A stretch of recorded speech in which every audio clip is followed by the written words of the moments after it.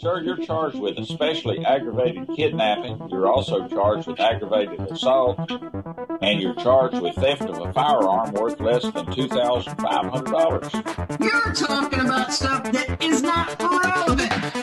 Hello and welcome to the Court of Public Opinion. I am the Recovery Addict, and boy do I have a case for you today. Why is the dog chewing on this guy? I think they have got the wrong guy there. They got the wrong guy, and the dog was biting him. He roughing him up quite a bit. There's a lawsuit. 9 out of 10 judges prefer watching the Recovery Addict live stream in their courtroom. The fireworks are not done. Now we're getting commentary on the case. Oh, for Trump's sake. Is that correct? Dati mihi Anglican, please, verbis Latino. I didn't ask you to interrupt me.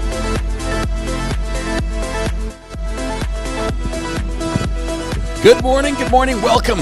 Welcome to the Court of Public Opinion. I am the Recovery Addict. I try to say that differently every morning. Shame on me for being late. Sorry, Greenus. Sorry, but I'm here. That should count for something.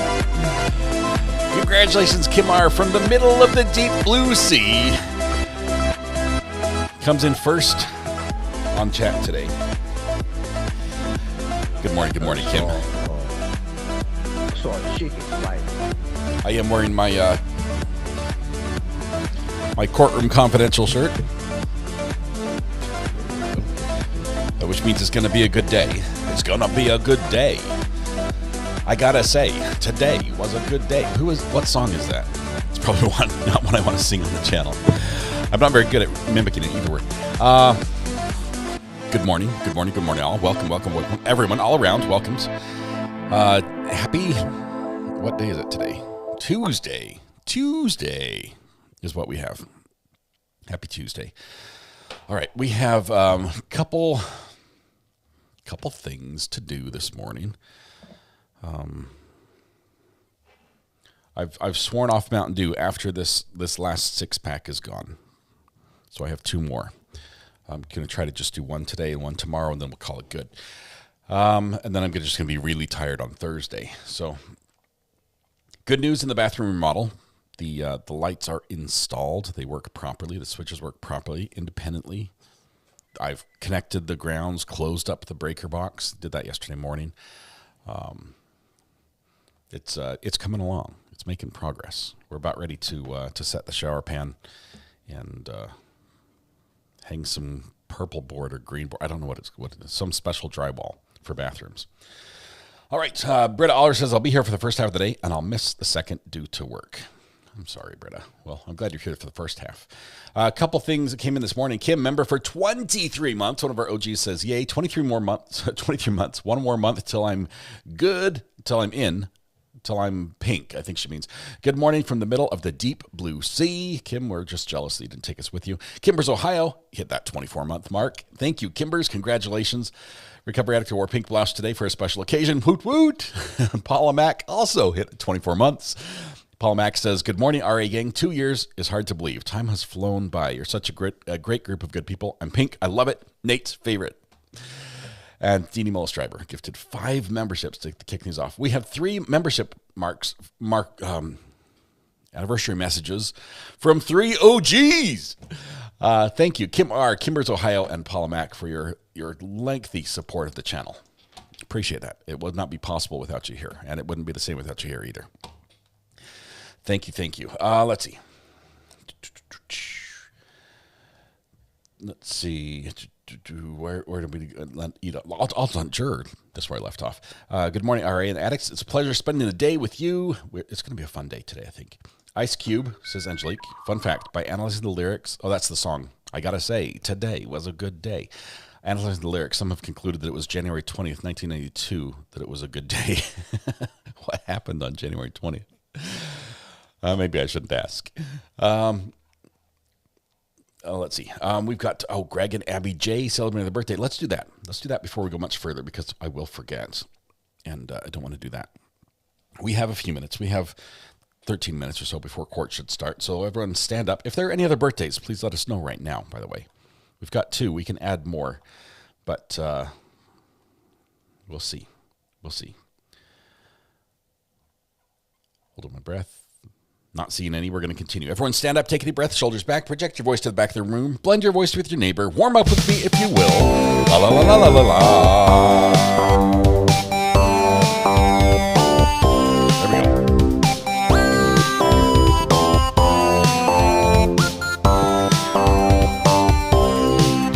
Happy birthday to you.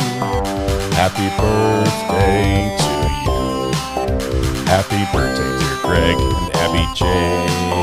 Happy birthday to you. Greg and Abby J, happy birthday. I realize there are many wonderful days, but today is your special day.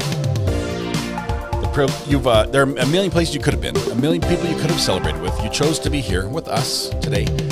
That is wonderful for us. It brings us joy, brings us happiness. Hopefully we can turn some of that back to you and make your day a little more special. Or begin by helping yourself to free pancakes at Denny's, IHOP, Village Inn, Waffle House, McDonald's, Tammy Dunlap's house, Andy's Bar and Grill, and Bob Evans. Missed that one up, but you know where all the pancake places are.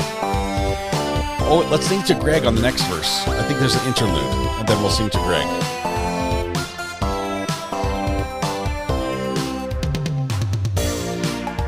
We'll get Greg on this next round.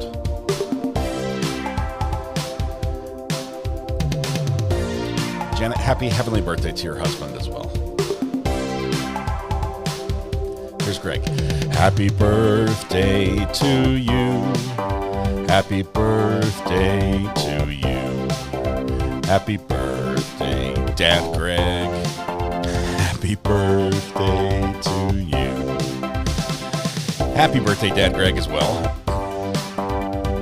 I don't know. We should say Dad as the title more often. I think that's good. Make a wish, quick.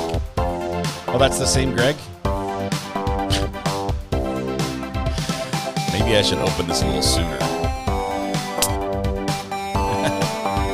Say it to Greg twice. Greg, happy birthday, in case I didn't get you before. Isn't it great getting old and you forget when you do things, like right after you do them? It's wonderful, Greg. Greg, it's you and me, bud. All right. Big drum finish here.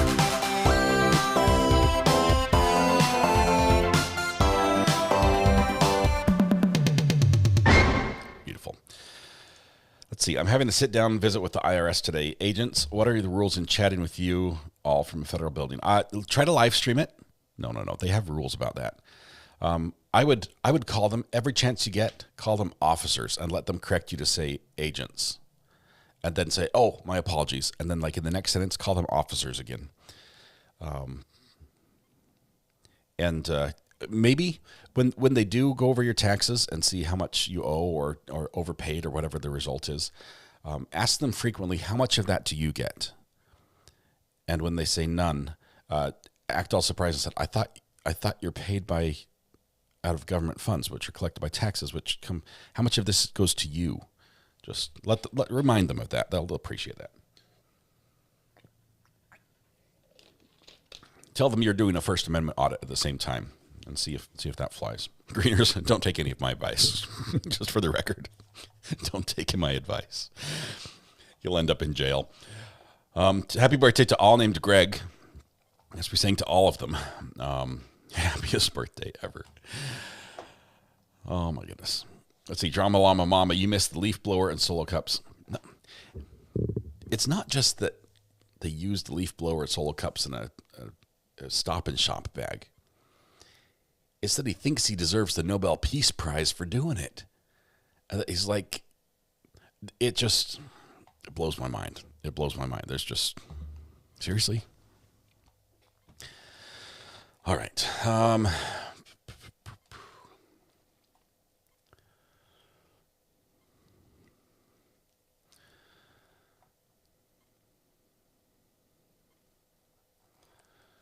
Let's see. Oh my goodness, that 70s show. Yeah, I can't read that one, unfortunately. And didn't bother to write a report. No reports, because he's the boss. He's the boss. He tells people to write reports. He makes sure other people write their report. And he did, but they didn't put the things in it that he did. It was terrible. And as the boss of the police, he doesn't know if they have things called evidence logs, because that's not his job.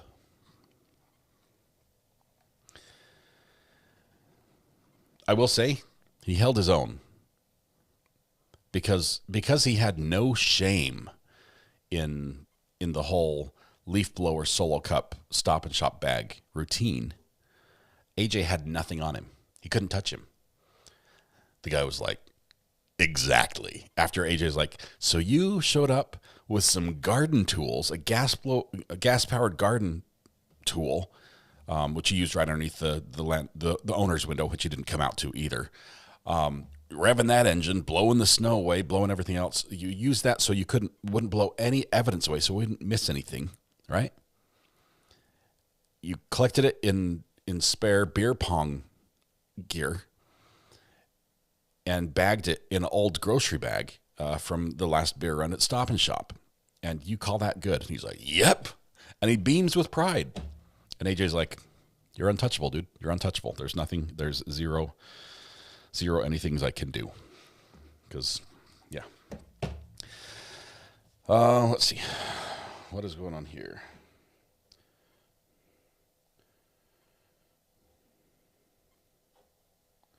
Okay, this is something else. Okay.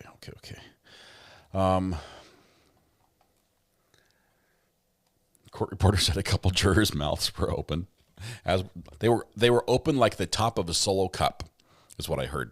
I heard they were just agape. He seems proud of how well he improvised, and he's retired now. I'm not saying that's why, but it could be. Could be. Let's see.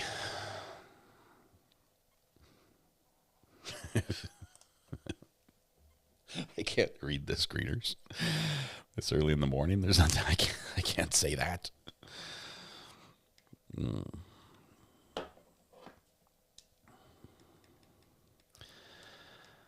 Let's see.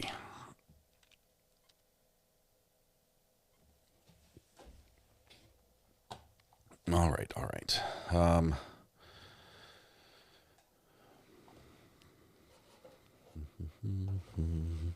need one more camera over here.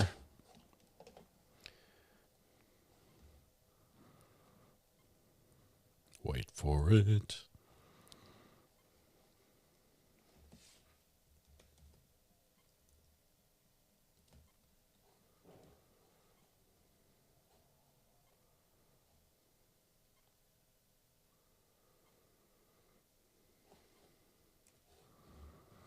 Put that one down here. There we go.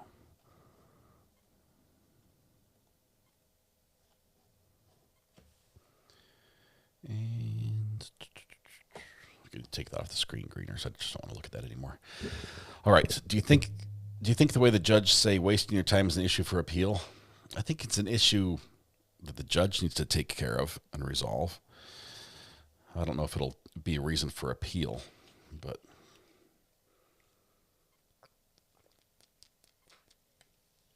do you reckon?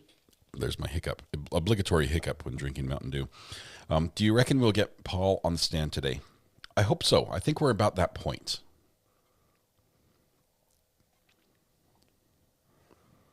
All right.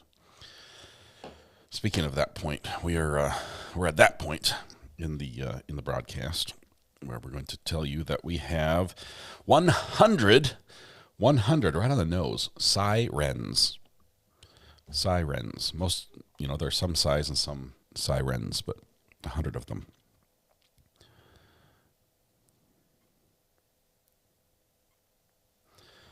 Sorry, I'm a little bit distracted. My son, right at this very moment, is getting fingers crossed, is getting put to sleep to get his wisdom teeth extracted. So Mrs. R.A. is with him right now. So he's going under. It's going under, and he's a little nervous, but he's going to be fine. I did it. Everyone's done it, he scheduled this appointment, and if you've ever lived in North Carolina, I don't know if it's different other places. It is impossible to get in to see a doctor or a dentist in North Carolina. They do not want to treat patients here. So he schedules, he's an adult, by the way. He's an adult son. He's 18. He schedules this appointment And they say, okay, your appointment's at 8:45. He's like, all right, 10-minute drive. I leave at 8:30. 8:32, the dentist office calls me. They've been gone for 2 minutes and asks for my son. And I'm like, I would let you talk to him, but he's on the way to his dentist appointment right now. And she's like, oh, that's why I'm calling. They're 2 minutes late. I'm like, his appointment was at 8:45. They're supposed to be here at 8:30. And then she goes on to say, and if he doesn't get here within a certain amount of time, he just can't be seen today. So fingers crossed he's getting his wisdom teeth out today. It might not be for another 3 months because that's how long it took to schedule this appointment, which apparently you have to be there 15 minutes before they tell you have to be there. So that's what's happening right now. Tumwater Troy, this explains why you're so much smarter than the rest of us. You still have your wisdom teeth. I had mine removed early before I learned anything, and I'm still stuck at that same brain stage. That's insane. It's like pulling teeth. Yes. I'm with you, Bora Bora. I was just frustrated, but hopefully everything works out. All right, then, yes, so you can wait for them. Oh, you can wait for them as much as they need, but you cannot be late.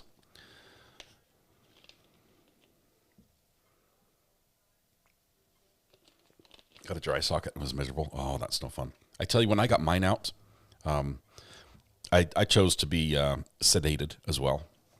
And Deanie Mullis Driver, thanks for gifting 5 more memberships. Thank you. And so they put me in the chair and give me the little drip, and they start little drip, and they're like, all right, you're going to start feeling a little woozy.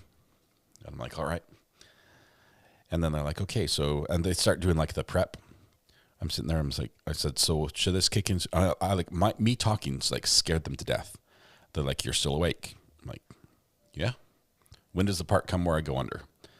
And they check the line, make sure the drip's going and everything. Like, are you not feeling anything? I'm like, nothing. And it's going drip, drip, drip. I can see the drip of the sleepy fluid going down. And the doctor goes over and he turns it up and he goes, drip, drip, drip, drip, drip, drip, drip. Like, okay. So he's like, ×4 the dosage. And he's like, all right, are you, and he's checking, he's looking at my eyes and everything. I'm like, feeling good. You know, that's, and they're like, you should be feeling something. I said, I feel nothing. And then right as I said, I feel nothing the second time, I started to feel like, oh, there's something there. And I said, goodbye, cruel world. And by the time I got to world, I was done. I was out. The next thing I remember is the dentist saying, I can give him something to wake him up. Usually they're not out this long.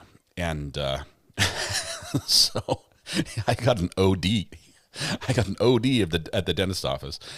I slept all the way through mine. And then my sister, who's getting hers out at the same time, I slept all the way through hers. And then I was late waking up.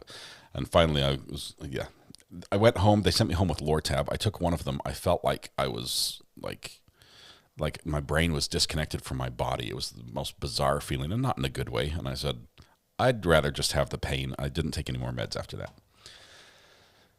So anyway, plus, how rude is it to give you pills to take after you've had your things out? They should have given me the liquid. Anyway, now that I've shared my I didn't share that with my son. He was nervous about being sedated. So, can't help but think of the kid waking up saying, is this real life?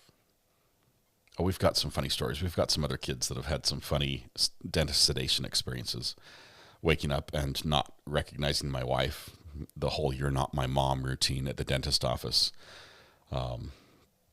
That's pretty good. That's pretty good to live through. We can laugh about it now, but yeah, it's like, no, we're not trafficking children. We're not just trafficking children and bringing them to the dentist when they are actually ours. But anyway, good morning. Good morning. I'm not sure why we're talking. Oh, I know why we're talking about that. But we're going to begin with court today. It is. It's been spicy. It's been a little heated. It's been interesting. We're getting to the parts. I would say we're getting to the parts that the Commonwealth should not be proud of. in the trial. There are some facts that come out in this trial, and evidence collection is one of them.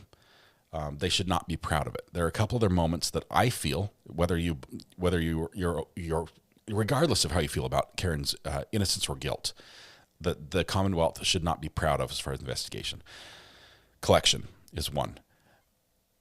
How and who found evidence is another that rubs me wrong just a little bit. It's like that. There should be a different way that was done. You don't just randomly like, hey, I was on the way to work today, thought I'd swing by the crime scene, picked up some evidence. That we're going to hear about that. Basically, all of Proctor is one that they should not feel proud of. And I've got to say, for me, I would not feel proud of the theory of the events as they've been laid out. And if they continue with the smash with the car and pirouetted and landed, I would not feel proud of that because it doesn't match the evidence on his body. I'm not saying that the taillight couldn't have scratched his arm. I'm saying the lack of bruising on the body and throwing it the distance it did does not match. You can't. I think we got some sound.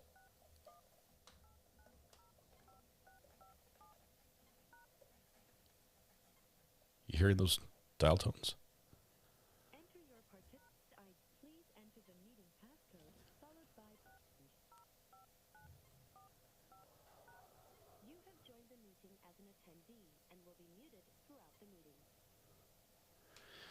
Okay, so I'm not saying anyone should be a beige boxer, but playing all the DTMF tones for a phone call and the password is basically giving out the phone number and the password. And that was in the background. I was just listening to it. Ann Cloutier gifted 5 memberships. Thank you very much. Appreciate it. Welcome, welcome. Do you know who they're calling today? I don't know who was on the phone, but I think it was the Zoom phone number. All right. Gallagher has been worse than I remember last time, which was pretty bad. It's because he's doubled down and owned it, and is proud of it. That's why it seems worse. Sarah Sherwood, what if she did bump and hit him? The glass cracked the taillight. Then he went in a house, fired up, and got into a fight that led to his death. Sarah, the problem we have so far is Ian Whiffin's testimony, the cell phone guy, shows that his phone, I think it's fairly accurate that it shows the phone by temperature. Okay, this is new data, this trial, not the old data. The by temperature sort of puts where the phone got out of the car and that never went to another warm environment. It just kept dropping in temperature. And how many steps were taken before it never moved again, and it was found under his body. That's an issue. That's an issue that the defense has to resolve, that his phone never went in the house and his body ended up on top of it. And the shattered glass ended up on there. If there's a shattered glass with his body, I would say it's safe to assume that he didn't throw the glass at the car, as some people have suggested. He might have thrown the glass at the car to shatter the taillight if they were having a fight. I don't see how he would still have the glass in his hand if that happened, or part of the glass near him if that happened. If he got struck with the car and thrown across the yard, I don't know how he would have held on to the glass to have it land with him. It just doesn't add up either way.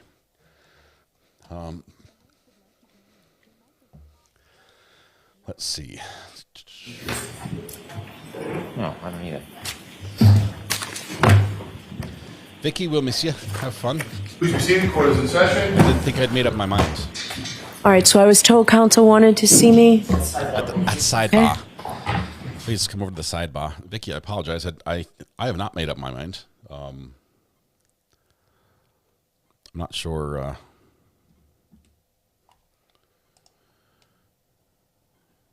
You made up your mind already. Terrible. We'll be switching to somebody else's coverage that's less bias.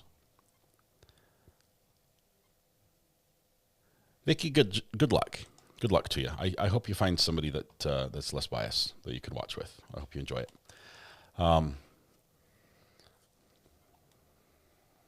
We do appreciate everyone's opinions, and we have many people here that are strongly on one side or strongly on the other side, and we love it. So, apologize. Don't forget how hard the ground was, according to Brennan. Lee, that did seem like a stretch. That was new testimony from Mr. Gallagher as well about how hard the ground was. I think it's important that the ground be hard because of the injury to his head. And I think they did that because it seemed the first time they sort of said that he got hit and hit his head on the curb, right? But how do you hit your head on the curb and then fly 8 to 10 feet into the yard? The physics of the bounce and the fly did not add up very well. So now I think they're emphasizing that the ground was hard enough to have been that rock solid concrete that could have caused the injury on the other side of when his head impacted it. So that's why they got that in. And I want to know what he did to determine how hard the ground was. Not that I'm against it. The ground could have been frozen like concrete. I'm not saying it wasn't. I just when that investigator testified, where the closest he got to the ground was a leaf blower. How did he determine the hardness of the soil? Let's see. How can they explain the coagulated blood in the snow when she hit him? When she hit him, there was just a dusting. I've thought about that, and we know that there was blood on Karen when she was doing CPR. It's possible that the blood that was found on the snow could have been from the efforts that were done during CPR. Does that make sense? Because he was not declared dead till he was, warm and dead.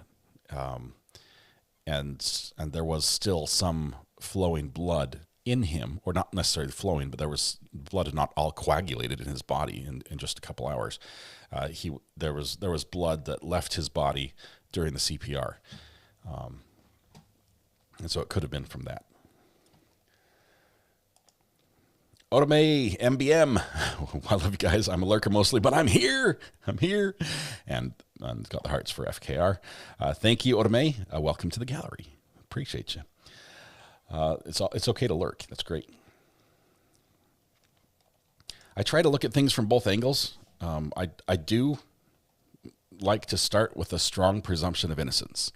I think that should exist in every trial. I don't always succeed in doing that, but I've made a concerted effort to do that in this one. Yeah, Ari's a big boy. I'll be fine. We'll be okay. And hopefully she's going to be okay. Honestly, I hope she finds a platform that she enjoys watching. I think all of you should do that. I mean, if there's another creator out there that you just love their style, please watch them. Watch them. I love Court. I would hate to have to watch Court in a manner that I didn't enjoy. There might be another trial you come back and watch with us. That's great. That's wonderful. But everyone do what is right for you out there, and we will all be happier. Maybe it's just a Texas thing, but isn't the ground always hard? Has never been hard enough to crack my egg, though. Mavia, this is funny. I've got some experience in this. As a metal detectorist, I love metal detecting. Oftentimes, objects, coins, rings, little bits off a tractor, you name it, get lost and over time find their way underground a few inches. Out west, the ground is hard. I mean, it's hard to imagine for somebody who has only lived, say, like on the East Coast, in the Appalachian region or something, where the ground you can almost turn the soil with your hand. You just stick your hand down. It's so soft in some areas. Some areas it's sandy, but out west, I literally would have to use like a pickaxe to break the ground, to not just the top, but just to chip pieces away to get down to where it is nearly rock. It is nearly concrete in some areas. It's not like that out here. on the East Coast. It's just not. There's so much greener. There's so much foliage. There's so much, it's so much loamy soil and sandy soil. In some areas like my own, I think I could probably dig up all the grass in my yard down to soil and walk the entire thing and not be able to find any pebbles. I don't have rocks. I don't have pebbles. I don't have any. It's just sand and loamy soil. That's it.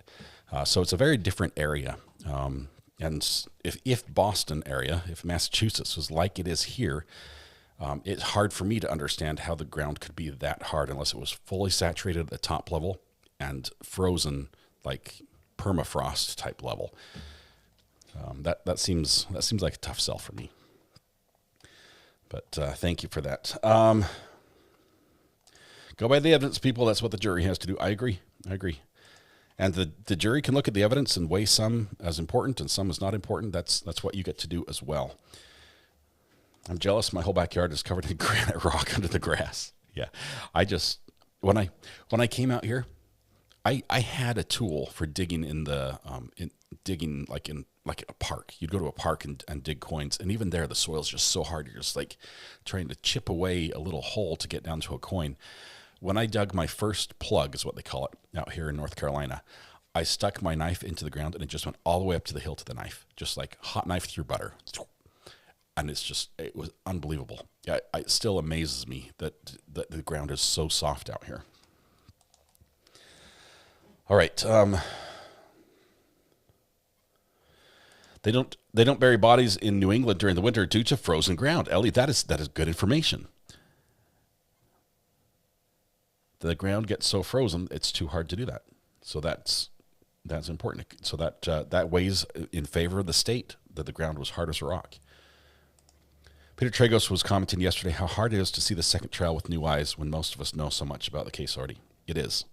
It's to look at it truly as the jury sees it with the blinders on that they have, with no prior information, is nearly impossible. I prefer my houses with basements.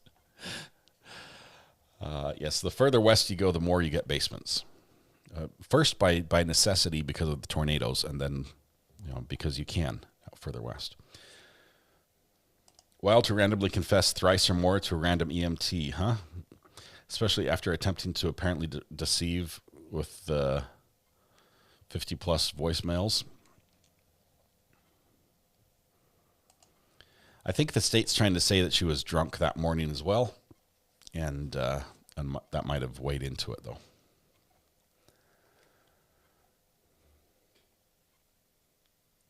Bring the jury. We still do burials in Wisconsin in winter. They use a small excavator type. I think each locality is a little different. I mean, how long it's been cold, how the ground's, what's the soil made of. It could freeze pretty quick, I guess. Candy Kiss says, I have no prior information. I didn't watch the first trial, and I can tell you the state haven't proved beyond a reasonable doubt so far. I'm full of questions. That's all right. Candy Kiss, for the state's case, I hope they present a solid case that will give you enough evidence that you can weigh everything and consider it. We are still early.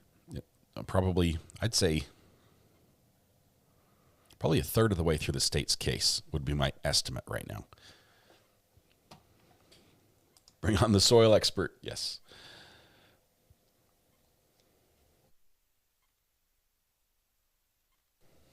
Let's see.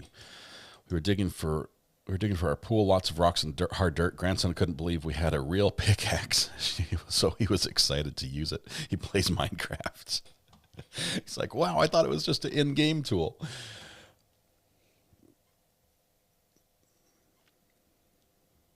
Yeah. Let's see. I watched both trials. This time around, the defense sounds desperate, in my opinion. JV, I will say that the defense has tried to score the same points they did during the first trial, and the state has done a really good job at getting ahead of those. There have not been as many gotchas, and the gotchas that have been here have come out on direct. What that does, and Nicole Goodman pointed this out the other day, what it does when the state owns up to something is it limits how the information is presented when it comes before the jury. If the girl, the EMT who was friends or went to high school with somebody named Jen McCabe or something like that, then if she hadn't disclosed her relationship as she was under direct questioning by Hank, then it could have come in under impeachment. And you can bring in all sorts of stuff. The door sort of opens. Impeachment just is saying what you told us was wrong. And the relevance factor only applies to what you told us. So if you set something before the jury and say, you know, I am 6 feet tall, and you know, you're not.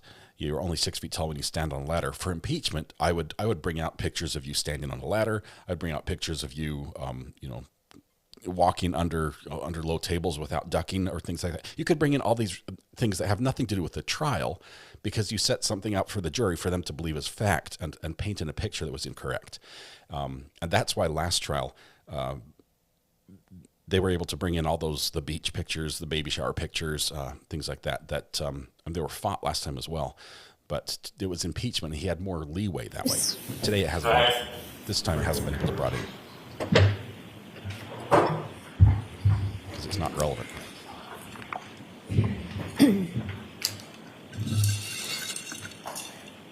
So he just poured a cold one.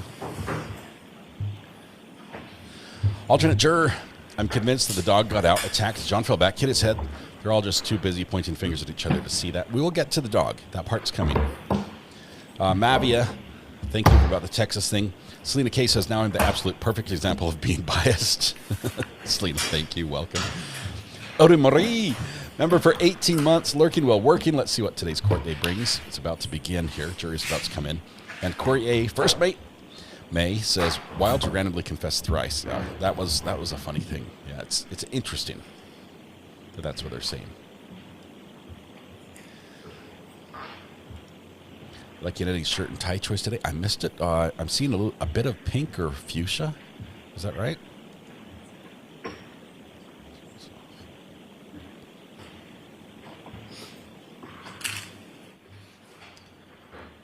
Got a little noise on the line. I think we're seeing a little bit of a reflection of whatever's on the screen right now with the coloration. Karen's looking at the computer. So Jackson's there. Peggy's here. See Peggy. Not sure. Is that Paul? Looks like Paul might be up back behind her to her right. I'll rise for the jury here in just a minute. Army Mom says they'll be taking notes on my gloves today. That's not Paul behind Peggy. I'm wondering if it's Paul. I didn't look. Is it Paul back into her right? In his regular position. There's Mr. Alessi.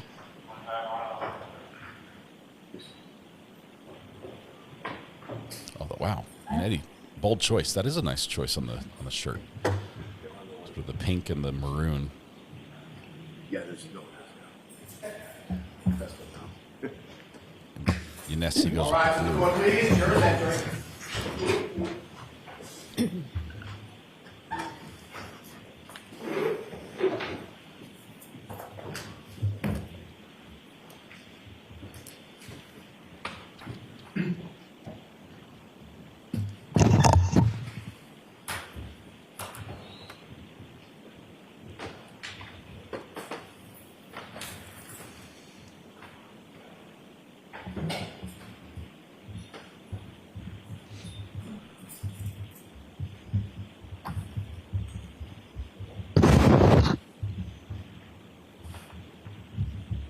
Hear ye, hear ye, hear ye.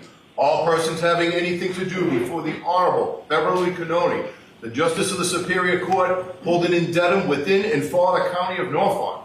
Draw near, give your attendance, and you shall be heard. This court is in session. Please be seated. Good morning again, Counsel. Good morning, Ms. Reed. Good morning, jurors. Good morning. Thank you for your patience this morning. We were able to get some work done that will help facilitate things and make everything go a little more smoothly. So we appreciate your patience. I do have to ask you we didn't waste your questions. time. Was everyone able to follow my instructions and refrain from discussing this case with anyone since we left yesterday? Everyone said yes or nodded affirmatively.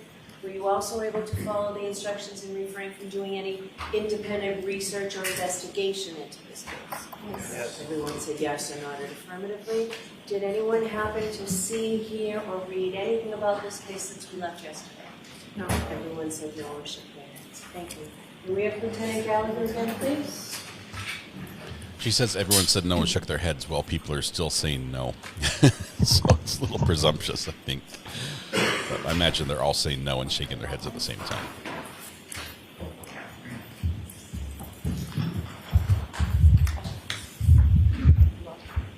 Sir, I'll remind you you're still under oath. Good morning. Mr. Gallagher is back. All right, Mr. Jackson, whenever you're ready. Good morning, Your Honor. Thank you. I want to know why he thought this crime scene was at Meadows Ave. Good morning. Thanks for joining us again. I want to ask you a quick question about what we talked about yesterday concerning your search at the scene. If we could go back to that, when you engaged the leaf blower.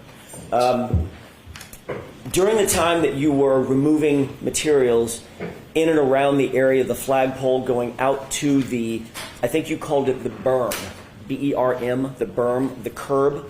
Yes, that was at the street. There was a 6-inch Cape Cod berm. Yes. Okay, and that led straight to the asphalt of the street, correct? It's basically a curbing. It's okay. Where the property line, the grass, the lawn meets the street. And you were searching the area where you believed Mr. O'Keefe's body to have been found, all the way out toward that curb or berm area, correct? Yeah, we did not go out to the berm.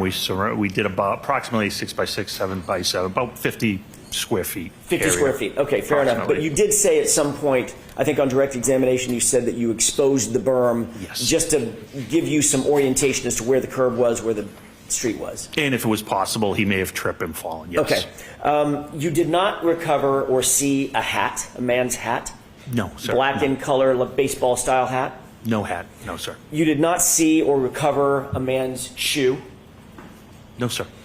And you said you searched for the area in that 50 square foot area by removing materials, getting down to, moving the snow, getting down to all the way down to the lawn? Yes. Okay. You did not see a single piece of bright red plastic taillight material either, did you? No, sir, not in that area. As a matter of fact, you didn't see 46 pieces of taillight material, either clear or bright red plastic, in any part of the area that you searched? No, the only thing we discovered was the blood sampling and the glass. That is correct. Speaking of the glass, that's a good segue. You found that piece of broken drinking glass that you brought in and showed the jurors yesterday, correct? That's correct. Did you search the house at all to determine whether or not there was any matching glass in the home? No, I did not. You testified yesterday that you looked around when you were in the house. This is the second time you're at the location. So you went back with Sergeant Lenk. I want to orient you to that time. That's when you actually entered the home for the first time of Brian Albert. Is that right? That is correct, yes, sir. And you indicated that you did look around the family room, the kitchen, and you didn't see any signs of a struggle or anything like that? No, sir. I asked you that exact question about a year ago at another proceeding. Do you recall that colloquy between the two of us? Yes. And at that time, I asked you, did you look around the house for any sign of a struggle or a fight? And your answer was no. Do you remember that? Yes, I think that's out of context. I understood that question was, did I wander the house to look for any sign of a struggle? I believe you asked me if I went to asked me about a bulkhead and things of that nature. Okay. As I stood there, I have observations I can see. Right. So I think it's just a miscommunication on what type of search. Fair enough. What type of observation. Fair enough. Let's clear that up right now then, Mr. Gallagher. With regard to your the time that you were inside the residence, you did not seek to or ask permission to look around any place other than where you happen to be standing, which is right inside that front door of the family room, sort of adjacent to the kitchen area, correct? That is correct, yes, sir. You didn't walk into any adjacent rooms? No, sir. No, sir. Okay. You didn't walk into any, you didn't search the kitchen area? I did not, no, sir. You didn't look through the cabinets or anything like that? Absolutely not, no. You didn't look at the glassware? Absolutely not, no. You didn't go down to the basement. We talked about that previously. Correct. And- No, absolutely not. Okay. You didn't go out to the garage? No, sir, no. You didn't look around the garage? No. Other than walking in and basically where you just described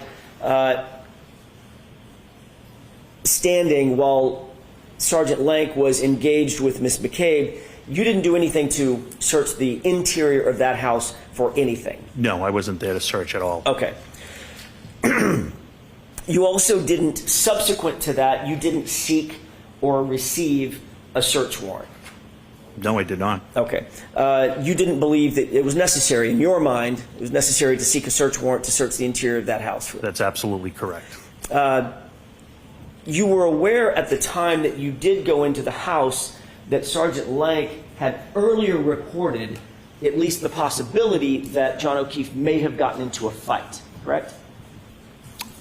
I don't recall that. We went over options on how he could have come to where he was, and an altercation certainly was one of them. Okay, so that's fair enough. So an altercation meaning was one of the, when you say altercation, that means a physical fight, correct? Sure. So that was a possibility in your mind. Everything was a possibility at that time. And at that time, you had the information that you found, or Mr. O'Keefe's body was found on the lawn of a residence where there was alcohol, drinking, a party of some sort, or a gathering of some sort just hours earlier, correct? That's correct, but the house had nothing to do with the incident. At least to your mind. That's correct, based on the evidence, yes, at that time. And the evidence at that time was simply your communications with some, not all, the occupants of the house, including Jennifer McCabe, correct? That is correct, yes, sir.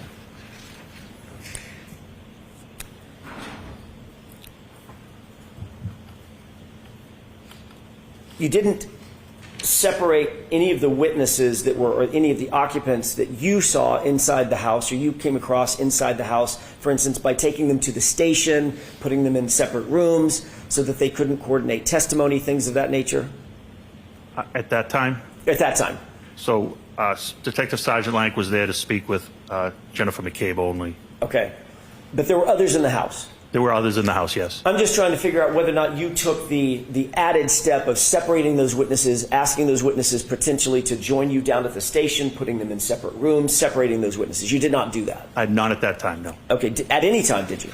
No, we shortly thereafter, we were removed from the investigation. We removed ourselves from the investigation. And before you were removed from the investigation, you just left the house after the conversation that Sergeant Lank had with Jennifer McCabe, correct? Yes, after he took Jennifer McCabe's statement, we left the house, yes. Is the reason that you didn't seek a search warrant or separate the witnesses or ask any of the potential witnesses to join you down at the station, did that have anything to do with your knowledge that the homeowner was a police officer?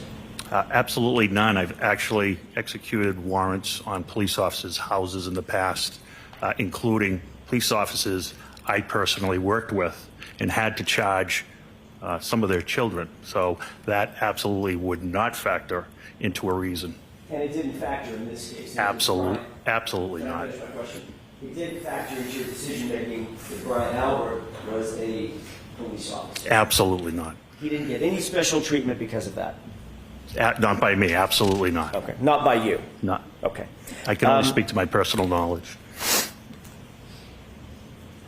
You were aware that, and you indicated yesterday, that the reason that Canton PD was removed from the investigation, or at least the interview section of the investigation, was because of a relationship of one of your detectives. You indicated your best detective, Kevin Albert, correct? That's correct.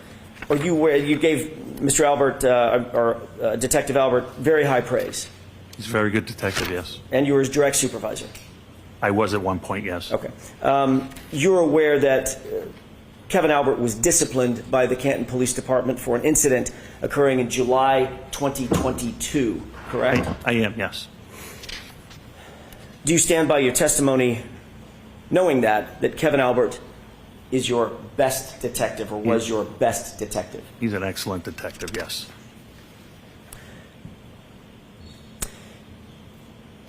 You indicated that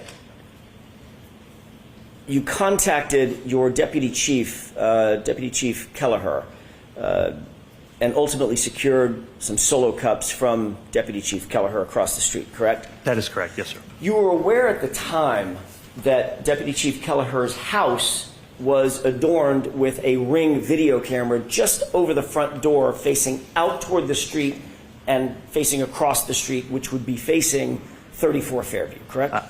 That is incorrect. He does not have a Ring camera. I know that his system is an Arlo camera, and I have personal knowledge of that because we've discussed cameras because we bought them approximately the same time. My mistake. Arlo camera, A-R-L-O. I believe so, yes. Okay, that's still, although it's a different brand, it's still a home personal surveillance camera, correct? Yes, but... And you're aware that those are motion-activated cameras designed for security to capture images of things that may be going on outside the home.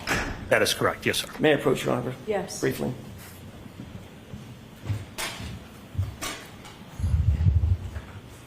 Thank you. Mr. Gallagher, would you take a look at that photograph that I've just handed you? Yes.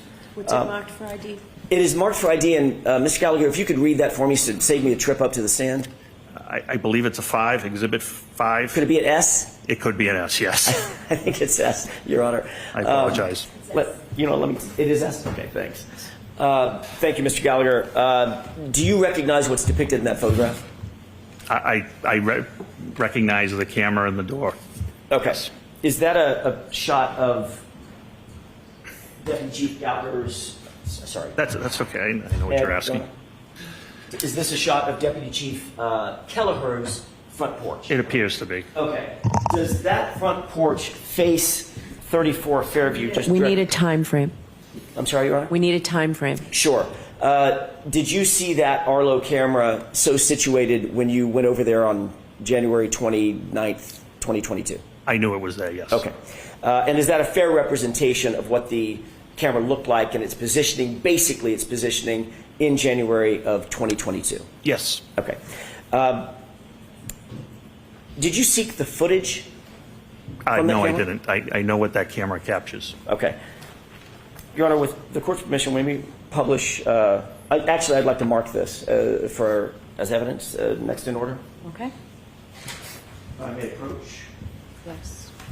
He knows what his camera captures, so he doesn't seek that one.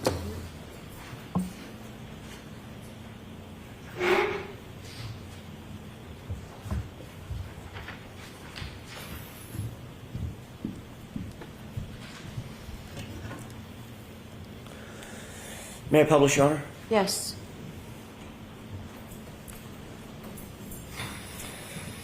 Mr. Gallagher, do you recognize this as being the photograph that you just saw, Exhibit 53? That is correct. Okay. I'm going to draw your attention, and by the way, there's one amendment to this photograph. There's a redaction of the address. You see that?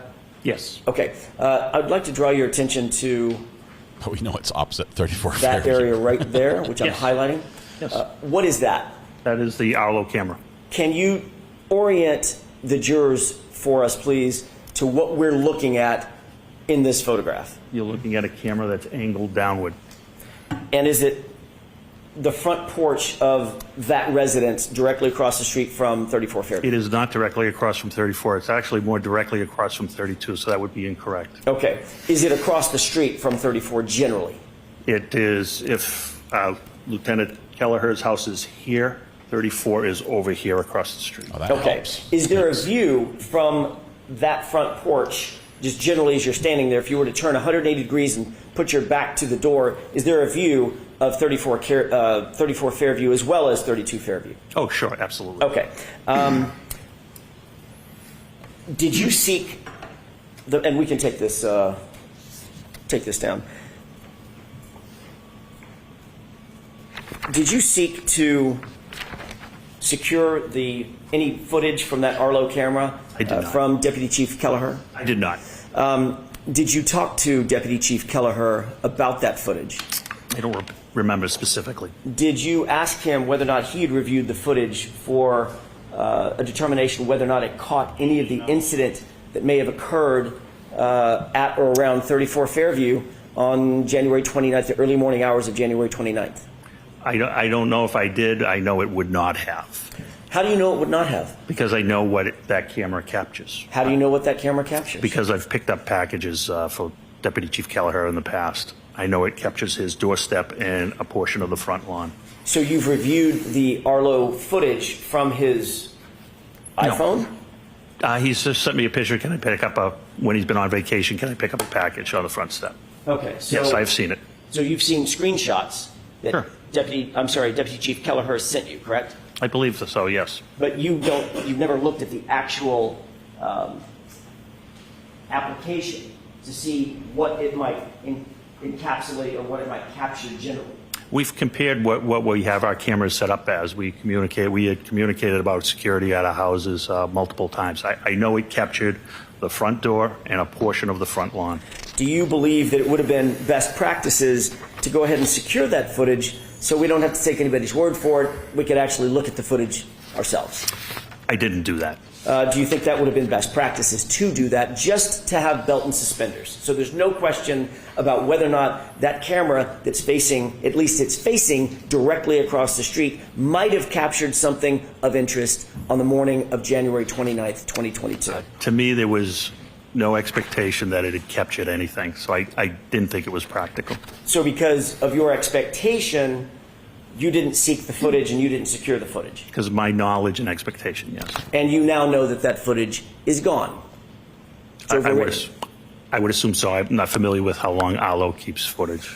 So you are familiar enough that you decided that it wasn't important to capture the footage, but you're not familiar enough to know whether or not the footage is actually saved onto the Arlo system? I don't know anything about it. I don't have Arlo cameras. So I don't know anything about the system. But okay. I have Blink, so we've compared our systems. So I'm not really sure what you're asking. So you don't have an Arlo system? I have Blink, correct. You're not familiar with how Arlo works, correct? Correct. You're not familiar with the total array of where the cameras might capture versus what might be captured on your phone app, or that you can say, like, push a button that says packages or people, and it narrows the focus of the camera? You're not aware of that? I'm not aware of that, no. Okay. But you would have been aware of that if you had captured the footage and simply said to Deputy Chief Kelleher, I'd like that Ring footage for that 24-hour period. Okay, it's not Ring. I'm sorry, that Arlo footage for a 24-hour period. Sure. Yeah.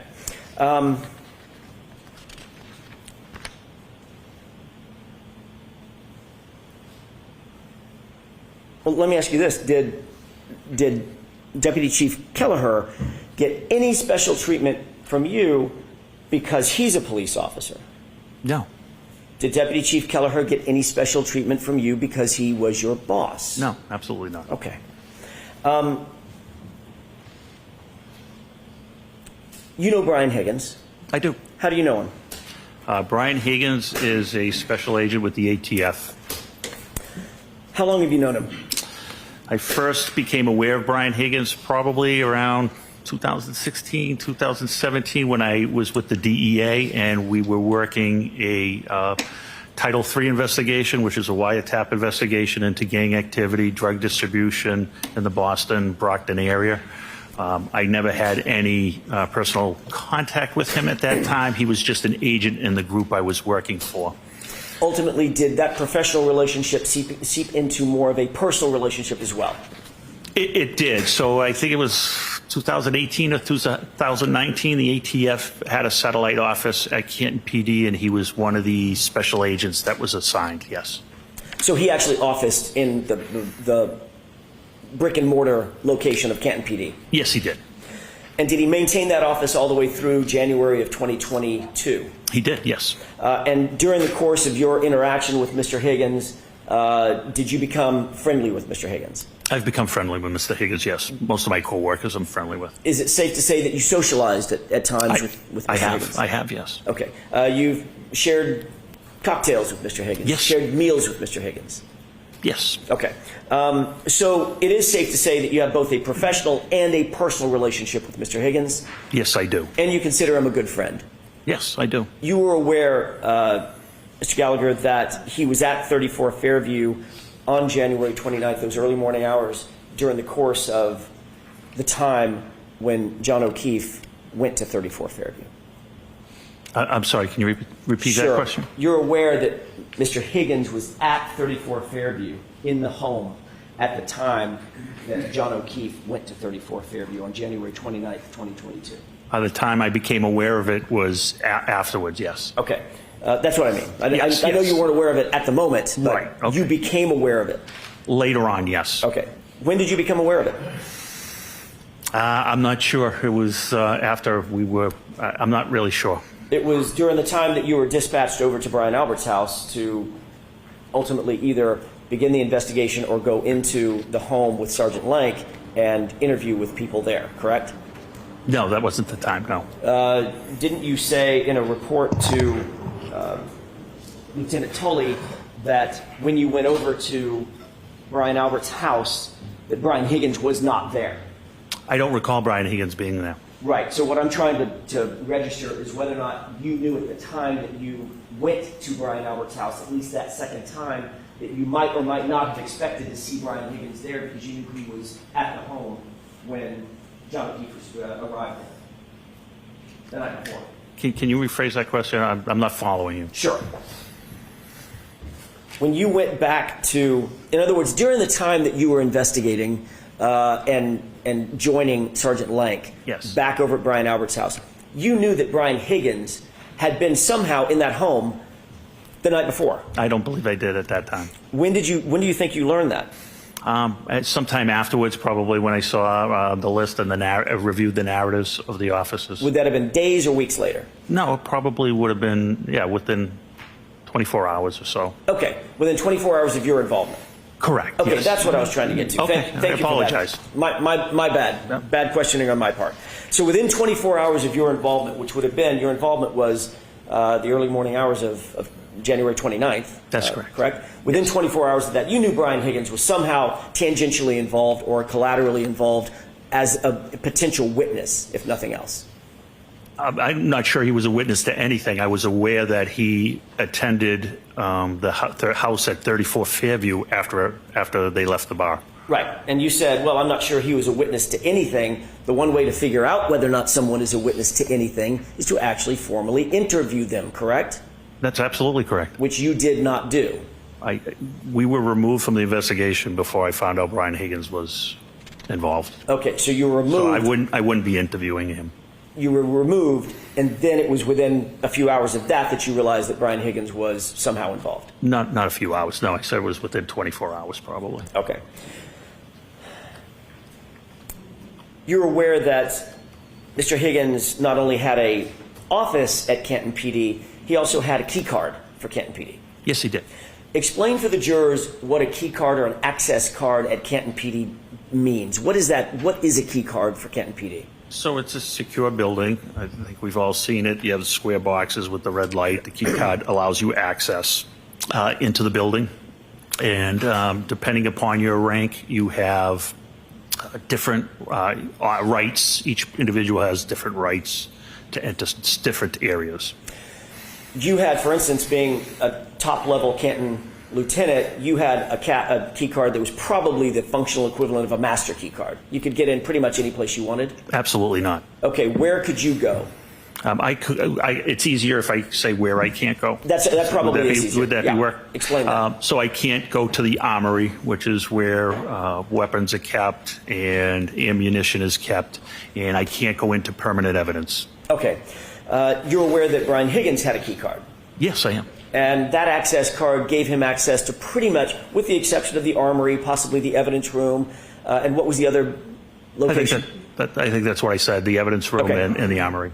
With the exception of those, you're aware that Brian Higgins' key card gave him access basically to the entirety of the Canton Police Department?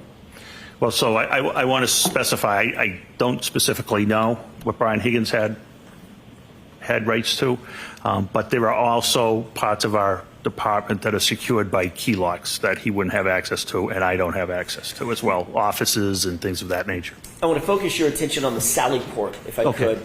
You can enter the Sally Port, which is a fancy name for a garage, correct? It certainly is, yes. Okay. You can enter that from the outside, meaning out in the elements. You come from a parking lot adjacent to or that services the Sally Port. You can enter from there, correct? Yes, there's one pedestrian door on the main entrance side, and it's for location purposes. It's right beside the garage door that's marked number 4. And the garage door is one of those big roll-up, industrial-style roll-up doors that comes up and down? That is correct. And then you can also enter the Sally Port from inside Canton PD, correct? There are 2 locations you can enter the Sally Port from inside, yes. And Brian Higgins' key card gave him access to both of those locations, the pedestrian portal going into the Sally Port from outside, as well as the pedestrian portal from inside Canton PD. That would be correct. Okay. Speaking of the Sally Port, you were, if not the person, one of the people who let Massachusetts State Police into the Sally Port on February 1st, 2022 to process the black SUV, correct? The Lexus. I'm not sure if I was the one that gave them access, but like I said, I've testified to. I certainly would have. Okay.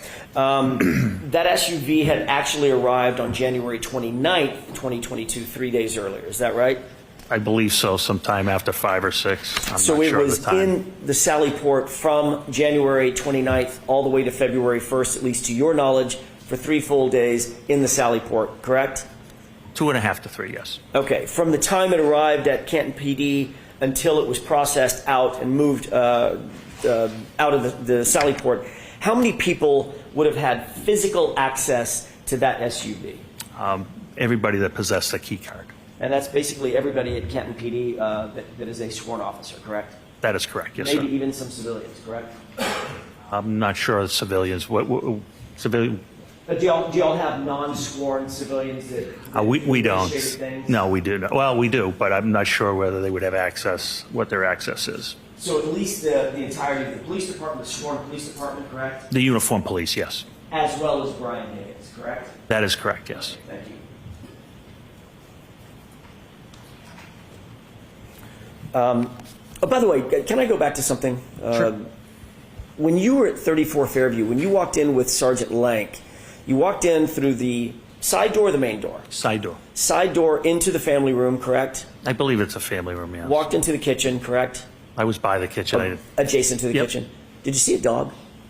I did not.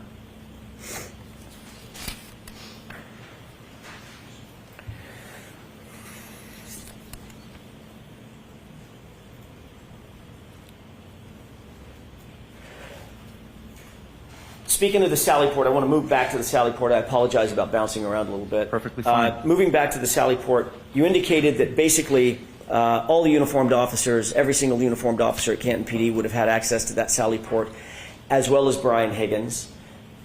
They also would have had access to everything inside the Sally Port, whatever was left there. Yes. The SUV and other stuff, for lack of a better technical phrase, correct? Yes. Okay.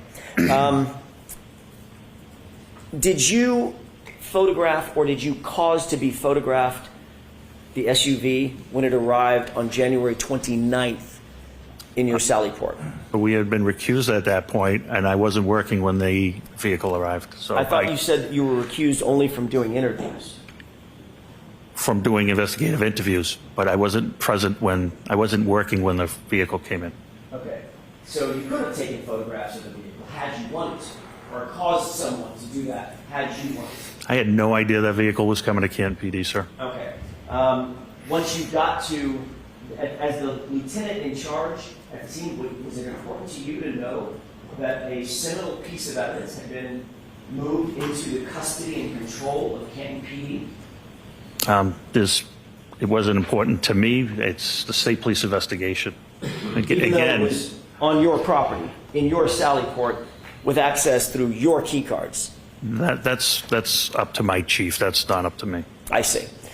To your knowledge, let me just ask it this way. To your knowledge, did anybody seek to photograph the vehicle when it arrived at Canton PD on January 29th, 2022, to your knowledge? I have no personal knowledge of that. Have you ever seen a photograph of that vehicle that was taken by someone in law enforcement on January 29th? I'm going to give you 3 days. January 29th, January 30th, January 31st, sorry, 30th, or February 1st. I have seen photographs. I'm not sure what days they were taken, the photos were taken. You have not seen a photograph that was taken on January 29th, however, have you? I've never seen anything dated January 29th. You've never seen a photo, and I'm going to go through this a little bit more. You've never seen a photograph that was taken on January 30th, have you? Yeah, I have never seen any photographs with any dates on them. Okay. I believe. Do you think that would have been, you were at the time the head of detectives, correct? No, that's not correct. You were not? You had already moved from that spot? In January of 2022, I may be wrong. I thought as the lieutenant, you were also the head of detectives. No, that was Lieutenant Kelleher at the time. I know you keep calling, it's a mix-up. So we've had promotions since January 29th, and I think that's where the mix-up might be. So he was when you refer to Deputy Chief Kelleher, he was actually Lieutenant Kelleher, and he was in charge of detectives at that time. At some point, had you been in charge of detectives? I became in charge of detectives in June of 2022. June of 2022? Yeah, approximately 6 months later. Understood. You had been a detective previously, however. That is correct. Okay. Sir. As a detective, do you believe that it would have been important to photograph, had you had your druthers to do it, it would have been important to photograph that vehicle when it came in so that it could be memorialized and documented the exact condition that vehicle came in on January 29th, 2022? So this is important to know that unfortunately John O'Keefe was deceased at this time. Once John O'Keefe becomes deceased, it becomes the state police's investigation, the Norfolk County District Attorney CPAC investigation. That's why it is not our investigation. It's up to the investigating agency to make those decisions. Even something as uninvasive as taking photographs? Yes. Okay.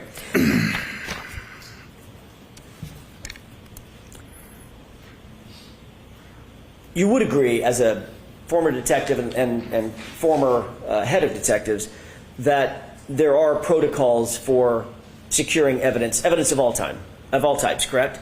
Correct. Those protocols dictate that not only is evidence properly secured, once it's seized, it needs to be properly secured, and it needs to be separated from other evidence to avoid something known as cross-contamination, correct? Correct. And you would agree with me that that is paramount in evidence handling in any investigation, correct? Yes. And that's because once evidence is cross-contaminated, its integrity basically collapses, right? That's correct. It's especially true of biological material, isn't that right? Yes. Because biological material, unlike a shovel, the biological material on the shovel becomes hyper sensitive. It's hyper important. It can be cross-contaminated with other items. Sure. And it can tell an incorrect story, correct? Yes. It could tell, if there's cross-contamination, it could tell a false story. It's been done, yes.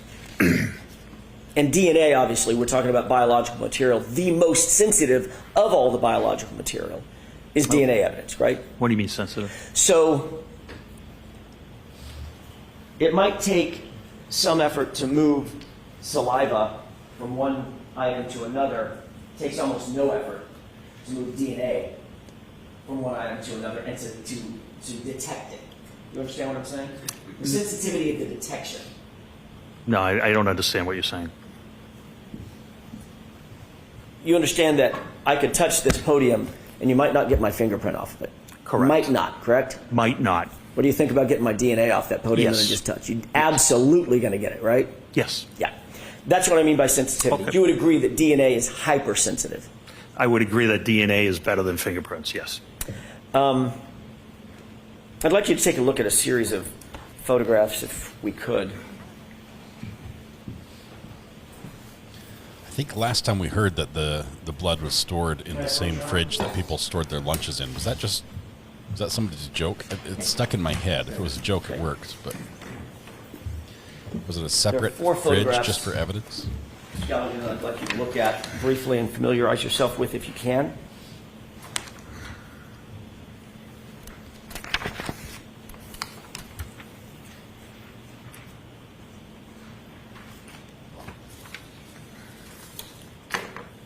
Mr. Kelly, do you recognize what's depicted in those photographs? I do. How do you recognize what's depicted in each one of those? There's 4 of them in front of you. Just generally, how do you recognize what's depicted in those photographs?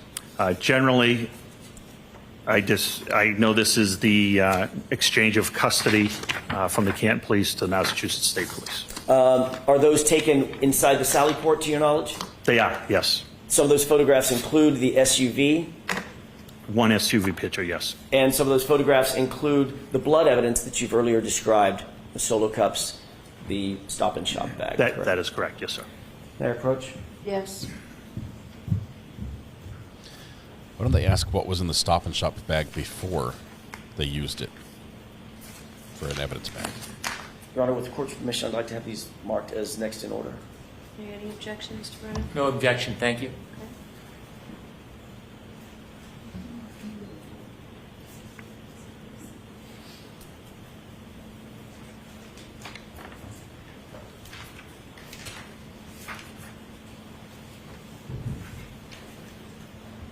Exhibits 54 through 57.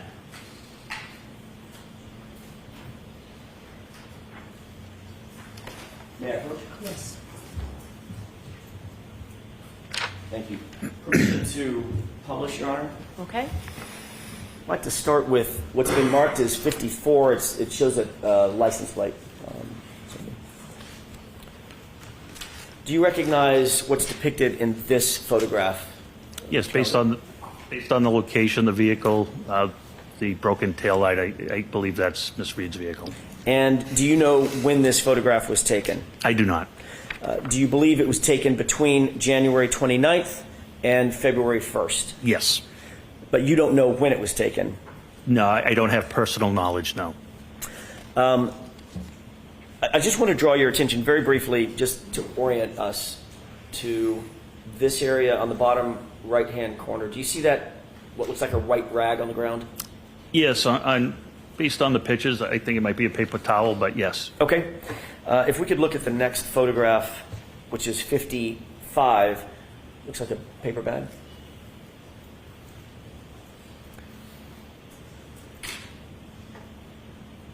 Do you recognize what's depicted in this photograph? Yes.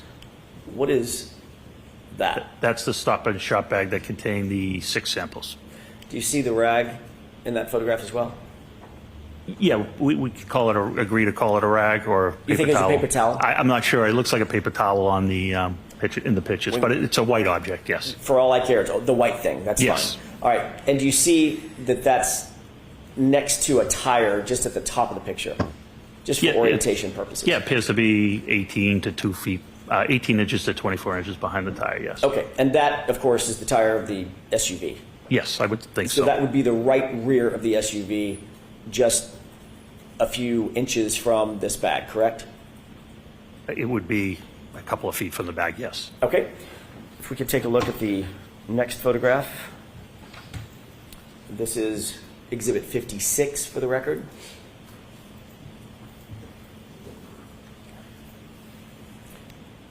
What's depicted inside the bag? The red Solo cups. And you still see the rag in the photograph? I sure do, yes. So the SUV would be right here, correct? At the top of the left. Well, I can't see the top of it. It would be, it's nearby, yes. Okay. I see the shadow. And it's not just nearby, it's the right rear of the SUV that's nearby, correct? Yes. Okay. And one final photograph.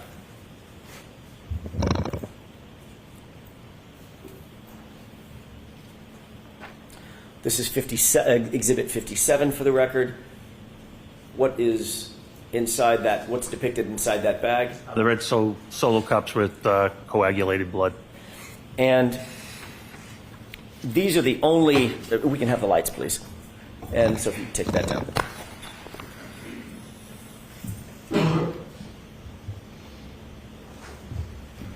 These are the only photographs that we have or that you've ever seen of those red Solo cups, that Stop and Shop bag, and the biological material in those red Solo cups. The only ones I have seen, yes. And those photographs that you see are within 2.5 feet from the right rear of that SUV, correct? Approximately, yes.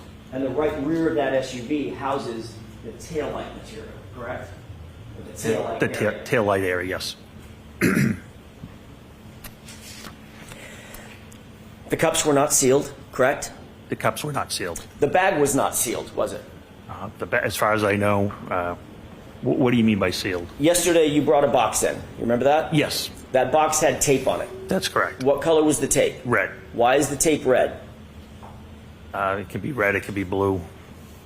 I mean, evidence tape is different colors. Normally, in your experience, red evidence tape is used to formally seal evidence bags or evidence containers, correct? Yes. That's because it highlights to the eye a visual cue. Hey, that's important. It's been sealed. It's got bright red tape on it, correct? Correct. Oftentimes, that tape has additional information on it as well, correct? You could have initials on it of who put the tape on, yes. Right. In other words, it might say evidence, correct? Might be pre-printed with the word evidence. Yes, correct. And it may have a place for initials to be. Correct. And one of the reasons that you initial it is because of that. If someone takes a razor blade and cuts through, or a knife and cuts through that tape, those initials are cut through. It has to be retaped and reinitialed, correct? That is correct. That is a basic protocol for chain of custody, is it not? Yes. And that's to maintain the care, custody, and control and the integrity over the items and the items inside the evidence container, whatever they may be. That's correct. Whether they are biological material, physical items of evidence, a document, whatever. Correct. None of that was done with what we just saw, correct? Correct.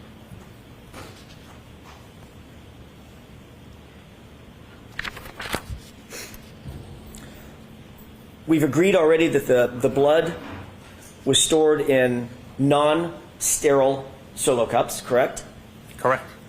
We've agreed that those cups were not sealed. The cups themselves were not sealed. There was no cap. There was no plastic, plasticine, saran wrap, nothing put over the cups, correct? That is correct. So they were open. Yes. They were not in an evidence bag. They were in a grocery bag, correct? They were, yes. Yesterday on direct examination, it may have been on cross-examination, Mr. Gallagher, I don't remember, you said, I have no idea where Sergeant Lang got that grocery bag, correct? I don't know where the bag came from, no. Could it come out of his back of his car seat, correct? I'm assuming it came out of one of the cars, yes. No idea what had been in that bag previous to those cups with blood being in the bag, I correct? have no personal knowledge of that. And obviously that bag, it goes without saying, is not a forensically sterile item either, correct? Most bags are not sterilized. And not only the cups were not sealed, the bag that the cups were in was not sealed. They were only closed, correct.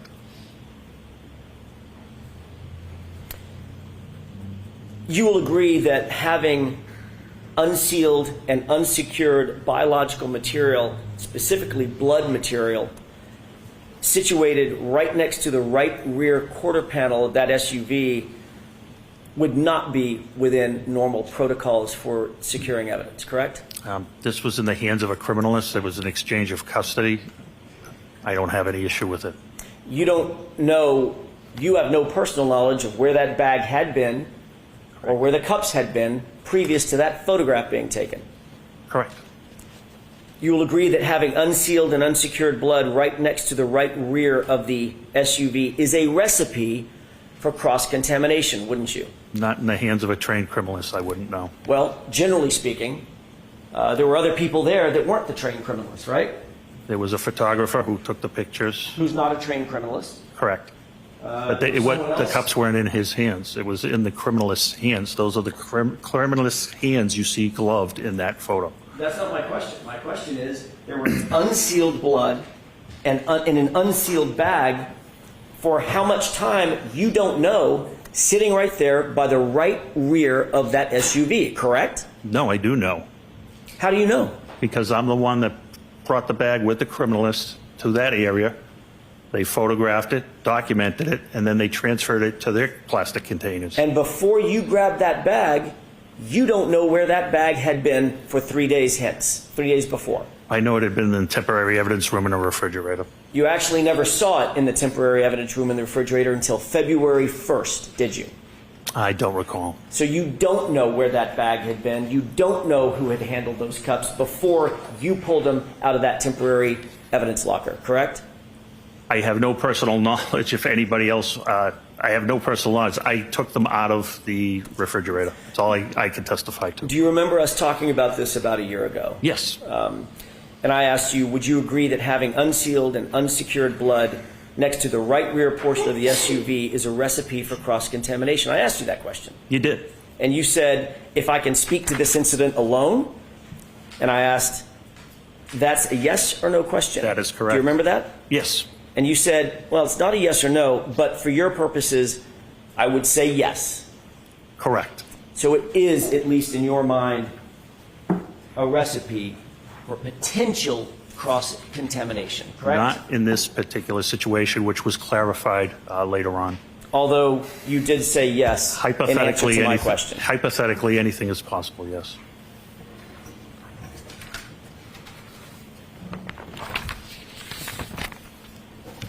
Thank you, Your Honor. That's all I have.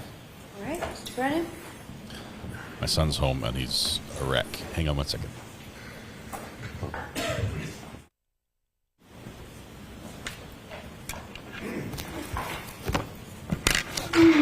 May I? Right ahead, yes.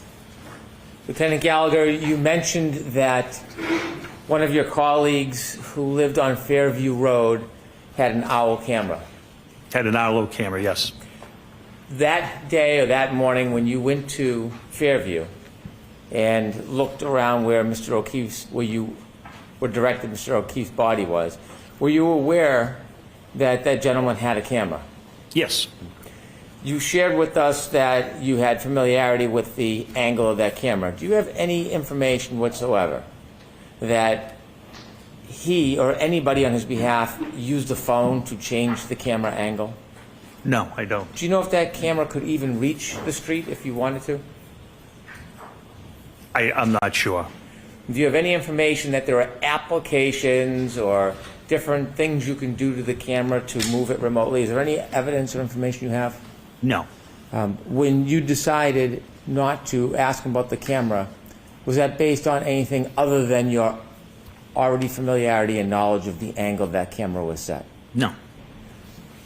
At any time he's ever shown you, you've ever seen clips from that camera, were they consistently showing the same area or did it change over time? Objection, Your Honor.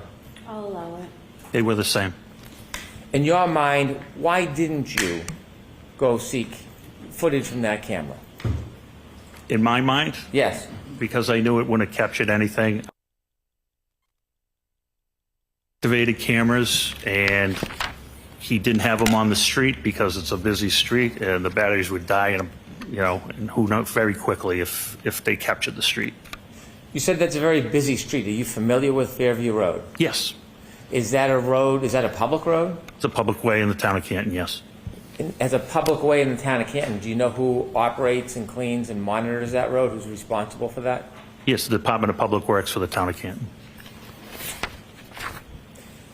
You were asked about a claim of a fight. Did any witness ever suggest to you that Mr. O'Keefe had been in a fight? No. When you first learned about Mr. O'Keefe, did you get a chance to actually look at his body?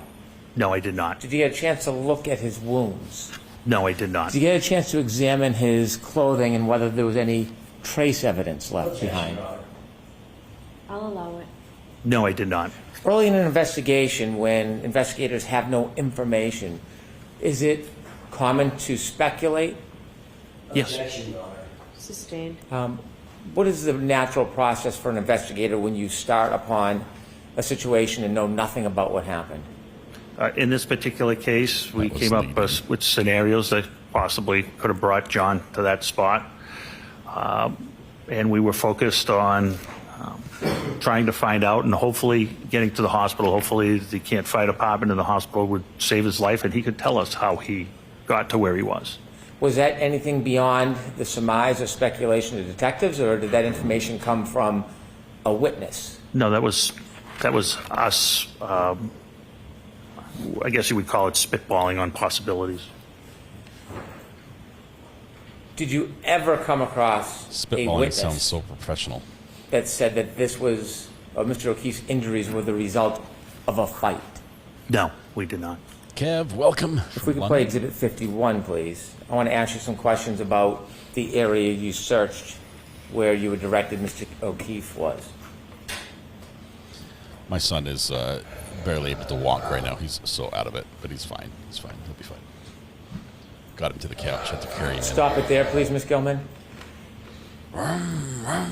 You did not see exactly where John O'Keefe was when he was found? No, I did not. Who directed you to this area? I was directed twice, first by Sergeant Good and then by Sergeant Lang, Detective Sergeant Lang. You shared with us yesterday you were looking in that area where you thought John O'Keefe was found. Correct. You asked questions about a berm. Is that the separation between the street and the yard? Yes, it is. Did you clear off a piece of that berm? We did. And the reason was? We wanted to see what was there. We didn't know what was there. Did you do a search from the flagpole all the way to the street? No. Did you do a search of that flagpole across the front yard? No. Did you do a search from that flagpole all across the berm all the way down the line? No, it was approximately 15 to 18 inches. And why such a limited search? Because we had no other reason than it was a medical call at this time. Did you see snow in other parts of the yard? Yes, the entire yard was covered. And other than Officer Lang's footprints across the front of the yard, no other footprints? There were no other footprints. Any other visible signs that anything was moved or dragged across that side or front lawn? No, not at all. Any doggy prints in the snow? No, not at all. You were asked whether you sought a search warrant. Doggy prints. Is there a difference between a witness and an eyewitness?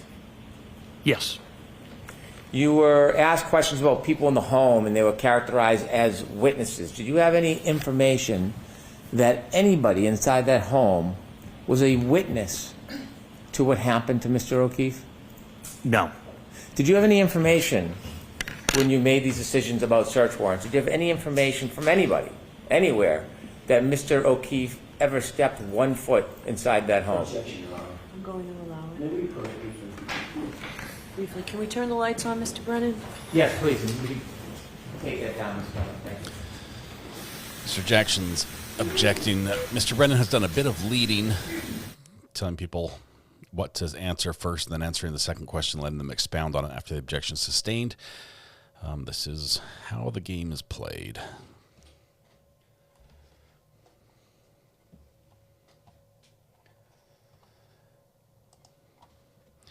I wouldn't say they're Keystone Cops, but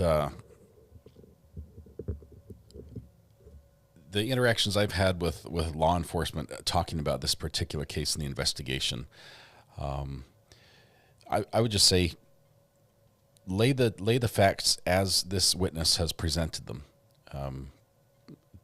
to law enforcement, someone who's familiar with this type of investigation, and then tell me what the the person, the officer, the investigator, the detective, how they respond. This was by no means a good investigation by anyone's account other than their own.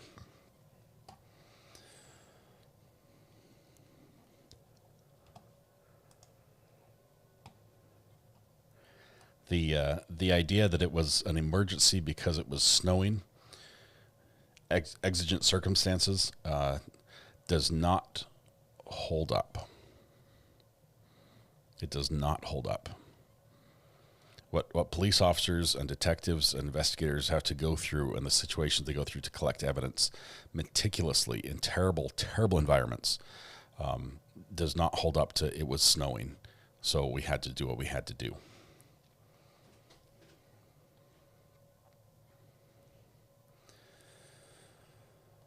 Let's see. Virginia, I don't think they had dealt with murder before, that they had done their own. I think it had always been outsourced if there was something before. Let's see if the question's able to be asked. If so, the prosecution won. As a lifelong law enforcement officer, have you obtained search warrants before? Yes. Have you obtained search warrants for homes? Yes, many times. Is there a certain requirement before you obtain a search warrant for a home? Yes, critical legal standards, yes. And what is that? Probable cause. And for us, what does that mean, probable cause? So probable cause is a reasonable belief that a crime has been committed or evidence of a crime can be found in a specific location. Can you obtain a search warrant if you do not have a reasonable belief that evidence exists somewhere? No, you cannot. Is there a process in getting a search warrant? Can you just walk in a home and say, I have a search warrant, or do you have to do something? You have to write an affidavit in good faith, swearing before the court that all your information is accurate and truthful, and present the facts, circumstances, witness statements that would make you believe that there was a reason to violate your Fourth Amendment constitutional right. When you walked into Fairview that morning with Sergeant Lang, did you have a search warrant? No, I did not. Did you have any reason to get a search warrant? No reason at all. When you walked in, were you invited? Yes. Did anybody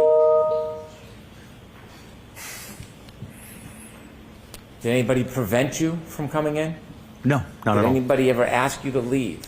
No, not at all. When you spoke to Mr. Albert, did he ever discontinue or end the conversation? No.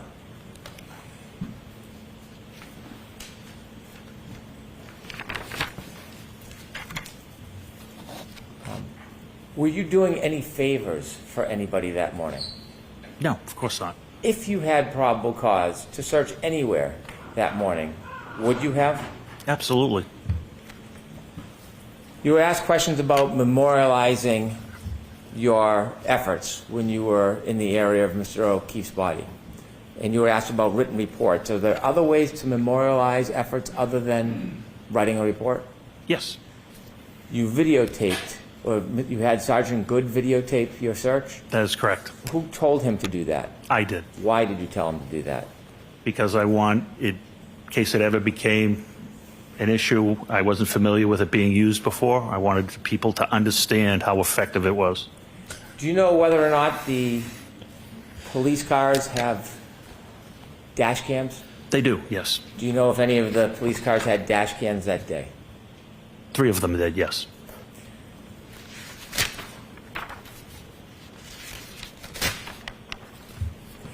You mentioned that at some point you learned that Mr. O'Keefe had passed.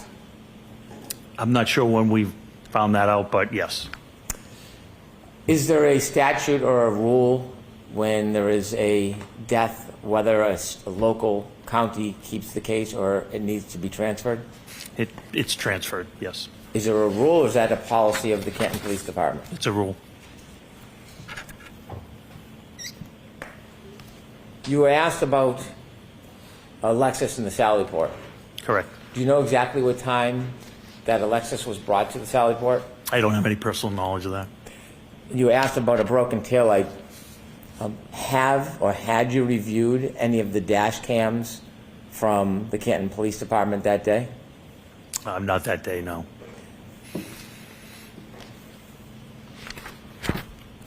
You were asked about cross-contamination with the cups. When you brought the cups to the criminalist, where did you give them to him or her? I carried them down to, we walked together, I carried them down to the Sallyport. Did you see anybody using a white rag or a paper towel to dip it in to any of the cups? No. Did you see anybody shaking the cups or splashing? No, they were handled very carefully. Sustained is to Did you see anything that would cause you concern that there was some type of purposeful or inadvertent contamination or transfer? Absolutely not. And you've been trained? Yes. Did you see anything during that time that caused you any concern about the potential corruption of evidence? No, I had complete faith in the criminalist. Linda Clausen, welcome to the gallery, brand new member. Thanks for joining us. You can never leave. May I approach, Your Honor? Yes. There is a box for identification that has a glass in it. I'd like to make that into evidence. Jimmy? I'll do it later then. Is there any objections, Mr. Jackson? Any objection to? Yeah, just okay. So you've been trained. If the chain of custody is broken. No objection, thank you. All right, so we can put it in at any time then? And when Mr. McDermott comes back with it? The glass that you showed the jury yesterday, When you showed it to us yesterday, did it look any differently than when you recovered it from the ground where you were looking that morning? No. We just Did you admitted have it. any information And now we're that doing that glass foundational? came from inside Fairview Road? No. Do you know where that glass came from? I have no personal knowledge where that glass came from. Thank you. I have no further questions. Very briefly, Your Honor, you indicated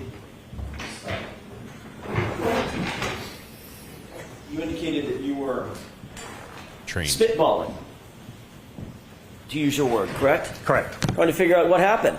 Correct. That's the job of an investigator, correct? That is correct, You yes, don't sir. just take witnesses' words for things, do you? That is correct. You have to corroborate things. Yes. You have to look deeper. Yes, Ask more questions. absolutely. Actually investigate. That's why we're here today. You don't rule out anything or anyone We right did off not- the bat, correct? Correct. and we No did not. one is ruled out. Nothing is ruled out. Correct? That is correct, yes. You follow where the evidence leads you. Period. Amen. Absolutely. You didn't seek. You didn't seek to separate the occupants at 34 Fairview. Correct? No. AJ's like, You can I didn't get an interview amen? Brian Albert formally, did you? I did not, no. You were asked by Mr. Brennan, did he ever end the conversation precipitously? Did he end it early or anything like that? He didn't end any interview because he wasn't interviewed, correct? That is correct. You didn't interview Brian Higgins. That is correct. You wouldn't interview Brian Higgins because he's your personal friend, correct? Correct. But you didn't have anybody else interview him either, did you? Again, we're talking, I think we've gone over this and maybe you didn't understand. I didn't know Brian Higgins was at the house at that time. Because you didn't ask anybody else who was at the house at that time. I wasn't talking to anybody at that house, correct? Might have been a good idea, wouldn't it? Not at that time. We were there for one specific reason. We wanted to get to the hospital. So, no. Might have been a I good idea disagree. to sit Mr. Albert down and say, there, you're shaking your head again. I'm not done with my question. Might have been a good idea, Mr. Gallagher, since you happen to be there, no sweat off your brow, to sit Mr. Albert down and say, by the way, I got a pen and a paper. Who was here last night, just before John O'Keefe was found dead on your lawn? Who was here? Might have been a good idea, correct? So that was already done by Detective Sergeant Lank, and it was documented in his report of everybody of what Mr. Jackson is asking. Then how did you two not know that Brian Higgins was there? I don't know where. At 34th. I'm confused. At what time? Right. At what time? Exactly. At what time? When John O'Keefe arrived Okay. at 34 Fairview after midnight on January 29th, 2022. So when I discovered Brian Higgins was there, wasn't until I read the report. If you were standing in the house, Sergeant Blank, you just told these jurors, knew that Brian Higgins and everybody else was there. He had obtained the names. He hadn't written the report yet. And hadn't told his boss, I don't recall. even though you two went together to interview yet another witness? That's correct. There was a very fast-moving scene and pace. That is correct.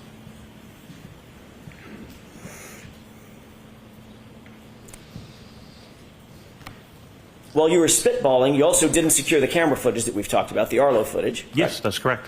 You also didn't formally search the house, correct? Absolutely correct. We just talked about that. You didn't seek consent by Brian, by Brian Albert to search the house, correct? That's correct. You also didn't seek a search warrant. You talked about that, correct? Correct. You don't get punished or in trouble if you seek a search warrant and a judge who has to sign the search warrant. Normal citizens can't do that. It requires a judge's signature. You don't get in trouble or get spanked or get slapped or get fined if you seek a search warrant that is denied, correct? You said spanked. In this The witness's particular eyes, but- situation, I would need to articulate facts, certain circumstances, and witness statements. What I had was nobody could put John O'Keefe in the house, including Miss Reed, and that we had a glass where they were coming from a bar, and I had 3 separate police officers, including myself, that had been in that house on 3 separate occasions and saw nothing amiss. I have a good faith obligation to present the truth to a judge. And if I don't, I can be found, end up on a Brady list or a Giglio list, as you know, and my credibility to testify in my career is basically over. So yes, you can get in trouble. You're talking about lying in an affidavit, sir. I'm talking about misleading. Correct. I would have to twist circumstances to have the right to search Brian Albert's house. We had no reason, and there's been no reason since. How about this? There's a dead guy on the lawn that looked like he potentially could have been in a physical altercation. How about that? Might that be of some concern to go inside the house and see if there was a struggle that started in the house? There's still no evidence to go into the house. You're the guy that's out on the lawn with no coat on. You think the coat might be inside the house? That might be a reasonable assumption? Yes or no? No. You got a guy outside with no shoe on. You think the shoe might be inside the house? That might be a reasonable assumption? I never saw Mr. O'Keefe. I wasn't aware that he because you didn't have his seek shoes. To find out the details. Other people knew every single fact that I just suggested at the time you walked in the house, correct? Objection. Sustained. The fact is you didn't seek a search warrant. I wouldn't. Correct. The fact is you never searched the house. That's correct. The fact is you never searched the basement. That's correct. The fact is you never searched the garage. That's correct. That's all I have, Your Honor. Have you ever learned one fact that would have justified searching that house? Not to this day. Objection, Your Honor. Sustained is to form, and you can put the glass in right now, Mr. Brennan. Thank you. Move that into evidence, please. Exhibit 58.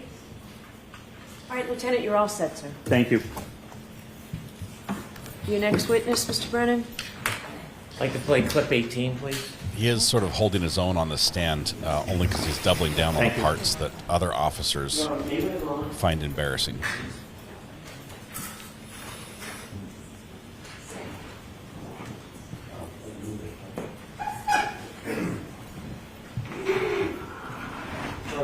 May we approach? All right, another sidebar.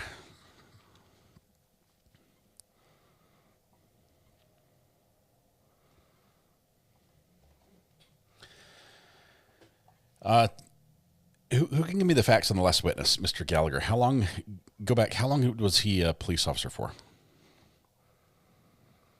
He was at DEA and then at Canton, right? The fan has been turned off to increase the pressure, crank up the heat.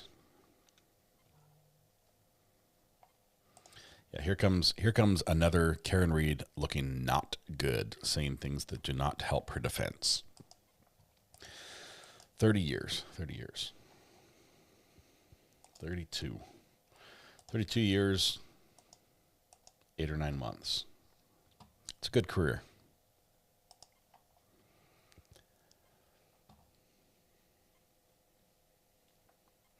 I agree. I think AJ's happy with how that ended, even though the witness didn't break on anything. The only thing he was able to basically twist his arm a little bit was admitting that was probably a bad situation, sort of a recipe for a possibility of hypothetical contamination at the scene. And he said that under the first trial. He had to bring it in through testimony this time, through, I guess you could say impeachment a little bit, but it was then, he said, yeah, but that was cleared up and explained later on. It wasn't a huge win, but if I was Canton, I would, the prosecution, I wouldn't be like glowing like the favorite son here with the testimony of how the evidence was collected.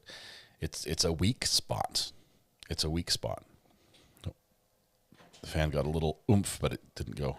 The siren you're hearing is happening here, not there.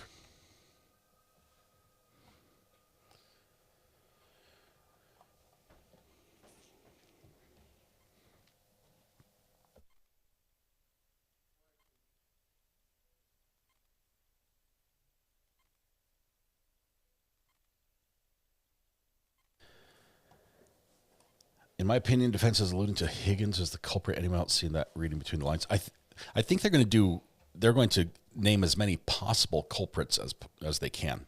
Higgins was probably a forerunner on that list because place of the to take on conflicts. morning recess, so we'll take a 15 to 20-minute break now. All rise, please. Chairs, close your notebooks and follow me. Because of the conflict, the love interest possibility, right? That makes him a little bit higher. Son's doing okay. He just came back from being sedated for the whole teeth thing and is out of it. Like, can barely stand, blurry-eyed, talking funny. No video, sorry. How was it, Mrs. R.A.? Was it? These drugs make him very emotional, so Yeah. very, very sad. Yeah, a lot of times drugs can make you emotional, and I was saying that there was one time that we had a child that did the whole "you're not my mommy" thing, which is more traumatic. As the dentist is like, "Hang on, can you prove this is actually your child?" Because she doesn't believe it. Oh man. I hope they argue this on camera. They're not. They're taking a break, and it is hot. It's hot in here. That fan is. Someone needs to turn that on.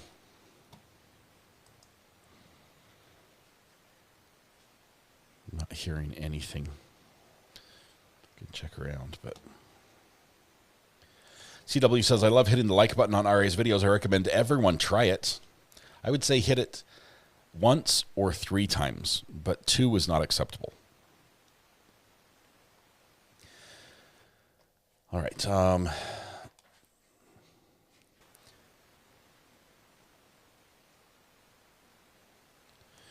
Did you see the judge and Brennan communicating non-verbally during the ARCA hearing? Is that allowed? It's open. It's not like what's another? That's also not count that siren. It's not like that Mr. Brennan can't or that the defense can't see what's happening, and oftentimes the judge might indicate that, hey, you're approaching the line here, and I think that's allowed. But anything that has to be documented would be.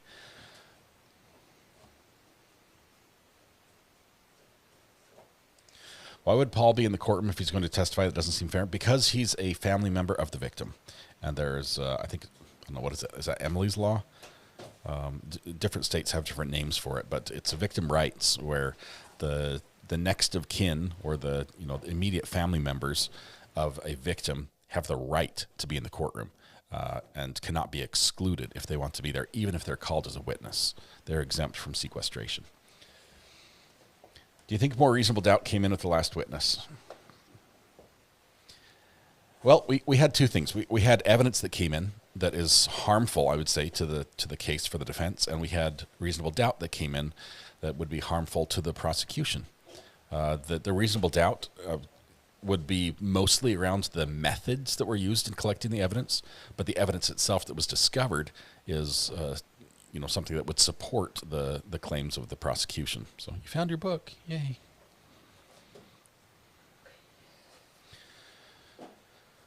Let's see. Definitely not Emily's list. I think there's a law somewhere. I forget what it's called. How do other officers find him embarrassing? Sorry, the fuzz is killing me. How do you know other officers find him embarrassing? I haven't heard any cops say it that were embarrassed. Laurie, I'm only talking about people I know. Detectives I know in Greenville, just local to me. People I personally know that we've talked about this case to. That's my only thing. And I was just saying, if you know law enforcement, if you personally have family members that are in CSI or investigators or detectives or something, ask them. I've got a couple friends that are detective, one in Winterville, one in Greenville. I've talked to them about this case, and that was my personal experience talking to them. I don't know about anyone. I'm not talking about anyone else on the Canton Police Department or anything else. Just personal. Marcy's Law, that sounds a little better. Son's doing great. He's resting, and he'll be eating Jell-O and yogurt for the next couple days. In my opinion, says, I'm a cop and I'm embarrassed. I'm a cop and I'm embarrassed. Local law enforcement here are embarrassed as well, says Sherry and Max. Lots of cops have been saying this was an incredibly shoddy investigation. He didn't think there was a reason to interview the ones inside because he had determined Karen had to have hit him. Ice cream is also on the list. We have a lot of ice cream. I did a little research on the Arlo camera.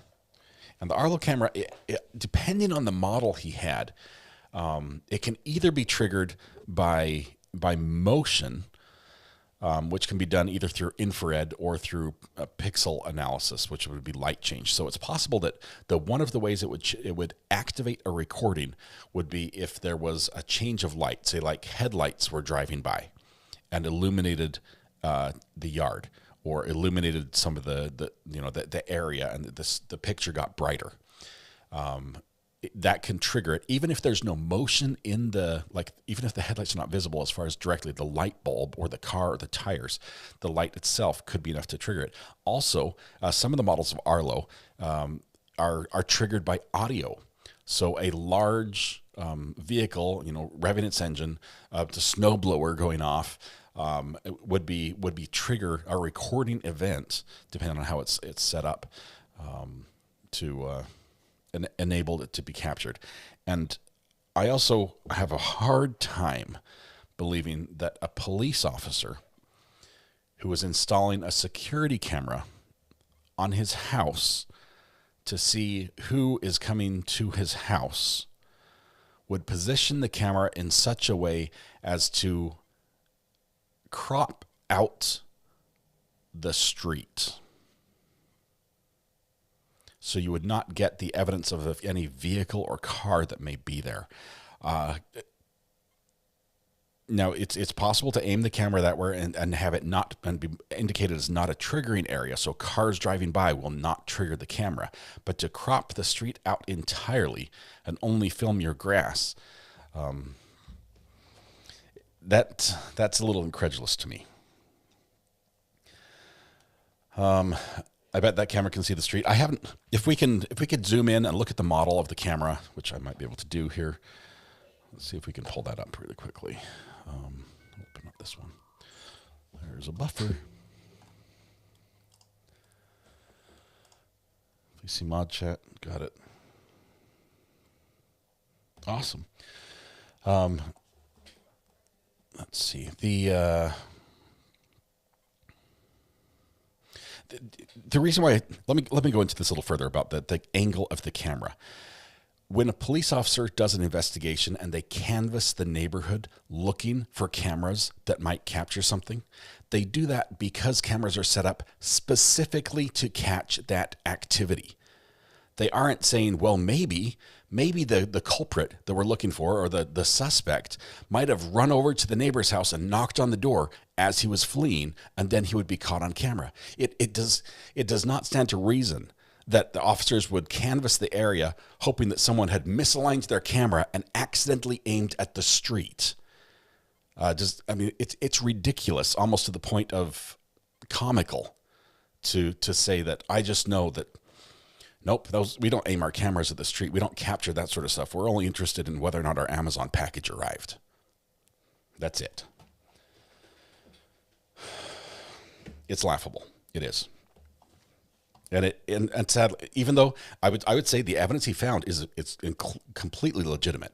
And that glass cup, that broken cup, that's something defense has to account for. If that came from the bar down the road, McCarthy's or the Waterfall, then you've got a problem. You've got a problem. You have to account for how that cup got there, how it got broken, why it was with his body. Defense has to deal with that. He found it with a snowblower. Prosecution has to deal with that. My camera is actually pointed at the street. My friends have cameras. They cover the entire block. How do they know he wasn't in a car and dumped there by someone? Well, I would say that they have some pretty sound evidence with Mr. Ian Whiffen, the cell phone guy. The new evidence they have as far as the temperature puts the rest of the data that's been collected about the cell phone into perspective. It helps us understand exactly what could have happened with the phone. And with that phone being in the car, knowing where it was, the motion, the up and down, the steps being, if the phone was held in the hand and you go up and down, I believe 100% that could be accurate, and that your phone would believe you're climbing flights of stairs, even though you're just driving slowly looking for your destination. I know that from personal experience, because I've joked about having, how many steps I'm walking as I'm driving in slow traffic. The phone could be tricked very easily into believing that you're walking up and down flights of stairs when in fact you're just driving up a small hill. But the rest of the data, the timestamps, the temperature, narrows down what possibly could have happened. And the testimony that phone left a warm, heated car, or a pocket, or I forget the pocket stayed at the time. I know there was some stuff answered. Left that and went to a cold area and never went back up to room temperature. I think is solid. So his phone never warmed up. Hello? I don't like my call failed. This new plug is not working for me. I need to order a new one. This call is being routed by Google. The cost of this call is 3 cents per minute. You have 3 minutes of talk time to this number. Hello? Apparently I just called back and had 3 minutes of talk time to that number. Call from Denise. Hey, Denise, this is R.A. How are you doing? Hey, am I on You're live live. or You're live. Okay. Good morning. Good morning. Chat. Yeah, keep it clean. Keep it clean. Everyone's listening. Well, just a quick message. We had a message in the Facebook chat. Someone sent you a challenge coin. Okay. It's at the post office. It needs to be picked up before the 15th, or it's going to be returned. I saw that message from the mods this morning. The problem is I've been twice to the post office and there's nothing in my mailbox. They just forgot to tell me I had a package. So if I go in and tell them they forgot to tell me I had a package, and they're like, "Oh, you had one. Sorry, you didn't get a card." I'll get it. I'll pick it up. So it will not be returned. Okay. I'm so excited to get it. So thank you very much. Perfect. Yep. I just saw the message. I'm headed out with a team from work, so I'm on replay crew today. All right. I hope nothing super spicy happens. I hope it does. Well, so you have a good replay. Okay. That's true. But we're headed up into the mountains to do some community service. Oh, awesome. For a camp for kids with cancer. So we are, yep, we're going to do some good today. Well, awesome. We'll miss you, but do have some fun, get some work done, help some people out, and then we'll catch you on the replay. Absolutely. See you guys on replay. Bye. All right. Bye-bye. All right. Speaking of replay, I'm grabbing the replay machine right now. I'm not going to move my phone because right now it's connected and it's working. Let's see. Let's turn this one on. I want to go back and look at the Arlo camera. We're going to do a little zoom and see if we can find out the model. Because if it captures audio, or depending on the triggering, there are two types of triggering the Arlo's cameras have. One is a PIR, which is passive infrared, and one is pixel-based detection. And it would change how it records. Call from based on that. Angela, I think I might have tried to call you and it didn't work. Yeah, I have a missed call from an unknown number. Yeah, that was me. Sorry. Yeah, it's all right. That was actually I have looked into Arlo's camera because we need to put up cameras.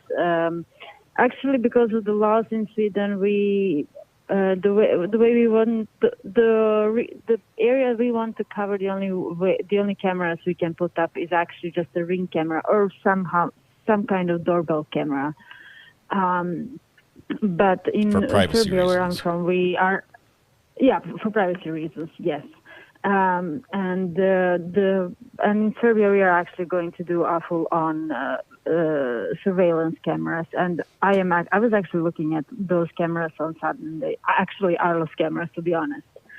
So they look nice and secure enough to use them, especially since we are mostly not in Serbia and we need those to be like long range. But that is not the reason why I'm calling. The reason why I'm calling is Ian Griffin and those the temperature stuff. Yeah. Here's what I have a problem. I'm not saying he's wrong and I'm right. I'm just having a problem, and I hope someone explains that. In the last trial, I shared with you that spreadsheet and how cold it was that night, and it was really cold. Yes. And for the hypothermia to kick in, it takes up to 45 minutes at that cold weather. Mm-hmm. So for hypothermia to kick in and die, up to 45 minutes for John to be out in the snow. So how come if the phone was exposed to that low temperature, the phone temperature was not lower because it was so cold? And they do say how cold the ground was, and it takes for 45 minutes, up to 45 minutes, to hypothermia to kick in and for someone to die in those elements. Yet phone does not. It just does not make sense, when you look. Without tests that are done accurately repeating the same sort of scenario, which would be a warm body cooling to ambient temperature on top of a phone on cold or frozen ground. It's hard to say. I don't know how fast it would cool down. It makes sense that it wouldn't be as cold as the ground because you do have something warm up against it. And depending which way the phone was going, if there was if the metal side was on the back, or I don't know, was it an iPhone or an Android? I don't remember. If it was more conductive and it was pulling heat from his body better and staying warm better than it was getting cold on the bottom. Where the battery is located compared to that, or where the sensor is located. There's some factors there that I don't know, but it does stand to reason that the phone would not have frozen to be the ambient temperature if it was covered, to me. But at least the temperature would go faster down if it was exposed at 1 a.m. and because Yeah, there should have been a jump, right? A downward jump as it's got something, rock hard frozen ground is what the state's trying to say. So you're basically setting it on between a warm body with one or two layers of clothing and an ice cube. Right? Yeah. Speaking of body, everyone says that he was. McCabe says he was on the ground. Robert says that below him was like grass and whatever. But here's the kicker: yesterday / today, when they showed the leaf blower video and the red droplets of blood, they were on top of the snow. They were not below. Okay, that part made sense. I like to make fun of the leaf blower because it's so unconventional, but I have to admit that for exposing those drops of blood, it was effective, and it's effective for a couple of reasons. The temperature had dropped below freezing, and the snow becomes a dry, powdery snow instead of a heavy, wet snow. So it builds up, but it's light and fluffy. And the wind was driving it, and it wasn't sticking to each other because it was so cold. It was not bonding to other flakes. So because it was light and fluffy, it would be like blowing dust off of something with the leaf blower until it got down to the level that was saturated, that was warmer, either saturated with blood or saturated with moisture as it had fallen and stuck to each other, but partially melted and then reached the freezing point. And that makes sense. For me. And it does. But here's what does not make sense. Everyone said that, and according to Commonwealth, he was hit before the snow fell down or started to fall down heavily, which means that he fell down on the solid ground before the snow. So there wouldn't be any snow below him. Yeah. Yet the drops of blood were on top of snow, not below the snow. And the daylight pieces that was later in the afternoon, they were on top of snow, not below the snow. It's a problem. You know, again, it's a problem. It's a problem. The state has to account for that. I could see where the drops of blood were caused by CPR. We know that there was liquid blood that got on Karen's face as she was doing CPR, so that there could have been liquid blood that either dripped from Karen or moved from John in the process of CPR there, and that could account for some of the drops. The picture we see, I don't see pooling blood. It's like a big area of blood in snow. I haven't seen that picture. Yeah, it might exist, but it does not exist. Yeah, the gash on the back of his head would accumulate a lot of blood below wherever he ended up. If he was alive there when was that happened, no, yeah, he would. Head wounds bleed a ton, for sure. There would have been a lot more blood than just a few droplets. Nicole says when they rolled him, the blood came out of his face. That's what Jen and Carrie testified to. They also testified that they found him on his back, and the ice had built up. Ice cubes had formed over his eyes where water had melted and frozen. That had to be plucked off his eye sockets. That would not form if he was on his stomach. Don't forget the fact that the ME switched sides. She is now testifying for the defense and not Commonwealth. Yeah, there's some issues. We'll see this is a tough case. I mean, a lot of you will say this is an easy case, but there are a lot of things that the jury has to weigh and decide what is credible and what isn't on both sides. So yeah. I see the fan is going on. Well, thank you so much, and I'll let someone else go. Bye. All right, thanks, Angela. Bye. All right, they started the fan, and it feels so much better in here already. Thank you for that. They rolled him on his side when Karen thought he was choking. Okay, so that would indicate blood in the throat area. What would cause the blood in the throat area? Internal bleeding, mouth injuries? Wouldn't that be more supportive of the fact that the claim that he was hit by a car? If he was bleeding from the mouth? All right, I'll see counsel at sidebar, please. When this trial's all over and everything's unsealed, I just want to read the sidebars because they are transcribed, right? Throat punch could be vomit also, but it was blood in the snow. A broken nose would drain back into the throat. Blunt force trauma to the face, to bit his tongue. Blood got on top of the snow from the rolling him over. I can see that, Nicole. That makes sense.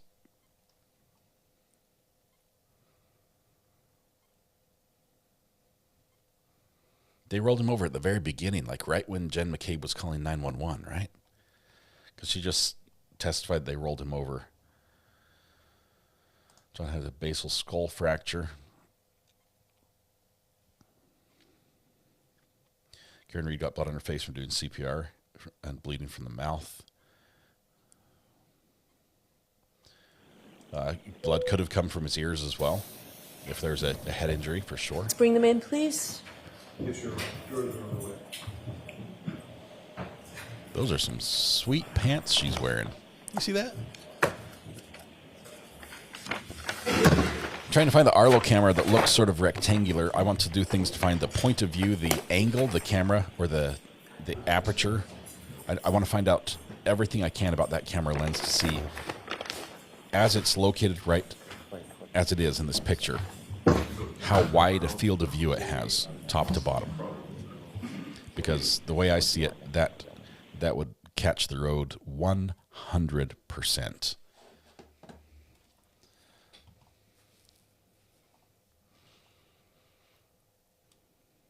Interested in listening to the Emmy again? We are going to get the Emmy. The Emmy is not testified yet.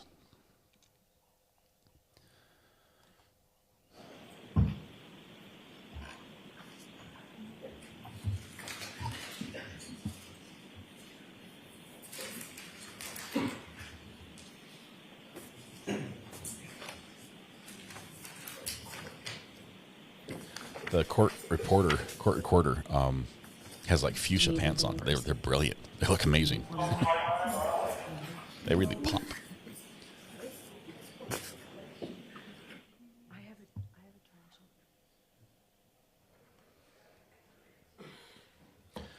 We do expect to hear another video clip played by the Commonwealth. Mr. Alessi wants to talk. He stands, he sits, he stands again, applies lip balm.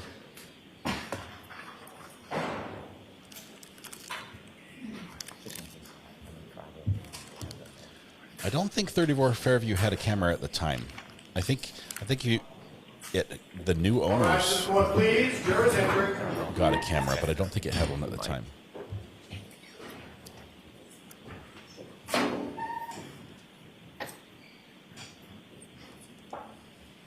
Probably received a photo the delivery person takes of the package when delivered. Very likely. That seems, Lucy, that seems much more probable than the officer taking a cropped screenshot of what the package looks like from his security camera angle on his porch.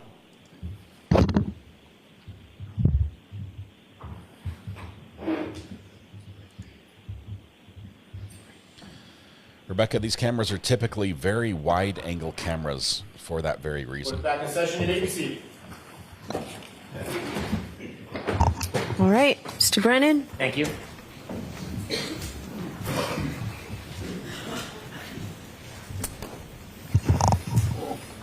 The Commonwealth moves into evidence and asks to play clip 18. Okay.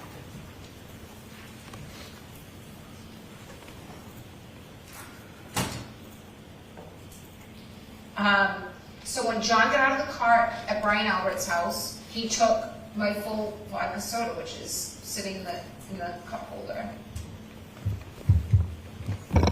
Thank you. The Commonwealth. That. Thank you.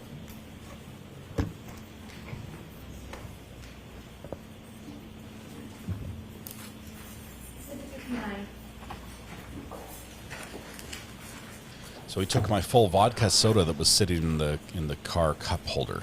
My full vodka soda. All right, your next witness. One more, please, Your Honor. The Commonwealth moves into evidence and seeks to play clip number 17, please. Okay.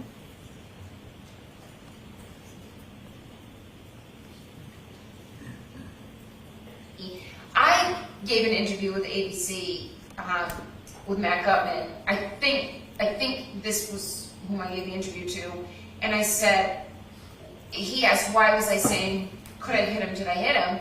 And I said, yeah, my first thought was, I'd been out late, I'd been drinking, and he's in the general vicinity of where I last saw him. I mean, they talk about the left side of the property and the right as if it's, Hammersmith Farms. It's a postage stamp. It's 50 feet. So he's in the front yard to the left of the front door, and no one's coming out of the house. Jen's telling me nobody's seen him. So I'm thinking, Jesus, was I starting to pull away and I ran over his foot?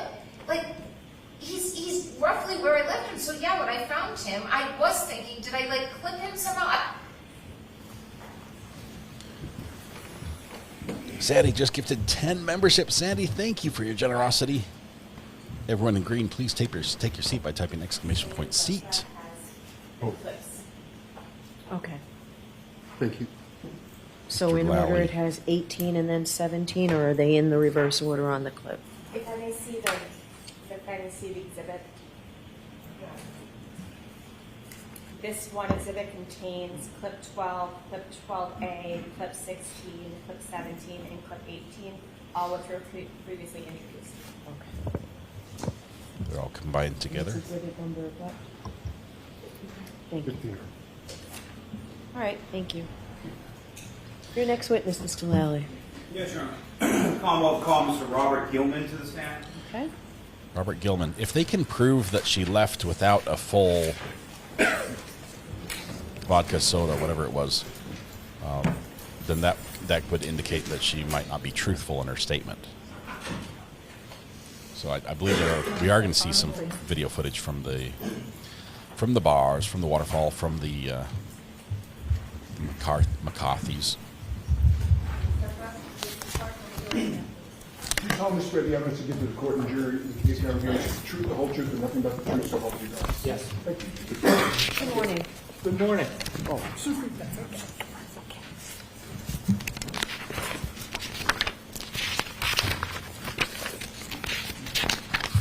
It's okay. The tie won't bug me one All right, bit. Mr. Lally, whenever you're ready. Thank you, Your Honor. That's better. Good morning, sir. Good morning. Could you please introduce yourself to the jury, stating your last name, spelling your last name for the court? Good morning. My name is Robert Gilman, Gilman.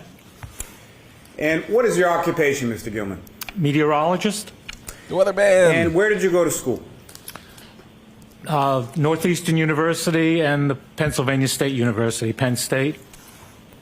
And what degrees did you receive from those institutions? I received a Bachelor of Science in Earth Science and in Meteorology.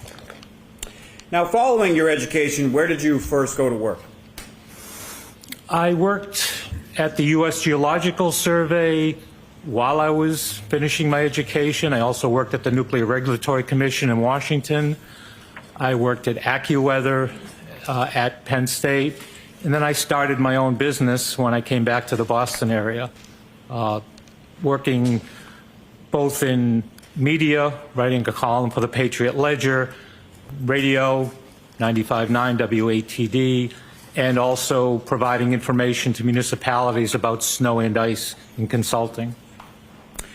Now, starting first with the U.S. Nuclear Regulatory Commission, what did you do there? I worked in the Division of Site Safety and Earthquake Analysis. That was primarily involving siting nuclear power plants. And as far as AccuWeather Inc., what was it that you did there? AccuWeather. Soil analysis. Meteorology. I worked starting out drawing maps. We drew our own maps back in those days, providing observations to meteorologists and helping develop forecasts. Now, you had worked, you had mentioned earlier in your testimony, you'd worked as a meteorologist in New York for the radio, for the Patriot Ledger, and New England Weather Service. Is that correct? New England Weather Science, that's correct. And how long a period of time span are we talking about as far as your work as a meteorologist? Over 45 years. Now, if you could explain to the jury just in general terms, what is meteorology? Well, the term is actually a shortened term of hydrometeorology, one who studies falling water things. And it's a study of the atmosphere. Now, in your work as a meteorologist, what are the different types of data that you study and examine? Mostly measured data such as temperature, humidity, wind, precipitation, but also sensing data with satellites that orbit the Earth and with radar that shoots electronic beams out and comes back and forms images that we can analyze. Now, beyond the satellites and the radar, where does that other data come from?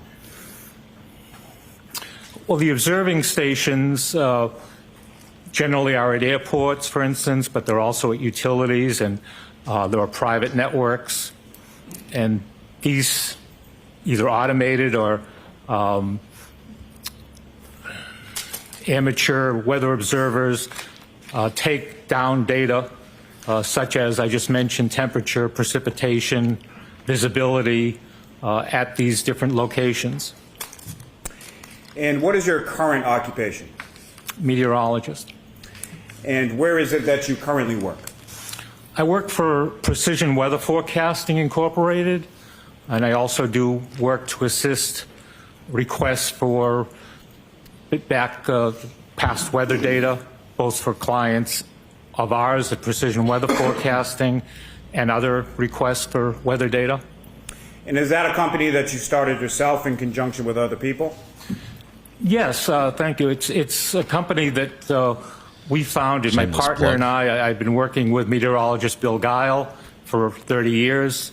We're both local, and we found that we had a lot of interest together I don't stay up 24/7. He stays up overnight a lot of times, and we work much better, on that shift kind of work during the day, answering questions of clients about snow and ice especially. So we formed our own corporation, a Massachusetts corporation, in 2016. And how long, even prior to the incorporation in 2016, how long have you been working in that capacity for building that company? Oh, I would say over 45 years, going back to 1979, 1980. And what type of service does your company provide to your clients? Precise snow and ice information. I own the website snowandice.com, and our clients depend on very local, precise snow and ice guidance. It's for safety, it's for efficiency, environmental concerns of not putting down a lot of chemicals when snow is going to change to rain, that kind of thing. So we're giving very local, precise weather information to help anyone that has snow and ice management concerns. And if you could expound upon that just a little, sir, as far as what types of data or information is it that your company provides? Mainly precipitation timing, when snowfall might begin in a particular place, the intensity of the snow, whether it might be expected to change to ice or rain, or go back to snow or ice to help with those kinds of operations. And where does that data or information come from?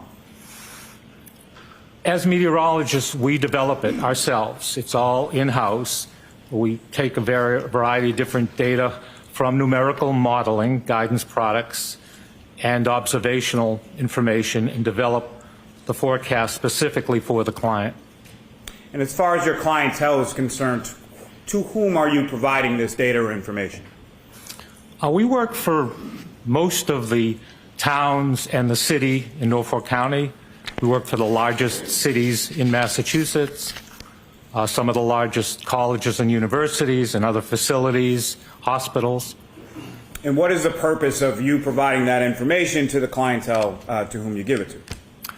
Again, safety, efficiency, environmental concerns, to give them the best information to do the job they need to do. And it's a difficult job, as you can imagine.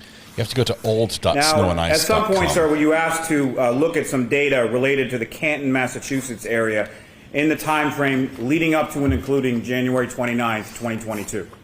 Yes. And what were you asked to do?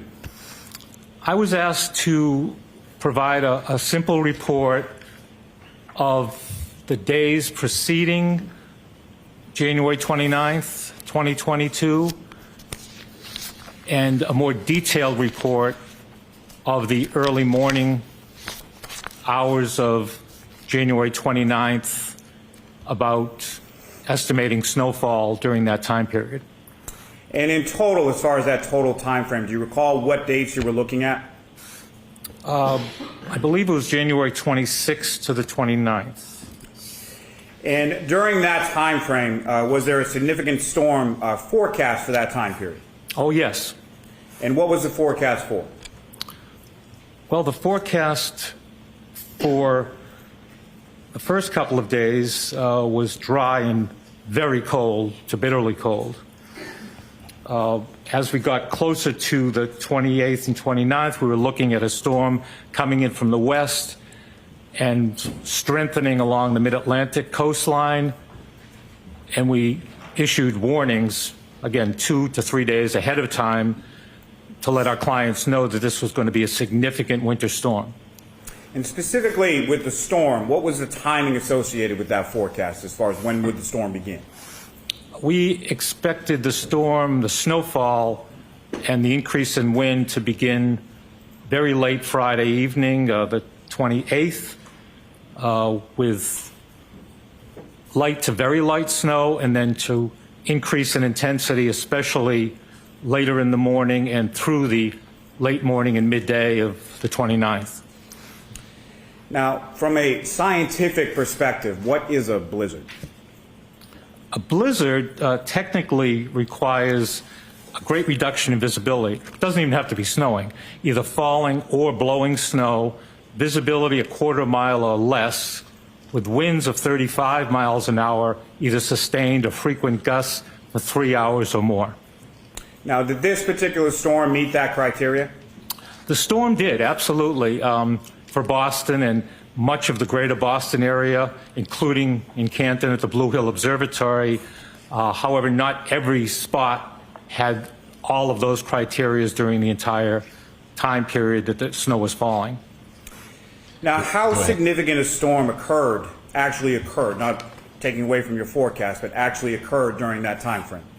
This was the biggest January storm in history, with 27 inches of snowfall. And it snowed heavily for several hours, visibility under a quarter of a mile. And the temperature was dropping during that time, and the winds were gusting frequently to 40 and 50 miles an hour in this area. Now, that data that you looked at from that time frame of January 26th through the 29th of 2022, what types of data specifically did you look, or actually, we'll get to specifics in a moment. What data in general terms did you look at in your analysis? 3 locations. The Blue Hill Observatory, which is the oldest continuously operating weather observatory in North America, close by. Boston, which is a first order weather station at Logan Airport, and Norwood Airport, which is a mile away. And those were the 3 locations. I was considering the surface observations from those locations, also considered other types of observational data. I mentioned the radar data, so the He's got notes. National Oceanic and Atmospheric Administration maintains a NEXRAD NOAA database. And third was the National Operational Hydrologic Remote Sensing Center, which categorizes snowfall and snow depth. So those 3 different types of data at those 3 different locations. He shouldn't be reading his notes right now. When you talk about the Blue Hills Observatory being the oldest in the country, how old is it? It was established by Abbott Roch, who left his family home at 5 Commonwealth Avenue in Boston and built this really strange little structure at the top of Great Blue Hill on February 1st of 1885. And do you know how far away from 34 Fairview Road that Blue Hills Observatory is? Yes, I do. If you don't mind me consulting my note for a moment. I don't think you know. Pardon the interruption. So what are you reading, Mr. Gilman? I'm reading notes I took on measurements from Blue Hill to Fairview. And that's, may I answer the question? Yes, yes, you I'm okay with Your Honor. I just wanted the record to know. Yes, that's why I asked him what he's reading. Thank you, Your Honor. That would be 7 miles. And the Norwood Airport, how far again is that, or how far away again is that between Norwood Airport and 34 Fairview Road? 1 mile. And Boston. Now, these measurements that you used in your analysis, are you familiar with how those measurements are taken or how they're done at each of those 3 locations? Yes. And can you explain to the jury sort of how those measurements are done or how those calculations or the data is collected? Sure. Boston, again, is a first order station. It's equipped with automated equipment. It's called ASOS, Automated Surface Observing System, and it takes measurements of temperature, visibility, wind, humidity at very frequent intervals throughout the 24-hour day. It also collects precipitation, which isn't easy if you think of Logan Airport being out in the harbor and trying to collect every raindrop in that environment. But they have a very sophisticated rain gauge system that actually does a fairly good job of collecting precipitation. Moving on to Norwood Airport, very similar. It's not as high a caliber a station as Boston is in terms of the frequency of observations or the complete set of data. Blue Hill Observatory is a special case indeed. It had been manned for most of the day for many years. The former observer is still alive and well in Hingham, Bob Skilling. For the last several years, 10, 15 years or so, it was an ASOS system that I just mentioned, but in recent years that was cut back. So there are observers that are there, and they take observations when they're there, and they take automated observations otherwise and take a record of that. But it's not on the, for instance, the FAA network, Federal Aviation Administration. Weather data, of course, is extremely critical to aviation, and they have a network of weather data. The Blue Hill Observatory currently is not on that network.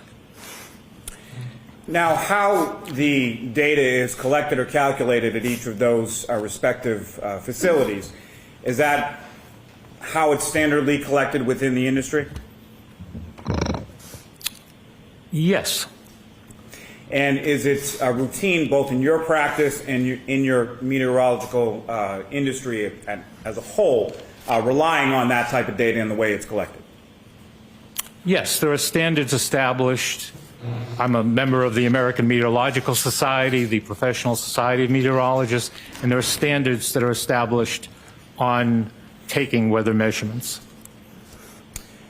Now, may I approach, Your Honor? Yes.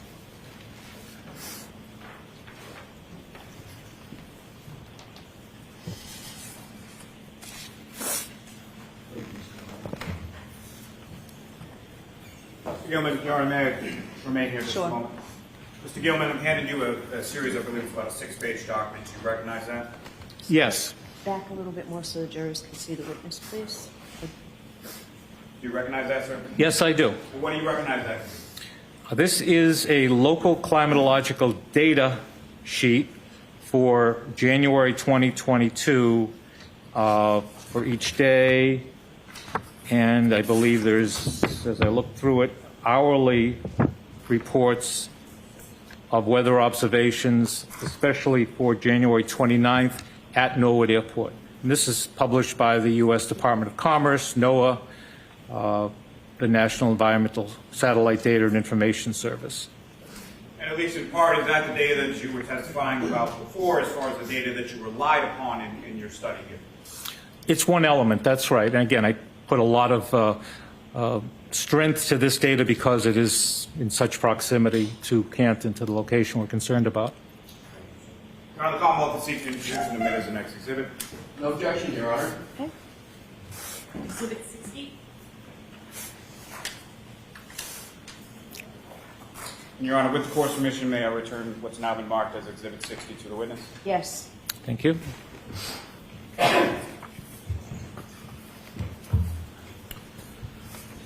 So, Mr. Gilman, starting with snow accumulation, during the period that you were looking at, what is it that you found?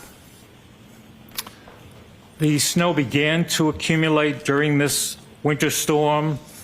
And by the way, I think I can use the term nor'easter, blizzard, bombogenesis, bomb cyclone, winter storm, all referring to the storm event of the 28th, mostly the 29th. Let's do the first snowfall began late in the evening on the 28th and continued into the 29th. Just starting with that snapshot of the evening of the 28th, how much snow accumulated on the 28th before turning the page to the 29th? Very little. Enough to track a cat, 0.2 of an inch. Now, with reference to the 29th, were you able to determine from that data sort of the hourly snowfall as it came down? Yes, as the hourly precipitation data, temperature, and other information was reported, I was able to analyze it each step of the way as the storm progressed. And from your analysis, sir, could you describe to the jury, sort of going bit by bit, what was that hourly snowfall for the 29th? As I said in the report, it's estimated that as it began, it was on the order of 0.3 of an inch an hour on the 29th until 1 o'clock, and it stayed in that light range. And anything under an inch an hour of accumulation is termed light snowfall. So that by 3 and 4 a.m. we were looking at 3, 4, 5/10 of an inch an hour. There started to be an increase more noticeable in the intensity by 5 a.m. with another inch, and then by 6 a.m. with another 1.2 inches. If I could stop you there just for one moment, Mr. Gilman.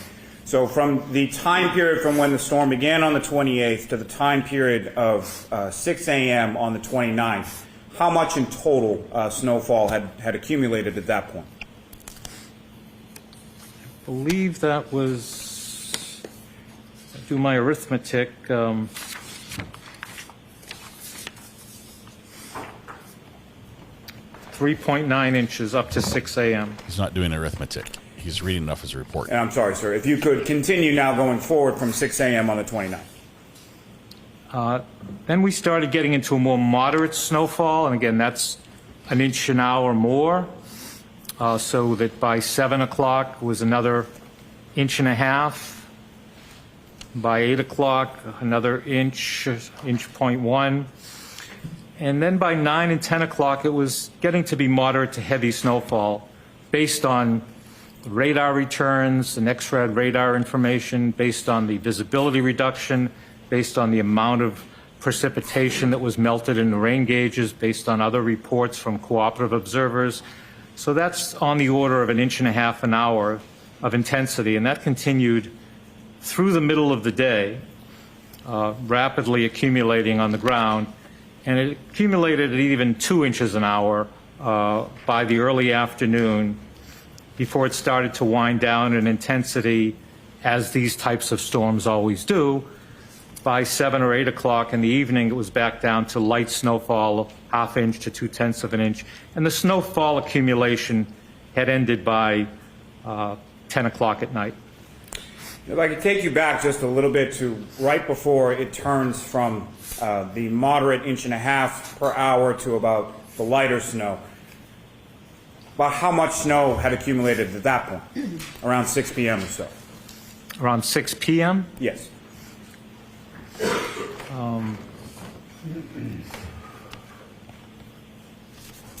Well, again, I'm just going to do the arithmetic of subtracting the snowfall after 6 p.m., which was 1.3 inches from the total, which was 23.8.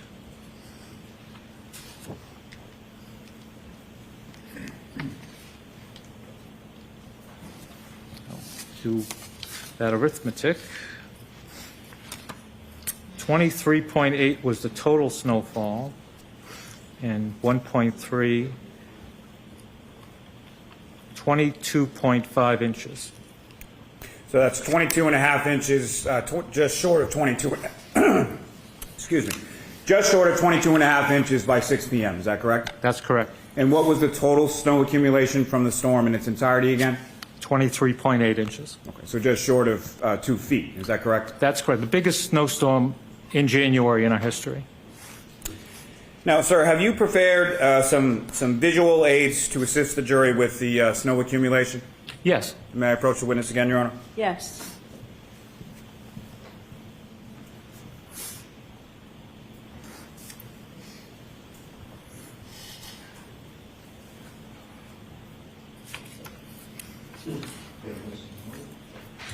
Mr. Gilman, showing you 3 documents. Just ask you to look at those. We're helping you finish.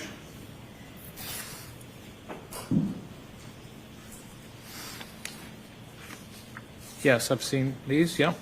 And what do you recognize each of those 3 to be? The first one is a storm warning report that was sent to our clients in this area regarding the upcoming snowfall, winter storm. And we began sending this type of report, as I said, 3 days prior. This was one of the last ones that was sent as the storm was getting underway in this area. So this was sent by my colleague, my partner Bill Guile, at 8 o'clock that Friday evening. and it's a detail of when the snow is going to start, when the first inch will be on the ground, the total snowfall, the duration of the storm, and what's going to happen after the storm, which is also critical for our clients to know how to clean it up and what kind of post-storm conditions as far as temperature and other things to consider. So that's the heading of the form. Then we get into this detailed 6-hour time block series. And of course that begins at 6 p.m. to midnight since this was issued at 8 p.m. And we talk about the weather conditions and how much, if any, snowfall. I don't mean to interject, but just you recognize what's on that, and that is a forecast that you sent out, correct? Yes. Well, our company sent out. My partner, Bill Guile, actually sent it. And the last two sheets that you have before you, what are those? These are images taken from one of those 3 sets I talked about. The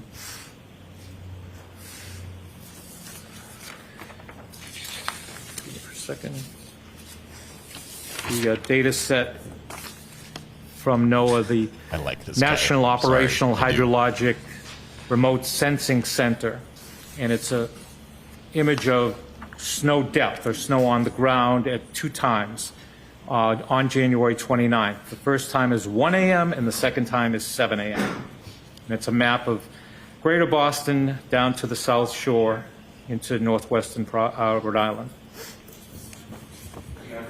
Yes. Almost introduce in a minute the next 3 exhibits. No objection, Your Honor. All right, thank you. This weatherman has no dog in this fight as far as the Karen Reed trial. He loves the weather, and he's made a company that charges local municipalities so that he can send them text messages about when there's going to be weather. I think it's a great idea. Yes. It sounds like he nailed this weather forecast, and why not be proud of it, especially if it was a big one, to get it right. They take plenty of heat when they get it wrong, so why not be proud that they got it right? Now, Mr. Gilman, what is the difference between a forecast versus a report of actual conditions or weather measurables? As defined, a forecast is your best estimate based on science and data available of how the future is going to play out in terms of weather, the amount of snowfall, the temperature, the observed data. And I often make the distinction between soup and sandwich. Weather and forecast always seem to go together, but there actually is weather, and that's separate from what the forecast is, and there's always some small distinction. Lately, we've been getting pretty good at getting accurate weather forecasting done, but it is the actual weather that's measured. How much snow is on the ground, how much snow fell, what the wind speed was during any given period, temperature, those kind of elements that actually occurred. And Your Honor, with the court's permission, may I publish to the jury on the screen a copy of the his website's back the up. Forecasting document? Okay. Ms. Gilman, if you could.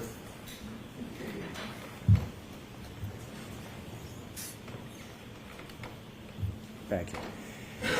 And Mr. Gilman, what's up on the screen? Is that what you have before you as the forecasting document that's now been marked as an exhibit? Yes. Okay. And if you could, directing the jury's attention, shameless plug on the top, from left to right as far as the columns go, if you could walk the jury through sort of what we're looking at in this particular aid. Sure. So below the heading, I think I defined the heading just before, we have these 6-hour time periods. So the columns are the day, in this case today being Friday in this forecast, the weather, the amount in inches, that would be of snowfall, the temperature, that's the air temperature, and air temperature is taken 5 feet above the ground in a natural surrounding. The road temperature, also in Fahrenheit, and that is the surface ground temperature, which is very important to our clients. And then we have wind, both sustained and gusts.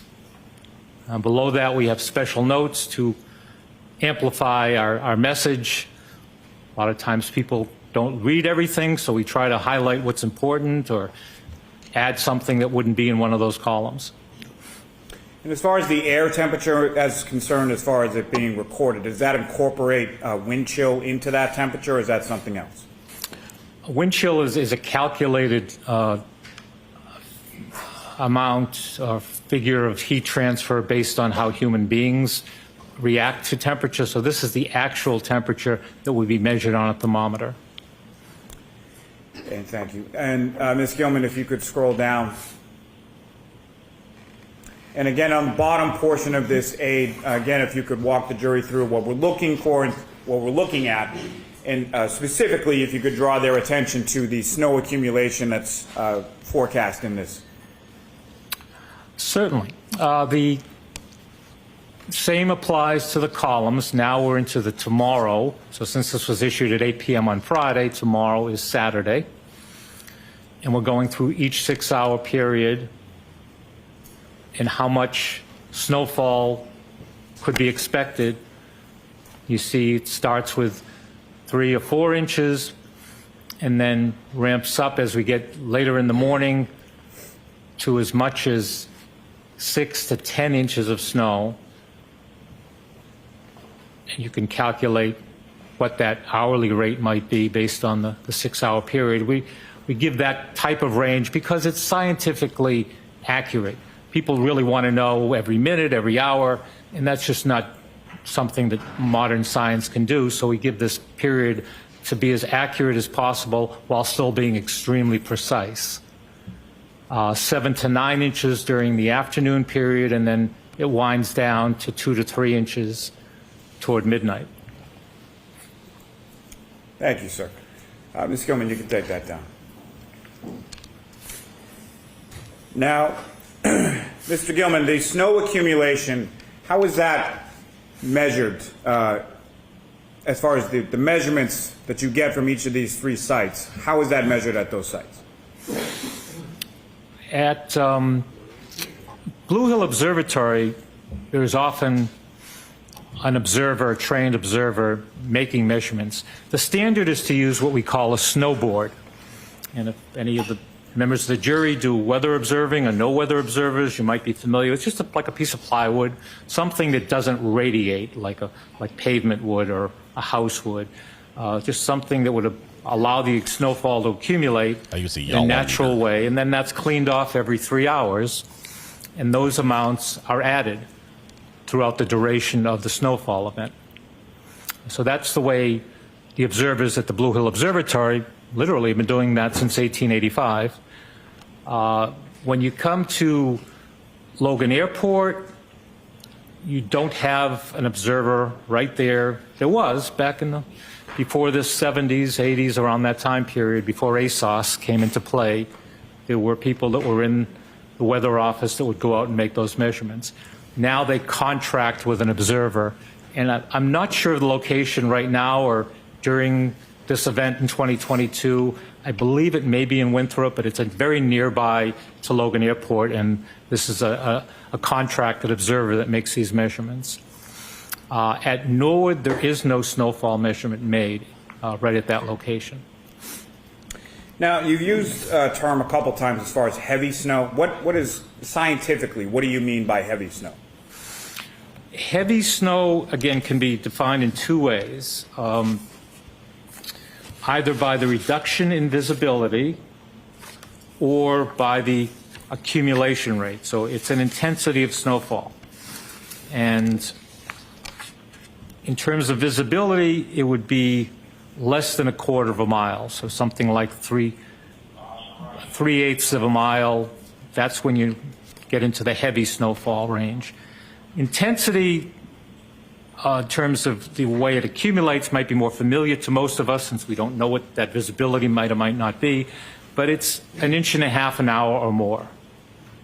It's not something that you want to be driving in, or very hazardous and big impact on a lot of our activity. Now, what is the scientific definition of whiteout conditions? I don't know if there's a scientific explanation, but it's a good term that is used quite a bit, and it would be heavy snowfall Again, snowfall can reduce visibility to near zero, even below 3/8 of a mile. You may be getting 2 inches of accumulation, 3 inches per hour. When you have a very convective, energetic storm, like a thunder snow event, a lot of upward motion in the atmosphere, you could get 4, even 5 inches of snowfall per hour, and that certainly would be termed whiteout. I think it has a lot to do with the fact that we drive a lot these days, that people are familiar with limitations to being able to drive a car. And, if you're driving along, the windshields are going, wipers are going at maximum speed, and you just can't make out anything on the horizon or the car in front of you, you say, it's whiteout conditions. That's the way it's reported. And did each of those, as far as heavy snow and whiteout conditions, occur in this storm? Heavy snow definitely occurred in this storm. I've heard it referred to as whiteout conditions, and it's somewhat in the eye of the beholder, but I would say yes, whiteout conditions did occur. Now, turning your attention, Mr. Gilman, now to the topic of visibility, can you describe to the jury what your understanding of that term is as it applies to what you do? Well, visibility is just the reduction of how far you can see based on some weather element, as long as we're talking about weather. So haze can reduce visibility, fog, different types of precipitation, smoke can reduce visibility in the atmosphere. But in terms of snowfall, the heavier the intensity of the snowfall, the lower the visibility. And so from a meteorological standpoint, how is that measured? Well, it's measured in miles, or quarters of a mile, which is the standard here in the United States. And you sometimes see it in 1/8 of a mile, but generally with these automated systems, it would be 3/4 of a mile or 1/2 a mile, or as the snow intensity lightened up quite a bit, it may go up to 7 miles. I've seen snow falling at 10, even 11-mile visibility, which you'd hardly notice if you were out. That's not much of a reduction in visibility, but it can come all the way down to near zero. And what was the lowest, if you know, the lowest recorded measurement as far as visibility as it pertained to this storm? I would base that on the Norwood Airport because it was, especially in this immediate area, and they do a good job of measuring visibility, and that came down to 1/4 of a mile at the airport. It certainly may have been lower than that at times, but was on the order of 1/4 to perhaps as low as 3/8 of a mile or 1/8 of a mile between observations. Now, sir, if I could turn your attention to the topic of temperature. How is temperature measured in your analysis as far as the data that you have? Check to make sure the peat is temperature is warm. measured with a thermometer, and there are different types. We depend heavily on electronic thermometers now. Measure the amount of heat in the air, and we get a reading, and we generally use that reading as the air temperature. Now, what is the difference between air temperature and road temperature? Again, air temperature, the standard is the temperature of the atmosphere 5 feet above the ground in a well-ventilated natural surroundings. Road temperature or ground temperature is actually at the surface, so it's out beyond the atmosphere, right at the surface of the ground. And what kind of tools are used or utilized to measure road temperature? There are basically 2 ways. One way would be to put some kind of sensing device, a probe, in the surface, just below the surface. And the other way would be to use infrared radiation. So you'd mount a sensor on a pole, and that infrared wavelength measurement would give you a road temperature or surface temperature. Now, you mentioned earlier in your testimony that road temperature in particular is important to your clients. Why is that? And I've heard this so many times from our clients. You can forecast or expect an inch of snowfall or 3 inches of snowfall. If it's going to melt because the road temperature is 34 degrees or 35 degrees Fahrenheit, they don't really want to do anything. You know, they don't want to put a lot of chemical down. They don't want to hire private contractors with plows. Whereas if it's going to accumulate, especially on the road surface, they need to be prepared. And there's so much demand now on having black pavement during winter storm events. There's so many automobiles on the roadways in this area that each of these municipalities is constantly under demand to make sure they do the best job they can. And in order to do that, they need to know what the road temperature is going to be or the ground temperature is going to be in order to best have snow and ice operations to meet those demands. Now, is there a difference, or what is the difference in the changes to air temperature as opposed to the change in road temperature? They're different substances, so they have a different pattern of temperature change. Air temperature changes much more quickly. And of course, when we're talking about temperature, we're talking about energy, the way the molecules in the atmosphere are moving. The faster they're moving, the higher the temperature, the more energy. So depending on what is causing that change in temperature, the atmosphere is going to react more slowly. The ground will react more slowly to the change. The atmosphere will react pretty quickly and much faster. Now, in your analysis here, what time frame again were you using, or were you measuring the temperature across? Let me ask you this way. You started on January 26th through the 29th, correct? Correct. Okay. And why is it specifically with temperature that you started on the 26th as opposed to anything else? I was asked to start at the 26th, and I said that's a good way to go because it establishes a period of seasonal freezing ground. It typically happens in this climate in the midwinter that our ground freezes. So if you look a few days before, you get a good sense if that was the case. I mean, there have been winters, there have been months of January in recent years that we've reached 60, even 70 degrees, and nothing is going to be frozen during that time. This was not the case in late January of 2022. It was an unusually cold period, and it was important to record that. Now, can you describe to the jury or lay out for the jury the temperature readings throughout that period of time that you analyzed? Yes. I'll start with the 26th and just go without going through more than just a day high and low. A high of 28, a low of 12. On the 27th, the high was 27 and the low was just 9 degrees Fahrenheit. On the 28th, Friday, the high temperature reached 36 and the low was 22. And then on Saturday, the 29th, the high temperature was 29 and the low was down to 15. Now, sir, if I could ask you specifically within that time period, a specific time period of approximately 1:30 a.m. on the 29th through 5 a.m. on the 29th, what does the data demonstrate with respect to the air temperature during that period? From 1:30 to 5:30? Yes, please. On the 29th? All right, I'll consult this data from Oracle. Norwood Airport if that's the way we should look at this. I would suggest to do that.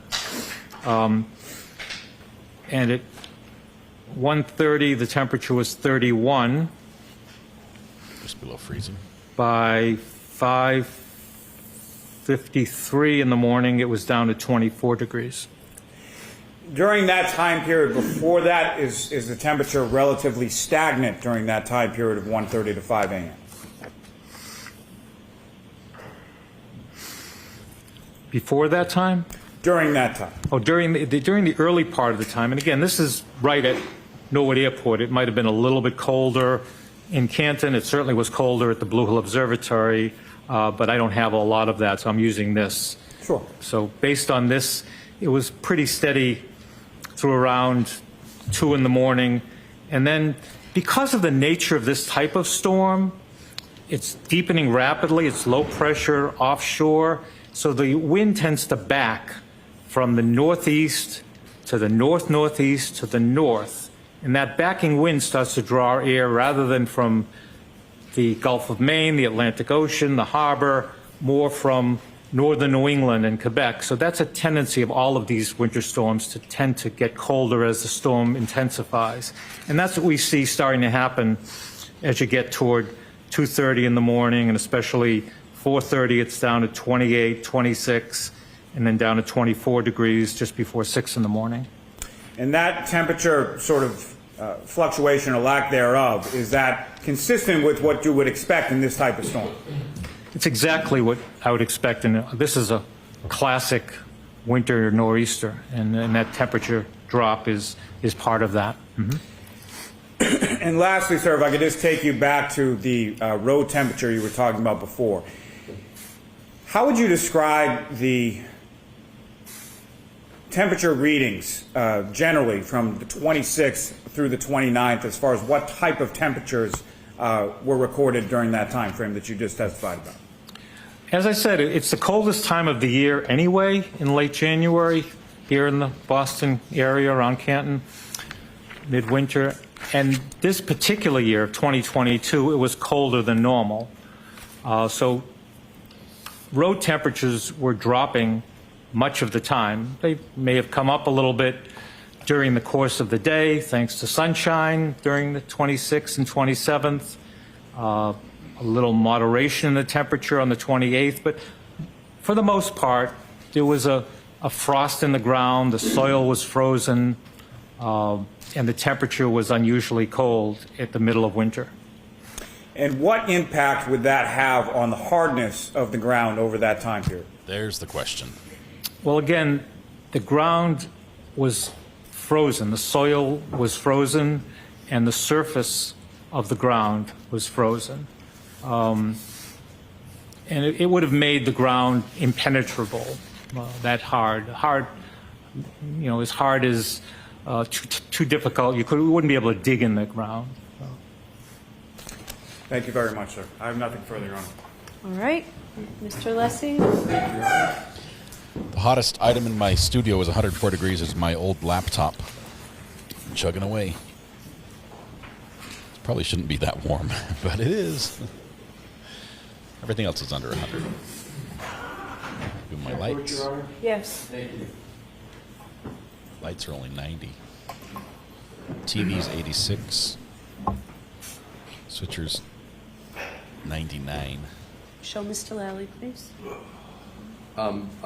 With regard to Mr. Lally and myself, we have agreed I'd like to address the court with a stipulation, and with regard to the document we stipulated into evidence to expedite matters. Yes, Your Honor, may we approach this very briefly? Okay. Apparently it's a stipulation, but Lally wants to get his side of the stipulation clear. I've been testing everything. I'm 98.7. I do have the AC, which is on over there. The wall right above the AC is at 71.6. So that's keeping me cool, but the heat is really focused around me in a semicircle. Everything being warm. Mr. Bones here on my desk is sitting at 84 degrees, while Lady Justice is 82, just a degree cooler, probably because she's a little shorter. So as I just test everything around me, did I crack the case? 85. My Stream Deck is cool. Well, no, it's hot. It's at 93. Thermometers, great tools. Great tools. This is how we tell what the temperature is of anything around us. And thank you, by the way, for this one that was sent to me. Just for this very purpose. Actually, I think it was also sent to me to help me determine if my food had been cooked to a sufficient temperature, as well as a couple other internal thermometers as well. The goat's a comfy temp. Winter goat is at 85. Summer goat is at 83. Not sure. Oh, winter goat's a little hotter because he is wearing the sweater, I think, where the summer goat has no sweater. There's where our discrepancy is. Hot goat, a little cooler. So heat makes the goats louder, apparently. It's a scientific test. All right, we're back. Thank you, Your Honor. Thank you.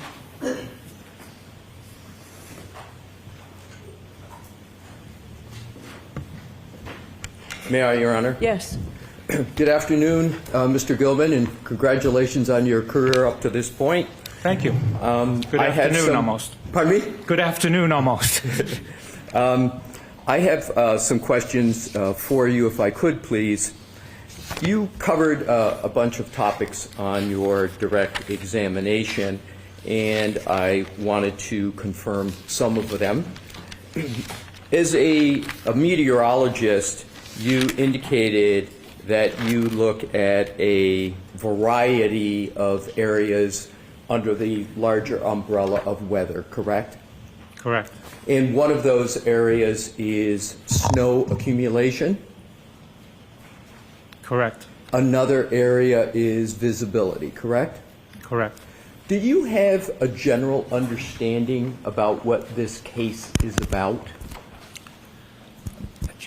Let me ask it this way. As regards weather conditions, are you familiar with an address of 34 Fairview Road in Canton, New York?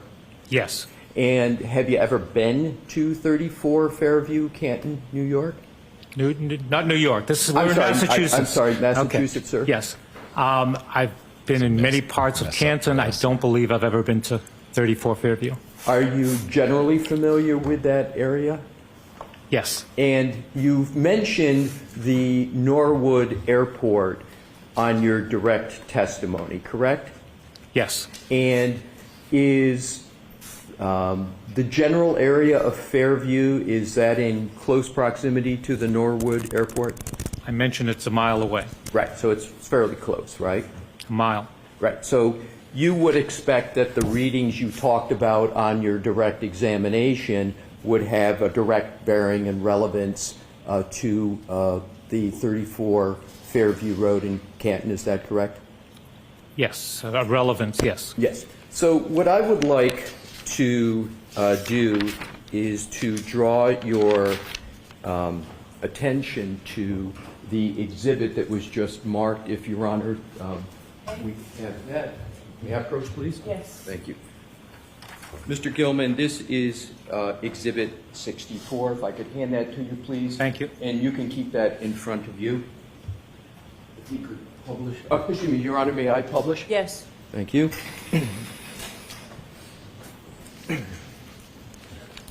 If you could enlarge just, no, not the whole thing, just the chart up above, and make that as large as you could for the jury, please. That is very good. Thank you. You see where we are. And Mr. Goodman, you can either look on the screen or look on the document, whichever is best for you. Thank you. You're welcome. So let's start with the top, which is estimated hourly snowfall ending at. This is for January 29th, 2022, correct? Yes.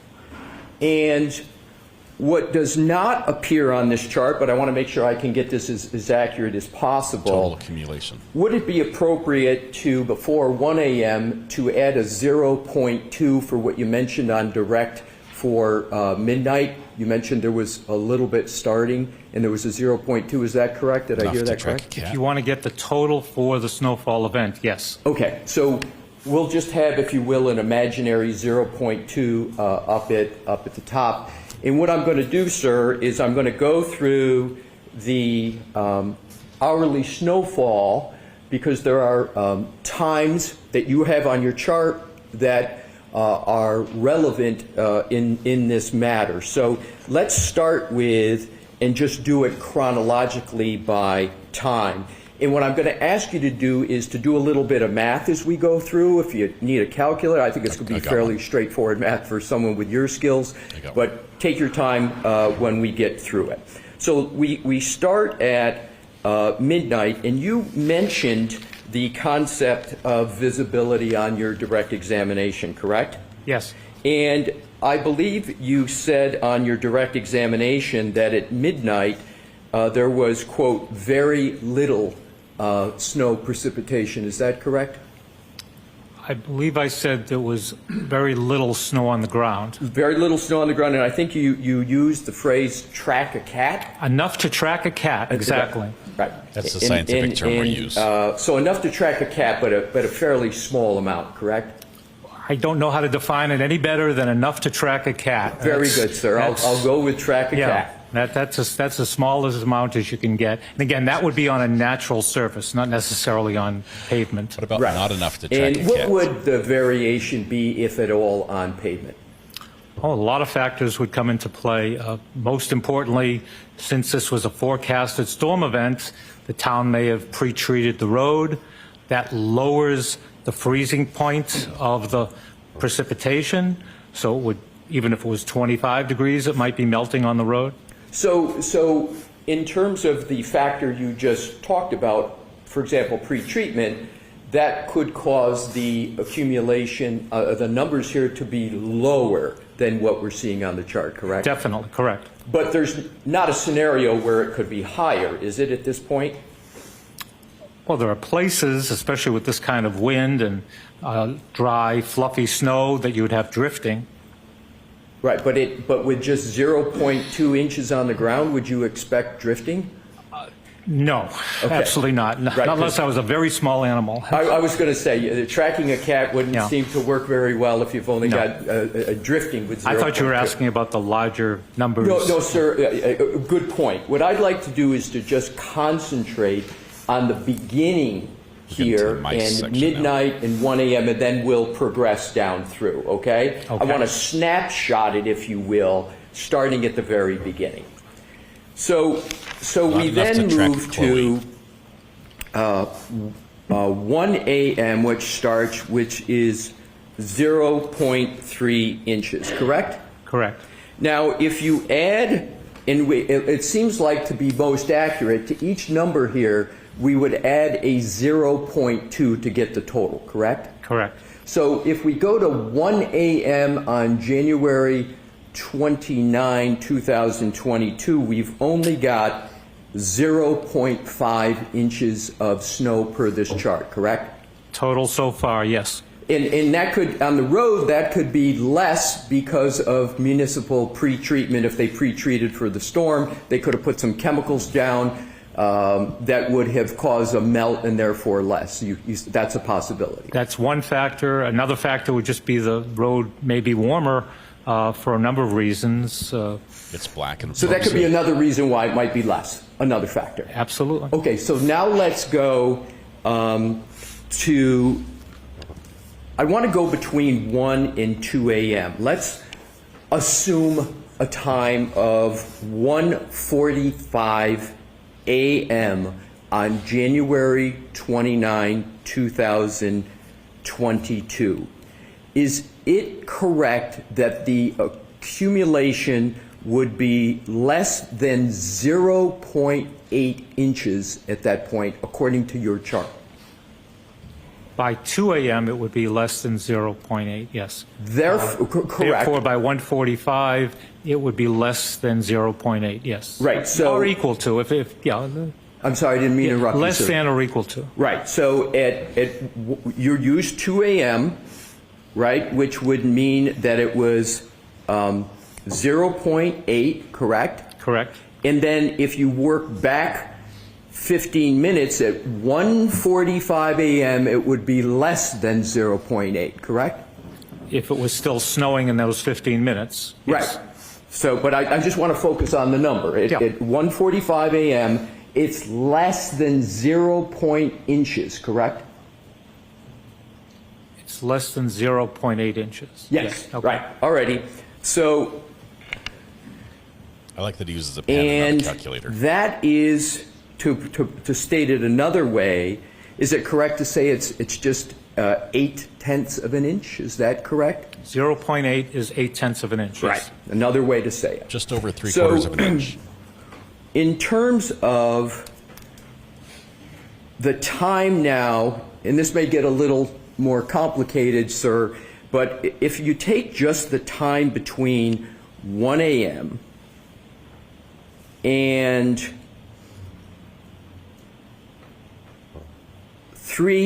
1 a.m. and 2 a.m., So you've got 0.8. You would have under at 145, is it correct you would have only 0.35 inches accumulated of the 0.8? You follow my math, sir? I'm not sure what I follow in that sentence. Did you ask me how much snow fell between 1 a.m. and 2 a.m.? That's another way of asking the question. Okay, between 1 a.m. and 2 a.m., 0.3 of an inch is the estimated snowfall. Right, very well. And so what I'd like to do now is to move down the chart to 3 a.m. How much snow has fallen or accumulated between 12 a.m. and 3 a.m.? So add up those numbers. It would be 1 inch. Right. And is an inch, and you're in the measurement business, about the size of a thumbnail? Yeah, I actually use the knuckle on my thumb to the end of my thumb as an inch. Right. So from the knuckle of one's thumb to the end of the thumb is 1 inch. Right. I have a big inch. And under your terminology on direct, you had used the term very little. Would you consider from the knuckle to the top of the thumb very little snow? It definitely would require a comparison. 1 inch of snow has caused tremendous problems for people. Right. So I would not call it, just by the fact of 1 inch of snowfall, I would never say it's very little. No, so I'm sorry, maybe my question wasn't clear. I'm not talking about effects of 1 inch. I'm just talking a measurement of 1 inch. On a measurement scale, would you still consider that your phrase, track a cat, or would you be out of the track a cat? We'd be out of the track a cat stage. Got it. Could you track a dog? But again, the 1 inch being from the knuckle to the top of the thumb. Yes. Let's now go all the way down to about another time is 3:30 a.m., which we're going to focus on now, 3:30 a.m. How much snow had accumulated by 3:30 a.m.? Well, we're going to have that inch we just talked about at length, and we're going to add the 2/10 from the previous day, the last few hours of the 28th, so we have 1.2. And now we're going to add another half an inch by 4 a.m., so somewhere less than 1.7 inches, less than or equal to. Wouldn't the number at 3:30 be 0.85 inches? You went to 4. You're including the snowfall from the previous day, the 2/10 of an inch? Yes. No. What would it be? As I said, there's 1.2 inches up to 3 a.m., and then we're adding some amount before 4 a.m. Unknown how that was distributed within that hour, but something like 1.7 equal or less than total. How about the accumulation between 1 a.m. and 3 a.m.? How much accumulation for that time period? Between 1 a.m. and 3 a.m., so we have 3/10 of an inch up to 2 and another 4/10 of an inch, to a total of 0.7. So between 1 and 3 a.m., there's only an accumulation of 0.7, correct? Correct. Inches. Correct. Could we put the chart back up? I'm going to have to do it. Let me go back. I'll put You the chart had- while he's talking. Spoken a lot on your direct testimony about the magnitude of the storm, 1 a.m. to 3 a variety of other measurements.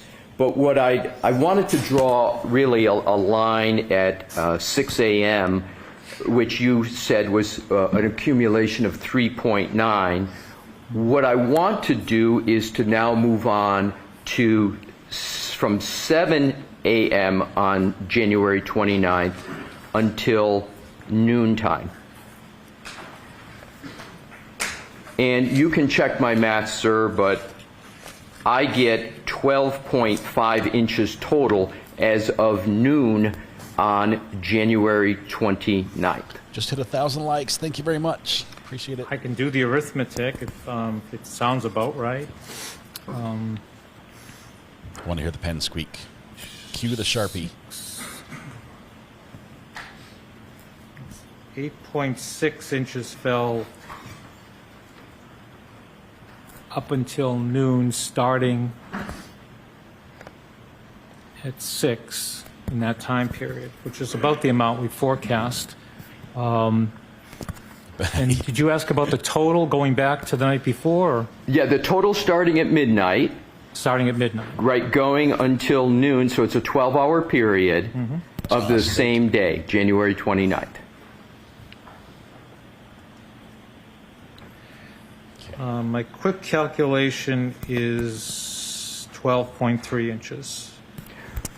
Right, and then you'd add the 0.2 from midnight? Previous to midnight, yes. Right, so 12.3 is what shows with all those numbers, but then you have to add the 0.2 from midnight, which would get you to 12.5, correct? Exactly, yep. Good. So just to summarize the first column there, all the way down from 1 a.m. to 12 p.m., at 6 a.m. we've got 3.9 inches, and then moving down to 12 p.m. we're at 12.5 inches, correct? I believe so.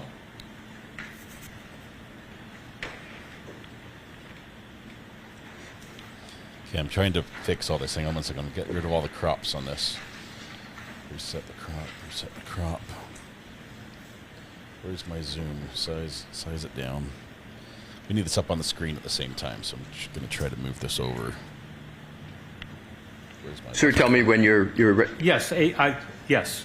So we're in alignment with those two numbers, 3.9 inches as of 6 a.m., 12.5 inches as of 12 p.m. on January 29th, correct? Yes.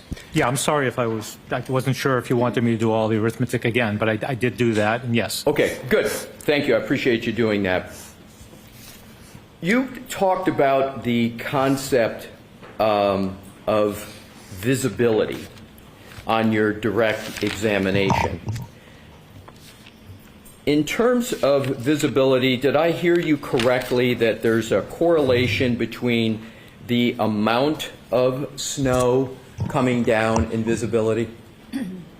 The intensity of the snowfall, so the amount over time in visibility, right? Right. So the intensity or amount over time. How would you describe visibility from 12 midnight or 12 a.m. on January 29th until 1 a.m., that 1 hour period? How would you describe visibility?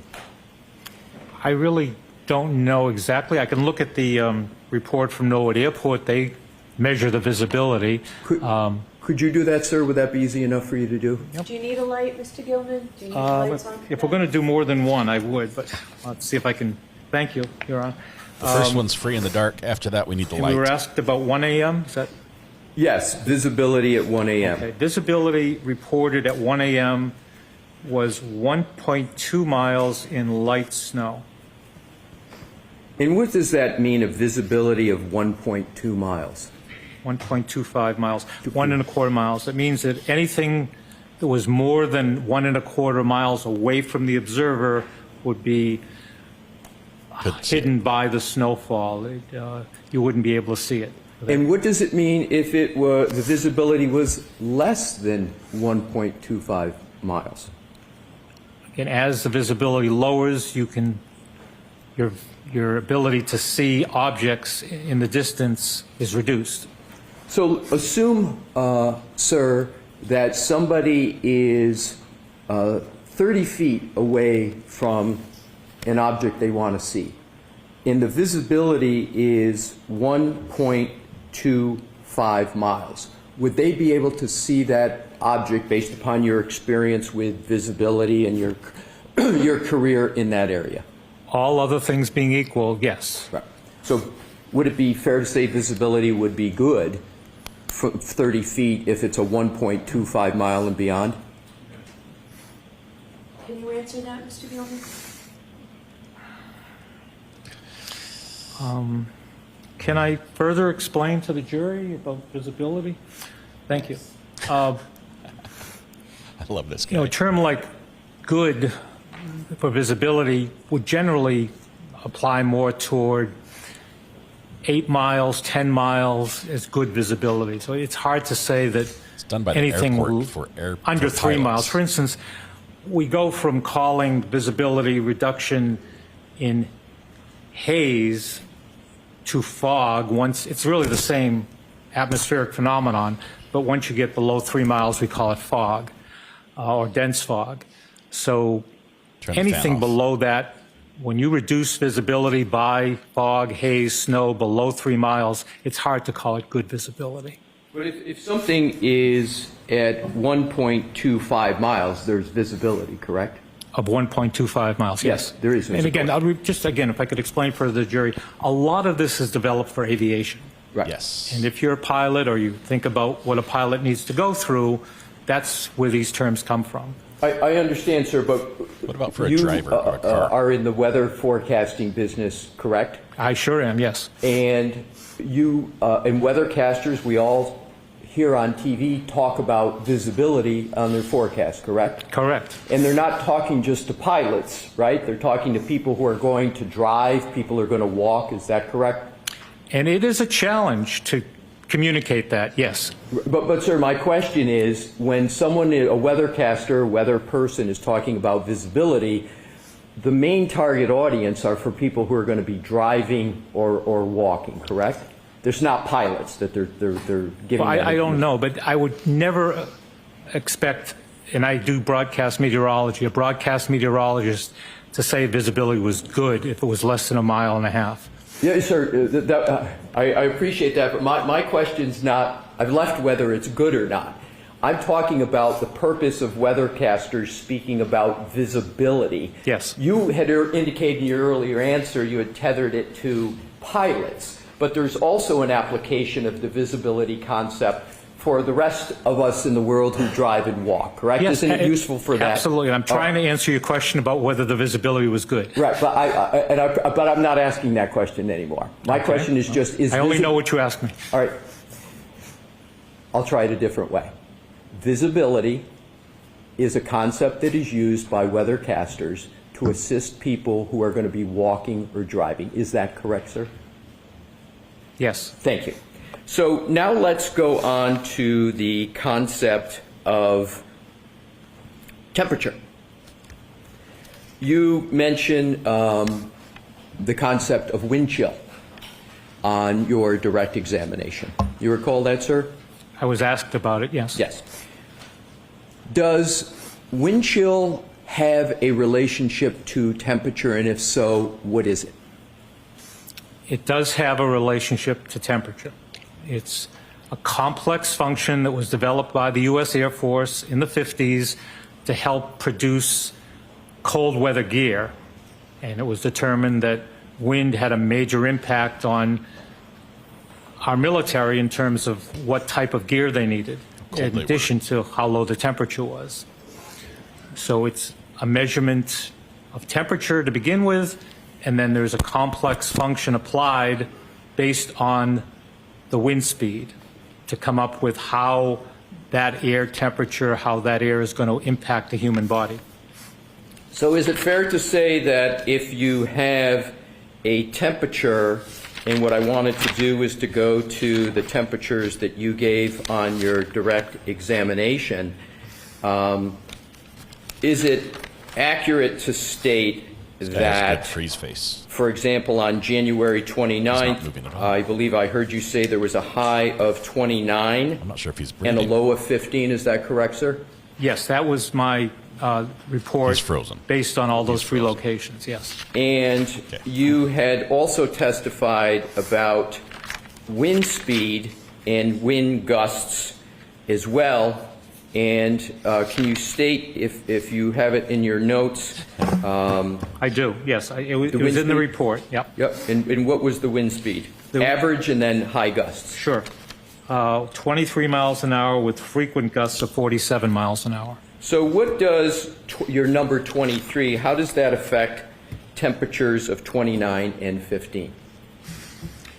It makes that air feel much colder. So that air, that 20-degree air, did you say 20 and 29, sir, and 15 were the numbers you had given? That range for that day, sure. Yeah. So it makes that air temperature feel colder, and it allows that air to take heat out of your body more efficiently and more rapidly.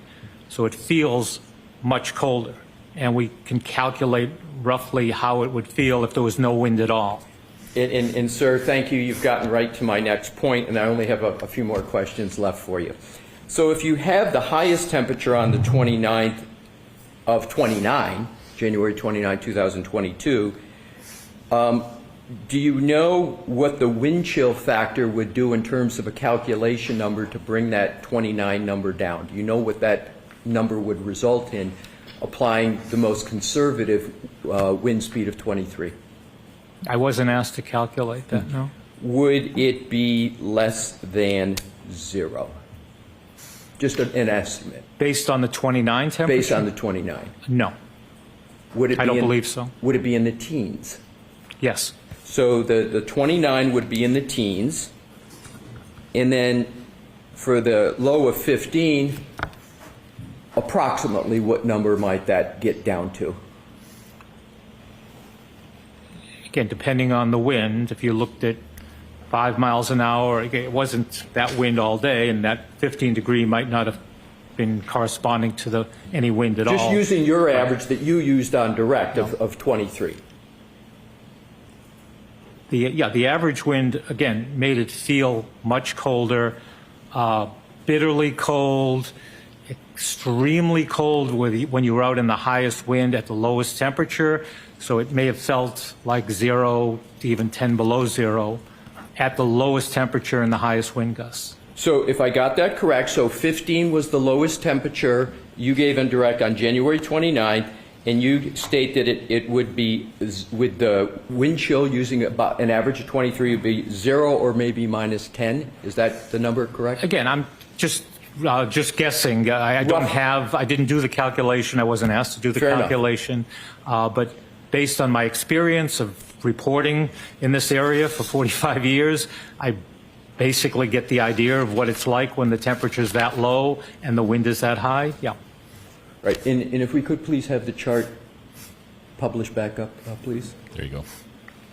I got it for you, Les. You can keep the lights on. You just make it larger. I want to make sure Mr. Gilman has some facile with his How big notes. do you need it? Is that Okay. So is it correct to say that if the total accumulation for the storm was 23.8 inches, that the vast majority of that accumulation came well after 6 a.m.? Yes. And as of 6 a.m., we've only got 3.9 inches compared to what the storm ended up at about 23.8. And then, importantly, from midnight on January 29th until 3 a.m., we've got just 1.2 inches, correct? Exactly. There you go.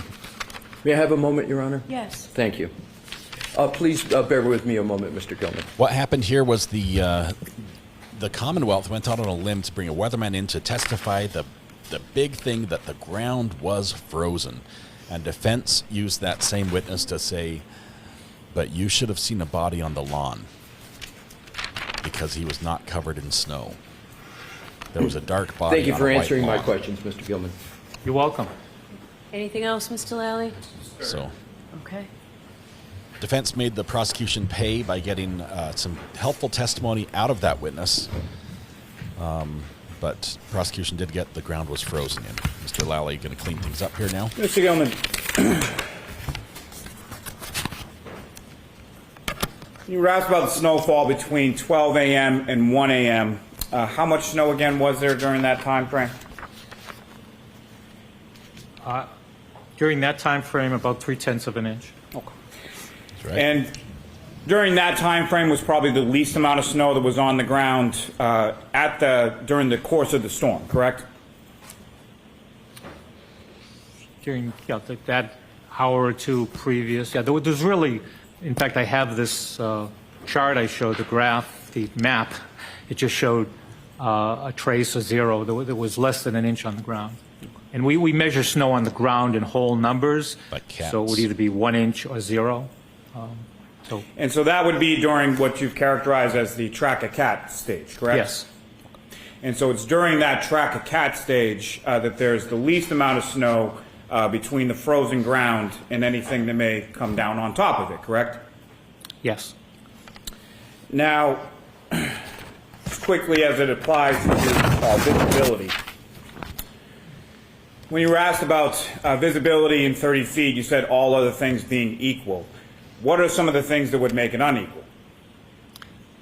A car in front of you, a building in front of you, a person, anything other than weather, and there are other types of weather that can lower the visibility besides snowfall, including fog. So darkness, as far as nightfall versus daytime, that would have a negative impact on your visibility? Objection, Your Honor. Sustained as what about lighting? How would lighting impact the visibility of an object? I really can't say. Lighting, obviously, you need some light to see anything. That's really all I could say. I'm not a lighting specialist. And lastly, sir, as far as wind chill is concerned, again, could you explain to the jury exactly what is wind chill? What is it measuring? Again, it was developed for the military in the 50s to help design. It was actually done here at the Natick Labs here in Massachusetts to help design cold weather gear, because prior to that time, during World War II, the Korean War, unfortunately, especially Air Force aviators were suffering. They had clothing that might have been adequate for the temperature, but because of the wind, they suffered frostbite and other ill effects. And so research was done, and the result of that was a wind chill temperature, Frostbite, the way it would feel to the human body based on the wind on a certain temperature. And so the wind chill is measuring the impact of how a person experiences the air temperature, correct? Exactly. I have nothing further. Thank you, sir. Anything, Mr. Lessie? No further questions, Your Honor. All right, Mr. Gilman, you are all set, sir. Thank you. You're welcome. Thank you. Can you plug your website one more time? Snowandice.com. Get your own personalized weather forecast at snowandice.com. Not a sponsor. I have relinquished them to this nice young lady. Thank you. Just so you know, snowandice.com aims to be your reliable source for past weather data.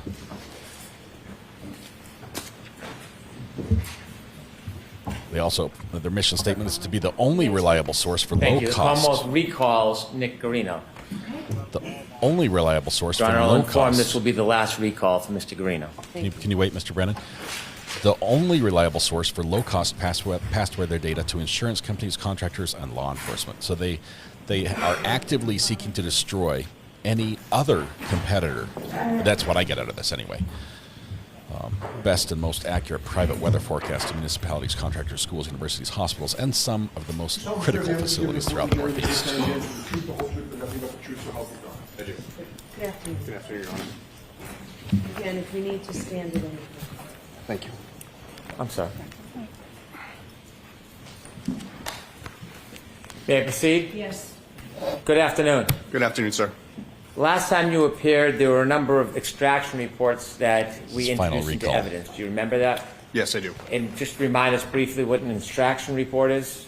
It's the information from the cell phones that I pull out via Cellbar. All right, so I'm just going to ask that this witness identify himself.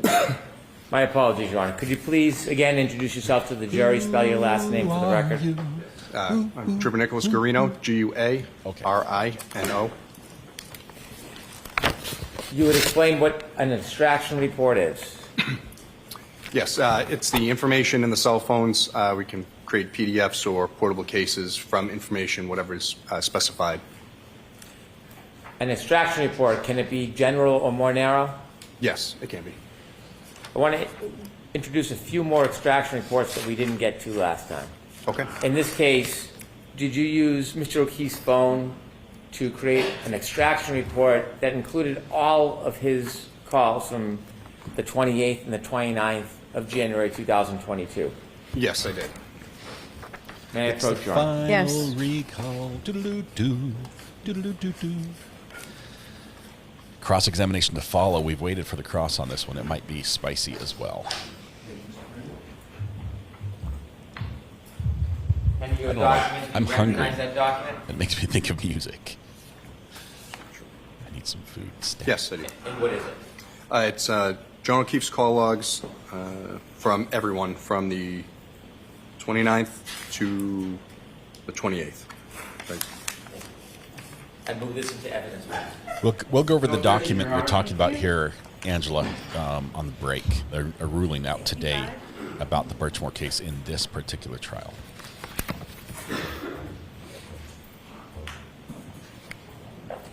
Did you create an extraction report that included a text message between the defendant and Jennifer McCabe? Yes, I did. May I approach, Your Honor? Yes. Let me check on my son. I'll be right back.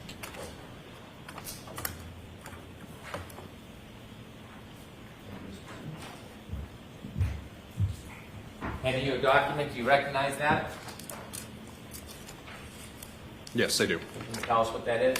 Yes, it's the text chain from the defendant to Jen McCabe.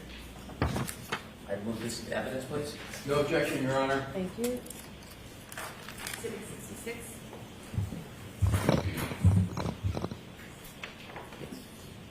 One moment. Thank you. With the court's permission, could Mr. Guarino read this to the jury? Okay.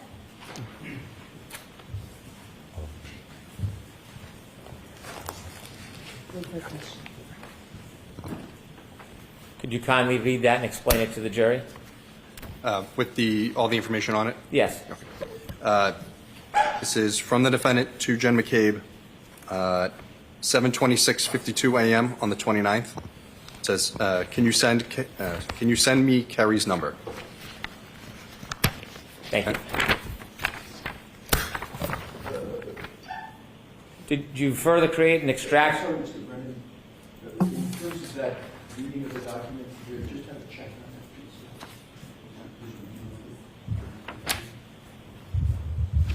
Sorry. No problem.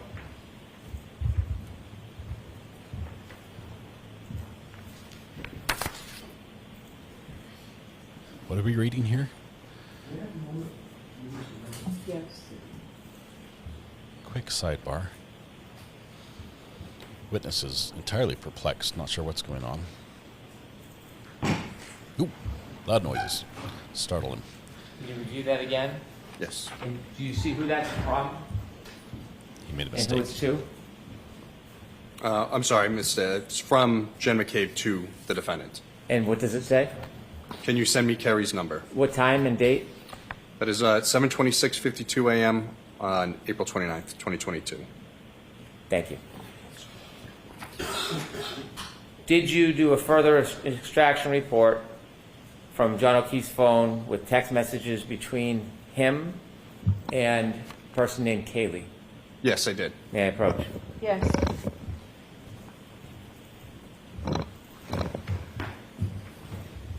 You recognize that?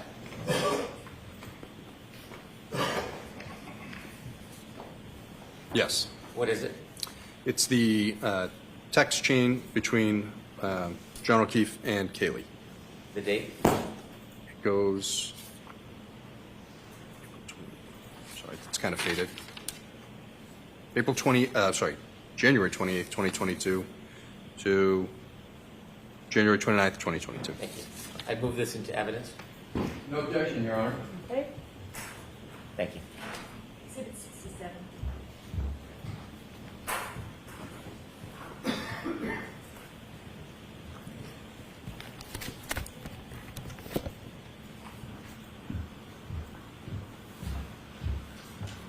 There's a siren.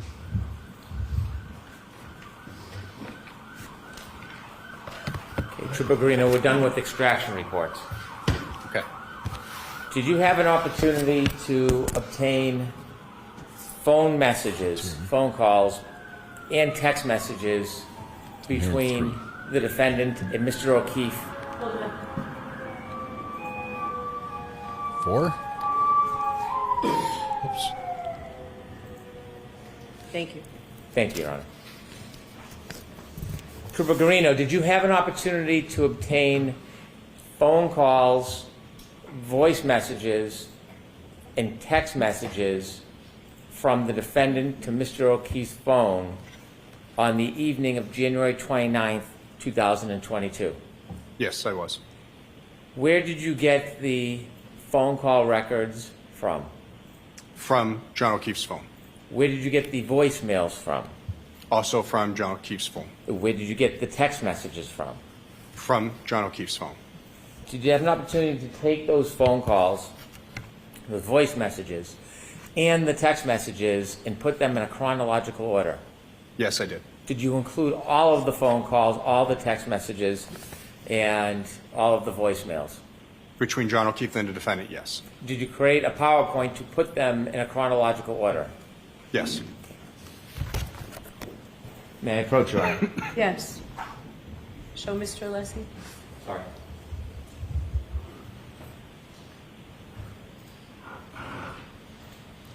So we have another PowerPoint mid-trial.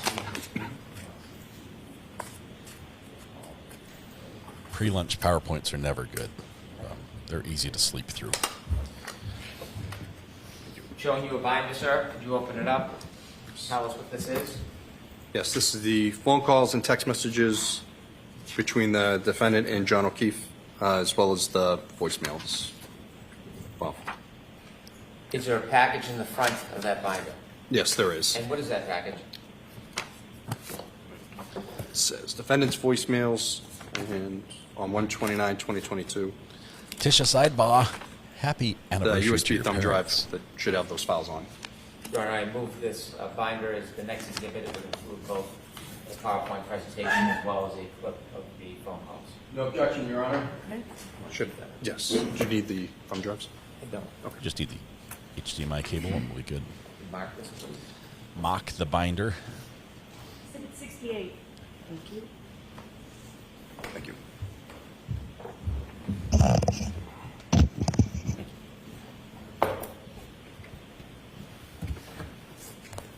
With the court's permission, I would ask that Trooper Garino take us through the PowerPoint presentation. Yes. Thank you.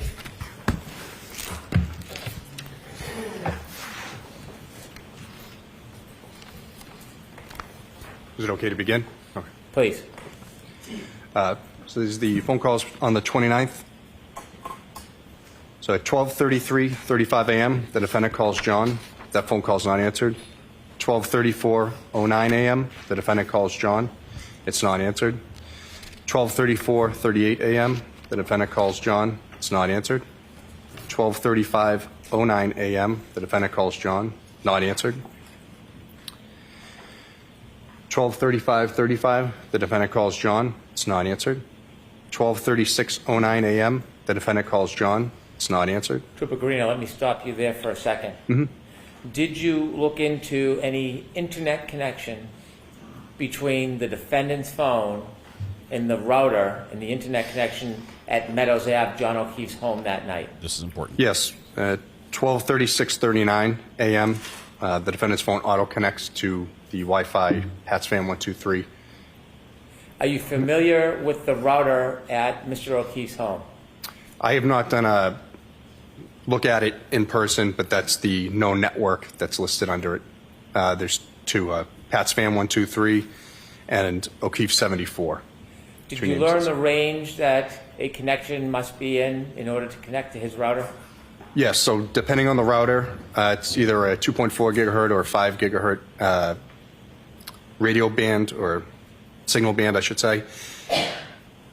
Depending on which one it's connecting to, which band, it's either 150-foot indoor range or up to 300 feet outdoor. So again, when you pull into your home, sometimes you can still be connected to your home Wi-Fi in the driveway. And again, can you give us the time of the connection between the defendant's phone and Mr. O'Keefe's router at Meadows Ave that night? Yes, 12:36:39 a.m. Please continue. At 12:36:40 a.m., the defendant calls John. It's not answered. At 12:37:08 a.m., the defendant calls John, and voicemail number 1 is left with voice. Ms. Gilman, would you kindly play the voicemail for 12:37:08?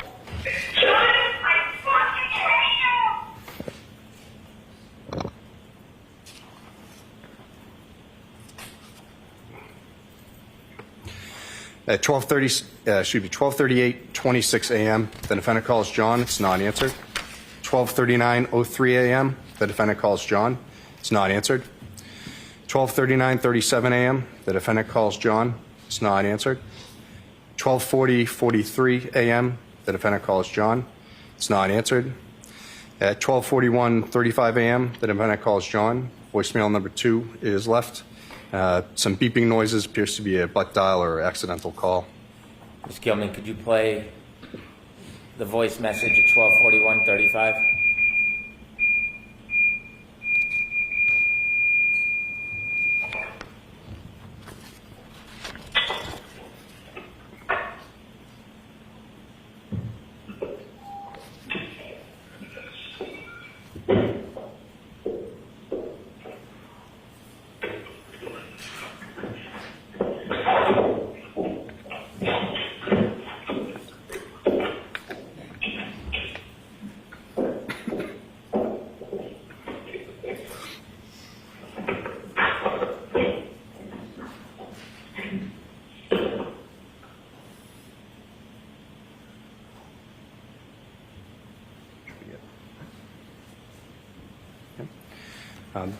The defendant then texts John O'Keefe at 12:55:31 a.m. on the 29th, "I'm going home."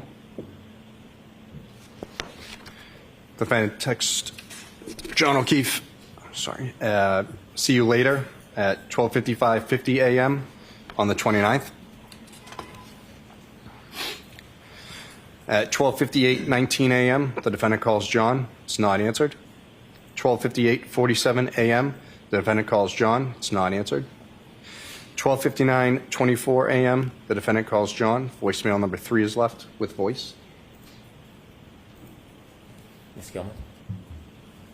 John, I'm here with your fucking kids.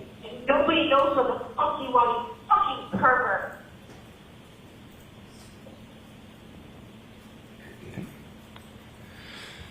At 1 a.m. and 26 seconds, the defendant calls John. It's not answered. At 1 a.m. 49 seconds, the defendant calls John. Voicemail number 4 is left. It's 1 second called, no sound. Ms. Gilman. That was it.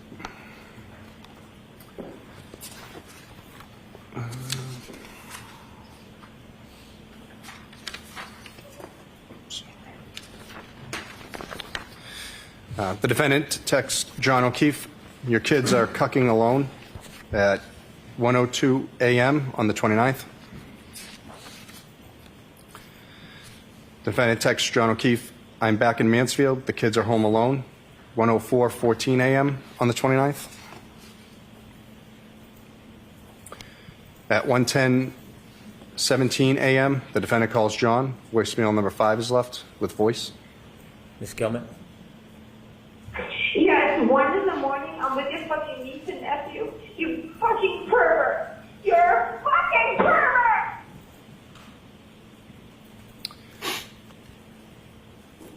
At 1:10:44 a.m., the defendant calls John. It's not answered. At 1:12:18 a.m., the defendant calls John. It's not answered. 1:12:46 a.m., the defendant calls John. It's not answered. 1:13:13 a.m., the defendant calls John. Not answered.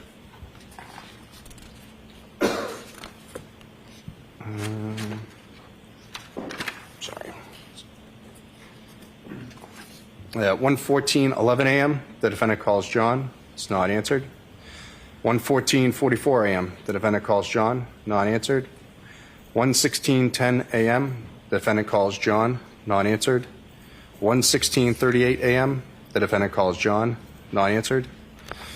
At 1:17:37 a.m., the defendant calls John. So when voicemail 6 is left with voice. Ms. Gilman? John, I'm going home. I cannot babysit your niece. I need to go home. You are fucking using me right now. You're fucking another girl. Kim's sleeping next to me. You're a fucking loser. Fuck yourself.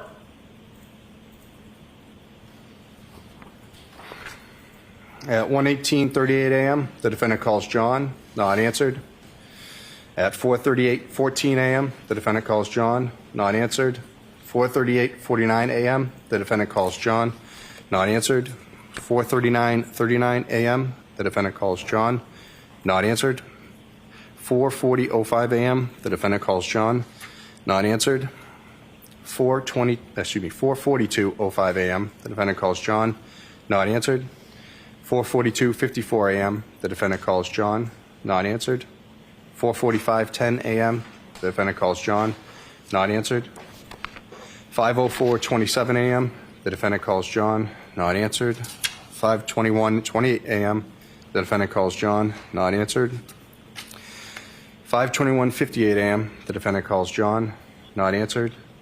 5:23:26 a.m., the defendant calls John. Voicemail number 7 is left with voice. Ms. Gilman?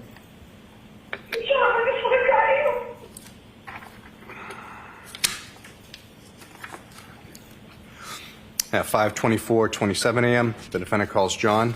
Not answered. 5:25:28 a.m., the defendant calls John. Not answered.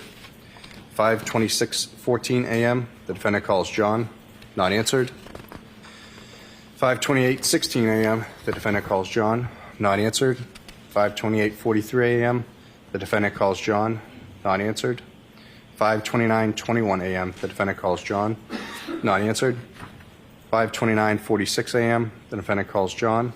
Not answered. 5:30:15 a.m., the defendant calls John. Not answered. 5:30:52 a.m., the defendant calls John. Not answered. 5:31:21 a.m., the defendant calls John. Not answered. 5:36:29 a.m., the defendant calls John. Not answered. 6:03:02 a.m., the defendant calls John, and voicemail number 8 is left with some voice and noise and background. Ms. Gilman, could you play that, please?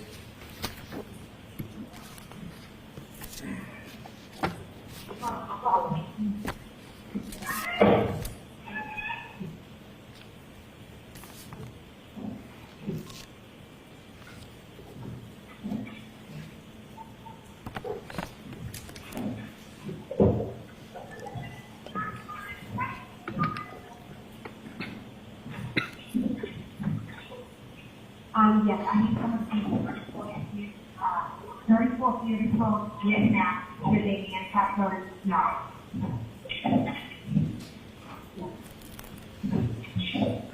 Yeah.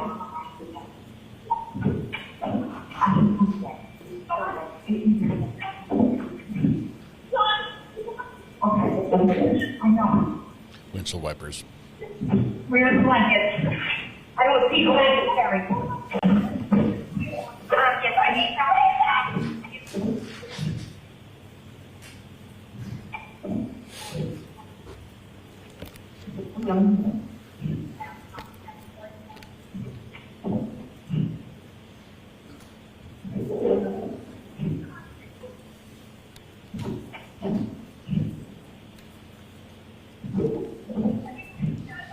It was snowing, Allison.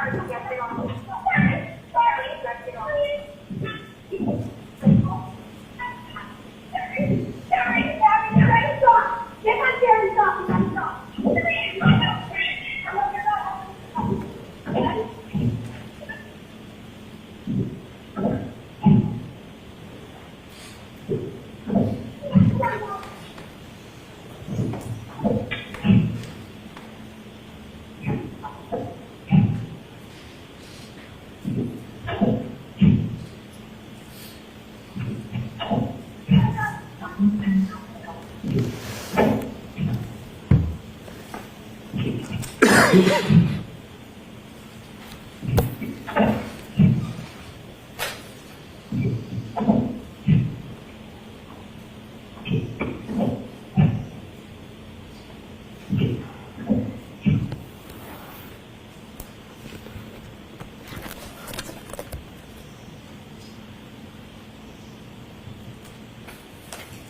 we have the lights on, please.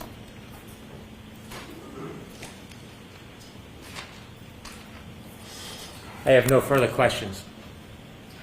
All right. Mr. Alessi, does this seem like a good time to take the lunch and recess? Yes, Your Honor. Okay. All right, so folks, we will take a 45-minute lunch and recess. And Trooper, you can just follow them for Well, they go to lunch. Court, They have all right, please. a court Jurors, filing close to your read. doors and follow me. Quite important one. Goodbye. Let me read this for you very quickly here as they're going to lunch. Let's see. Let me see the date on this one more time. I think this is today. It's dated May 5th, 2025. This is a filing by the Commonwealth.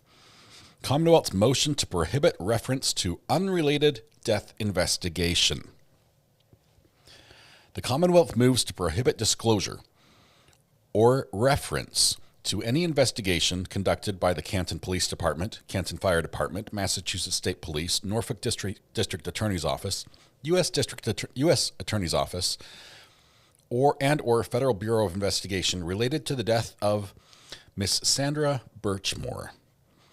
The circumstances surrounding the February 2021 death of Miss Birchmore are not related or material to the death of John O'Keefe. Evidence is relevant if it has a rational tendency to prove an issue in the case. Commonwealth versus Fairweather. There's the citation. Evidence that is not relevant is not admissible. Therefore, a concept of relevancy has two components. One, evidence must be a tendency to prove or disprove a fact. And two, the fact must be a material issue in the case.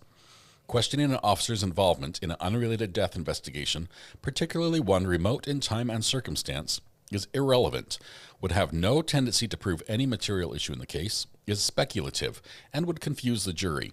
The United States Attorney's Office has a pending prosecution related to the death of Sandra Birchmore. Pending prosecution of who? There's C, United States District Court of Massachusetts, docket number 24 CR 10259. Therefore, testimony about this unrelated death investigation would result in a trial within a trial, with much of the information being inadmissible, confidential, or offered without a proper foundation. Respectfully submitted for the Commonwealth, Hank Brennan. They do not want the Sandra Birchmore investigation mentioned in this one. So, that's fun. I raised my desk because I'm standing, and now I'm like, you're only seeing my torso. So, coming back down. Nope. Oh, chair's stuck. There we go. All right. A lot of the same names that we see in this case were involved in that Sandra Birchmore investigation, and it was bad. It was bad. Don't have time to get into all of it, but we're gonna continue this case after lunch. We're gonna take a lunch break. I'm gonna eat some more food. I've been snacking on this Omega Powerhouse Trail Mix, I think from Sam's Club. It's delicious. It's better than popcorn. Let's see, we have one call. Let's see if I can get this one before we take the break. Call from Amanda H. Amanda, how are you doing? Oh, good on this rainy Tuesday. You must be near Oklahoma. Yes, Texas. Okay. It's got So some major Oklahoma's storms near there. us. Oklahoma's near us. Anywho, question for you. We need you to do something for us. And I know it can't be just me. That last voicemail, is there any way you can clean that up so we can better understand what all's being said or possibly hear it better? Take out the womp womp of the windshield wipers, crank the volume up a little bit. I could do that. Yeah. Yeah, because I would love to be able to hear more in the distance and stuff on what's being said. I mean, you hear Carrie, but you really can't hear a lot of the other stuff. Just the last one, right? Yeah, just the last one where you could tell it's, I think I saw like where she said, there he is, and then all you heard was background noise and stuff that I couldn't tell what was being said. Okay. I don't think I didn't hear there he is, but let's... It may not have been what she said, but see, that's why it was hard to hear because you could tell it wasn't like the phone wasn't right by her face talking on it. You know what I mean? Right. I'm importing it to the replay machine right now. So we'll probably take a look at that after lunch. If we come back just a little bit early, I can clean that up a tiny bit and see if it can make it any better. Awesome. Thank you. Not a problem. Thank you. Appreciate the request. All right. Have a good rest of your day. We'll see you. Bye-bye. All right. So as soon as I say I'm going to send these little plugs back, they just start working. I don't know why, but we'll keep using the phone. The burner phone is still working for now. All right. We are going to take lunch. I don't know how long the judge said lunch was going to last. Turn off the noise from court. You can hear the fan. But it looks like, did anyone guess? Probably, I'm guessing 45 minutes. Yeah, that's right, 45 minutes. So 1:45, we're coming back. We'll come back between 1:30 and 1:45. I'll make the portal so we can all portal over there and watch it. I appreciate you guys being here. If you're here for the first time, please click the subscribe button. It's the least you can do. It's free. The most you could do is click the subscribe and the like button. I guess technically you could become a member as well if you choose to. But we just ask you to do the free stuff, and that would be just great. So let's reuse that one. Day 10, part 2 coming up. And let me put the timestamp on there for 1:30. We're going to do 1:40. Okay, 1:40. There we go. All right. With that, we're going to go to lunch, and we will be back with part 2 of today. We get cross-examination of the recalled witness, the final recall. Now the final cross-examination. I guess we only get one cross-examination unless it goes back and forth. Tonight when you go home, please hug the people you love. Smile at someone, make their day just a little bit better. And please stay safe till we go live about 1:30, 1:45. Got about half an hour at least to eat some lunch. Go grab some food, get a bite to eat, stretch your legs a little bit, then come back. We're going to buckle up for the part 2 of day 10 in this trial. If you want to choose to take the portal and join us on the other side, grab your portal buddy and hold on, because we're going to jump in just a minute. Thank you very much for being here. Thanks once again to my absolutely incredible mods. Thank you. Thank you to all of you. We've had so many people with huge milestones. I'm really feeling that today. Thank you very much for your support of the channel. I could not do this without you. You make it not just a fun, amazing, insightful, witty place to be, but literally you make it all possible. And I've got to thank you for that. You guys have a great lunch. We will see you. Total Recall, yes. Well, Total Recall's the movie, but Final Recall is what he said. We'll see you after lunch. Have a good one. No Birchmore unless the door is open, Judge ruled. He's our best investigator. Was that enough? All right. We'll see you guys afterwards. Bye-bye.